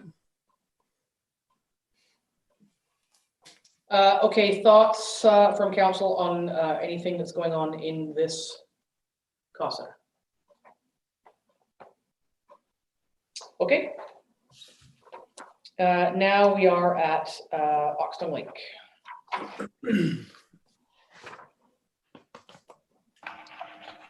Okay, so now it's my turn. I would like to ask council's consideration for the swing set. It's $25,000, and that we look for any funding opportunities. Hydro is one place. I don't know. We were talking the other day. We don't know where corporate recreation-based donation or funding opportunities are at the moment, but certainly we have enjoyed some money from Ontario Hydro, or what, Angie, over here? It was for the rink, for the lighting, I believe. That's correct. Yeah. I mean, I know it's coming from reserves, so it's not that big a deal. But I just wonder if we, take advantage of an opportunity to look for some funding opportunities this year and then do it next year.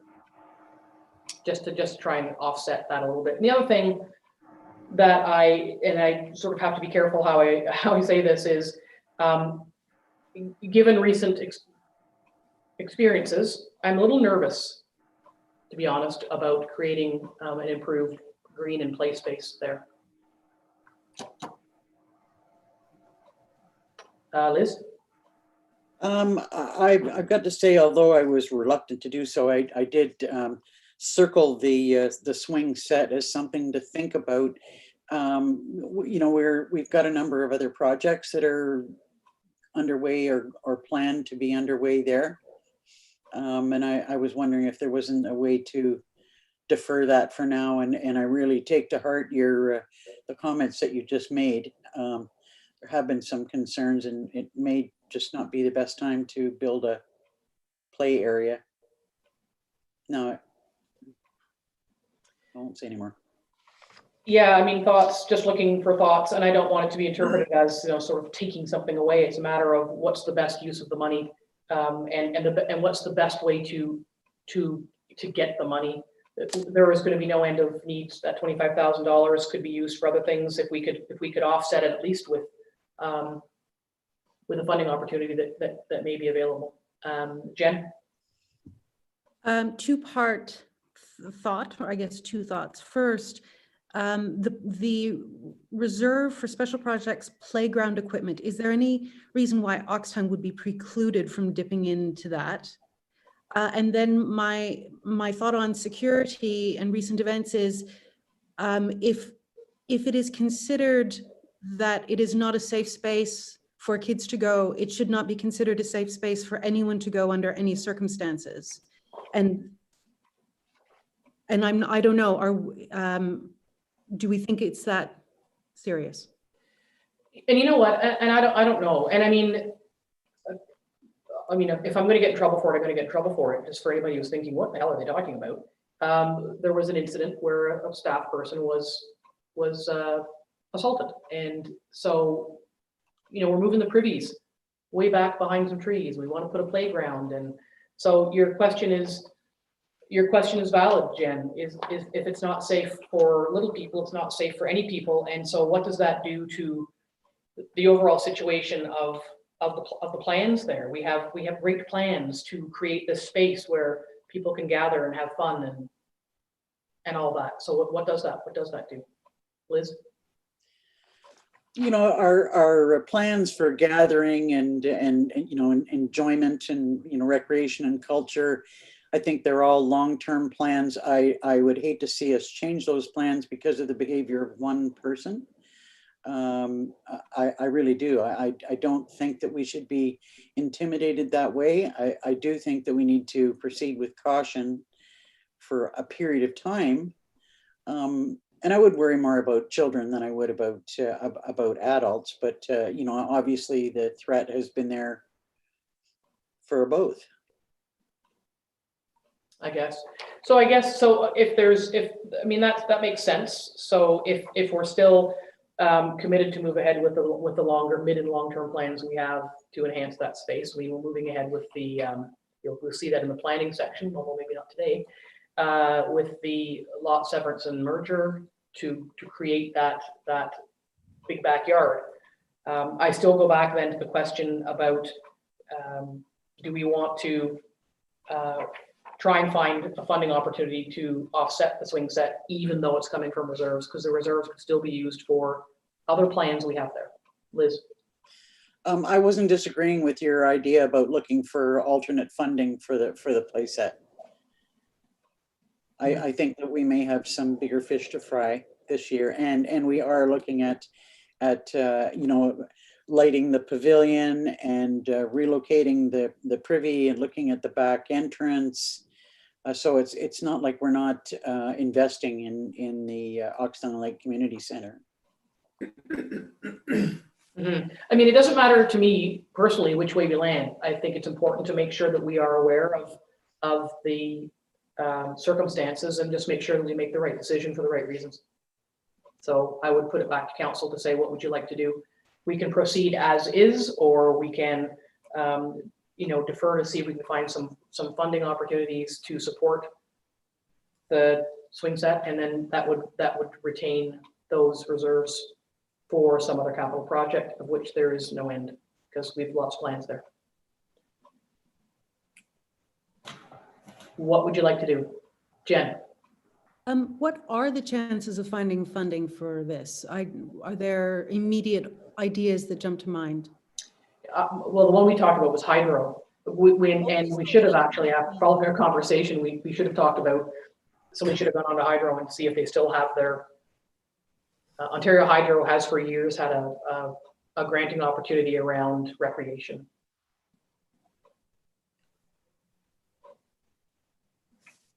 Jeannie? I also understand that other utility companies are of the same nature, not necessarily the same program, but of something of that nature. So the likes of lost propane and I lost the name. It was right there. Anyways, the other utility companies are also often have grants available. It may not come to fruition this year because of COVID and so forth and what they've sustained over the last year. So it may be something we'd look to in the future. And we didn't investigate. We could have when we spoke to it the other day. Yeah, because it was Friday, right? Friday afternoons, we didn't follow up. Lisa, what do you have to say about all of this? I completely agree. Looking into funding, I think for the amount of money that we're putting into the green space and, you know, with the pavilion and everything, like, I think that we would be successful candidates if there was an opportunity for funding for the amount that we are investing in. So it would be unfortunate to spend the money on the swing set and lose that money in reserve for the committee, for the rec center. For other projects. And I think you make a good point there. If I recall, and Angie, you'll have to help me out here, that the hydro grant that was received for the lighting over here for skating, I think it was skating, it was the tennis courts, for the skating rink, wasn't it? Yeah. If I recall correctly, one of the reasons that was successful is exactly what Lisa said. It was one part of a multifaceted project, which this is. So we are putting a lot of money into a number of things at this location. And so that funding opportunity through those kinds of opportunities would be one more piece of the puzzle. It's not a matter of, well, we're not going to spend any money. We just want your grant money. We've also put up a lot of money, and that goes well against grant applications. Jen. Yeah, I mean, I'm not opposed in principle, certainly. I agree there's a lot of money being spent to improve that space. And I know that the folks around here are both grateful for that and looking forward to using that improved space. It would be a shame if this delayed that component of the project by 2 or 3 years, because in a way, we're doing a lot now, and it's kind of nice to have that moment to, you know, snip the ribbon and say, yay, look at this wonderful new space that we've got. But that's a minor price to pay. If we are able to recoup that 25 and still get a play set, then that's probably a very good idea. My question would be, is it possible to put a little asterisk beside it? And should we not be successful in grant applications, to put that reserve funding towards the swing set, in a future year, so that we're not by default kind of canceling the idea right now? Well, I think that we absolutely would. We've committed to a swing set. Okay. It's a matter of can we get someone else to give us the money for it first before we use our own reserve money, because we have other projects, capital projects, for which we can use that reserve money. Okay. So we're trying to leverage our dollars for the best outcome. Angie? I guess that's the question is, for Chris's purpose is, and maybe he could speak to maybe he knows of some funding out there that we'd be able to access, but is council interested in us looking for funding for this project? And if we're not successful, we still move forward this year, or is it a next year project? Yeah, that's a good point. And that's up to council to decide, because again, it's not an impact on the levy because it's out of reserves. So we could consider both avenues. Jen? I guess it depends on the deadlines and the turnaround time and responses. If that's something that you think we'll know about in the next 3 months, then that's one thing. But yeah, I guess it depends on turnaround times. Yeah, Chris, how long does it take to get a play set? So typically, if you're going through the grant process, you would apply now, and it would be for a project next year. Okay. That answers both ends of Jen's question. And if I could, yeah, go ahead. If I could add to that, we have been very successful in obtaining funding for all playground projects that we've done. They typically fit well within various recreation grant funds that become available. There are a couple right now kind of floating around that are possibilities, and we'd have to look at the best fit further, but they have been good fits for things like the Ontario Sport and Recreation Communities Fund. They have been good fits for the Enabling Accessibility Fund. We've also been successful in various portions of OTF, et cetera, over the years on playground equipment. And just not sure if everyone remembers, but there was a swing set there previously that we did take out just because it had reached the end of its life. So that is replacing that. So could we say then that we will endeavor to seek some funding, and if we are not successful with funding, if the funding is successful, as Chris just said, and it's a next year project, then we're committed, which is fine because we've committed anyway. But if we apply for funding and don't get it, then would we still want to go ahead with the playground this year? I guess that's the question. I'm just trying to hedge our bets. If we can use someone else's money against our own, that's probably the better way to go. But knowing that at the other end, if that doesn't work, we would still be using, as has been outlined here.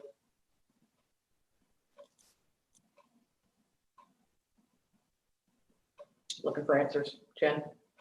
Yeah, I mean, I think it would be great if time is amenable to this. I think it would be great to finish the project in the year that we intended to. I guess if we're reallocating that money to something else, that's a whole other question again, wouldn't it be? Well, it's reserved, so it's just a matter of pulling it in or pulling out or not. But so this 25 would just go back into the general soup. It wouldn't go to the parking lot for reallocation to another project that's ongoing. No, because where is it, Jeannie? Where is it coming from? It's coming from the Oxtongue Lake Reserve, is it not? Yes, it is. Right now, it's the capital is out of Oxtongue and the reserve transfer is out of Oxtongue. So if we don't do the project this year, the 25 would come out of the expenditure and the 25 would come out of the revenue and net to zero, which it is right now as it is. Yeah. Or it stays in and it just doesn't get done at the end of the year because we end up deciding or getting funding, and then it just doesn't move at that point. So it's either leave it in and it's there in case, and the intention is there to do it, or to remove it and plan on doing it next year. I mean, I'd be happy either way. I mean, to be honest, I would rather wait and do it next year if we don't get funding, just to make a little bit of a cleaner cut on the how the numbers lay on the page. But it's not a hill I'm going to die on. Just looking for some options for leverage. Angie. Well, I was just thinking, but I think it answered my own question while I was thinking about it. Is we will still need to leave a portion in the budget, but my own answer to my question was if we are successful with the funding, it'll be next year anyways. In all likelihood, we'll have to contribute a portion, but if we are successful, it'll be next year anyway. So I answered my own question. Well, right. Another great comment that's true is very often, most cases, most funding opportunities ask you what you're putting into the pot. So we would have to use some of it anyway, depending on what we're asking for. Chris? There is a portion associated with the green space improvements, which we are treating differently than this capital expense, and it's under the building and property repairs. There's $2,500 budgeted there. So I just want to consider there would be that $2,500 associated with the green space improvements. If we make that part of the same project and put that into the grant application, then that's $2,500 we could decide now to leave in or take out. Also, the whole project together wouldn't net zero. The net zero is just the swing set portion. That's right, Jen. I like the idea of including them together in the same project, but if the funding stream allowed this, my inclination would be, let's go ahead and spend money on that green space now to get it started, because this is going to take time to generate. But in our concept note, we'll say, look, it's an improvement on this space, and our contribution towards this, we're already putting in this chunk of money for the green space. Don't know if they would accept it that way or not, but if we could achieve both at the same time, that would be great. Well, it could make it a bigger application that might see or enjoy a broader appeal to a different number of funders if we include them both, because it crosses a number of spectrums as opposed to just being a swing set at a community. It's part of a greater plan for a place, for a people. Lisa? As far as having it in this section in the budget, it's a little bit of a wash because one comes in and one comes out. My question is there an advantage from a granting body by having it in or not having it in? I think because it's reserves, it doesn't matter. It's in. Okay. All right, so Jeannie, make this make sense for us from a treasury point of view, because we're talking way too long about a swing set, and it's 2:30, and I think we're all getting tired. I know I am. So because this has a net effect of zero on the budget, I would leave it in as your intention to proceed with the project. And then if we do go for funding and we are successful, at the end of the day, the transfer from reserve won't happen. The expense may occur in 2021. And if at the end of the day, it becomes a matter of, okay, you've been accepted, but you can't do it until next year, then the net expense comes out on either side. Yeah. So I think it's not a loss here. It's not a zero. It's having no effect on the levy at this point because it's an in and out. So leave it there with the intention of that's where we're headed. It just may not happen this year. That's my thought. Mm-hmm. Again, doesn't get lost in translation, then we don't miss putting it in the system next year. It's there. All right, I like that. I see some nodding heads, so that's where we're going to land on that. So Chris, in your busy world, you're going to have a funding application. Go ahead. Yeah, so just to be sure, we will make the green space improvements part of the application, or do the green space improvements and also go for the funding just for the swing set. Can we wait and see what the funding opportunities encompass? Because if you find some funding opportunities whose deadlines we haven't missed yet, that might dictate which way it goes. So as Jeannie said, if it stays in the budget, it doesn't matter. We can move it around internally. It's an internal, I don't want to say shell game. That sounds shady. But let's let the funding opportunities dictate what gets included. That might make more sense. Jen? Yes, but in an ideal world, if we can start the green space this year, because these things do take so long to really get going, I would really like to try to do that. If there's a way of including it in the grant, but also a grant application, but saying, you know, we're already underway, that would be the preferred route from up here. Are the green space improvements the severance and merger of the land to create the backyard? What's the green space improvements, Chris? That would be, my plan was to do topsoil and seeding of the kind of sandy dirt area in the back there. And during projects and priorities, council discussed reviewing opportunities for options that would have a lower requirement for grass cutting. So our next step would be to look at those options, but it just, right now the plan is topsoil and seed in that back area. The severance and merger is entirely separate. Okay, thank you. Jen, you got your hand up, and so does Jeannie. Yeah, we discussed some wildflower planting in a certain area, maybe some thyme coverage rather than grass. There were a few environmental reasons that we thought exploring those options would be great. Getting some more pollinator action back in there, making it prettier as well than grass. So I'm still keen to know whether we can do that. Well, I think we can. It's just a matter of finding out what fits in a funding opportunity and taking advantage of whichever works. Jeannie? We will have to be careful with that because I know, like, for instance, the HVAC, ISIP was very, you could not start this project until a funding decision had been made. So if we were to do the green space updates that, you know, that we are hoping to do this year, we'd have to be very sure that that's not part of the application process, because otherwise that cost would become ours. Right, so we're talking logistics. We're talking application logistics.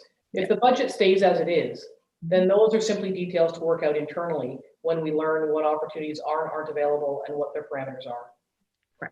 So sounds to me that, so we're going to seek some funding opportunities. We're going to leave this budget as it is, take advantage of the funding opportunities to better leverage our own dollars at a reserve going forward if possible, or otherwise we've already committed to spend them. So we'll just pull them back out because we're there. Yeah. Okay. Anything else for Oxtongue Lake Community Center at the moment? Okay, my question to council is, it is 25 to 3.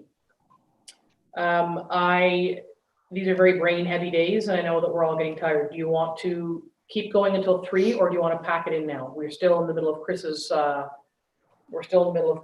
portfolio.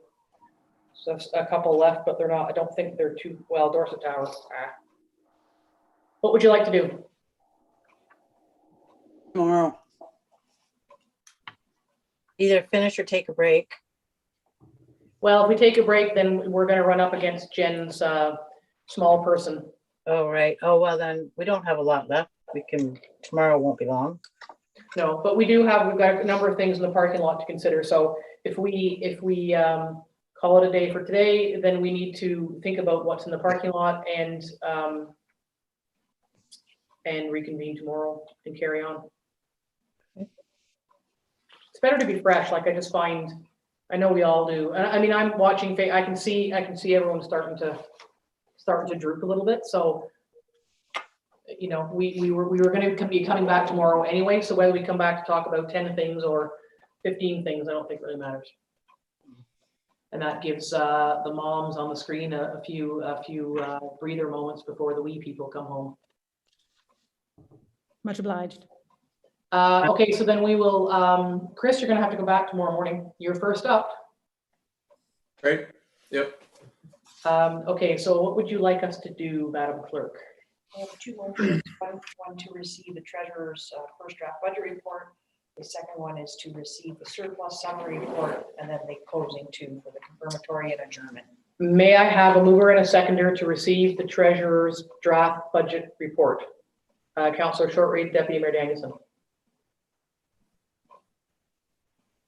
Moved by Councillor Shortreed, second by Deputy Mayor Danielson. Be it resolved, Council receives report TT 0521 regarding the 2021 first draft budget and departmental budget highlights submitted by Jean Hughes, dated February 22nd, 2021 as information.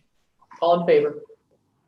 It's carried. Thank you. May I have a mover and a seconder to receive the surplus summary report? Councillor Barry and Councillor Shortreed.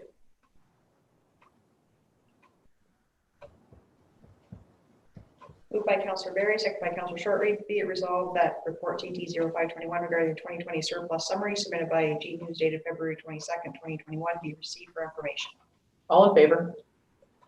It's carried. Thank you. May I have a motion and a mover and a seconder for the confirmatory bylaw? Councillor Dayu, Councillor Shortreed. Moved by Councillor Dayu, second by Councillor Shortreed. Be it resolved that bylaw 2021-17 being a bylaw to confirm the proceedings of council held during its February 22nd, 2021 special meeting be received and read a first time, considered read a second and third time, and finally passed with the corporate seal affixed. All in favor? It's carried. Just before I go to adjournment, I'm going to ask Jeannie if we can just circle back together on what's on the parking lot list and send an email out to council just as a reminder of what it is we have floating around out there for tomorrow. Okay, may I have a mover and a seconder for adjournment? Councillor Shortreed, Councillor Dayu. Moved by Councillor Shortreed, second by Councillor Dayu. Be it resolved that the special meeting of council is hereby adjourned at 2:40 p.m. All in favor? That's carried. Thanks, everybody. Thanks, Chris. And just to staff and everybody, thanks for all your work on this. And we will reconvene tomorrow at 9 o'clock and carry on. And we will be carrying on at tab 48, Stanhope Rink. Thanks, everybody. Thank you.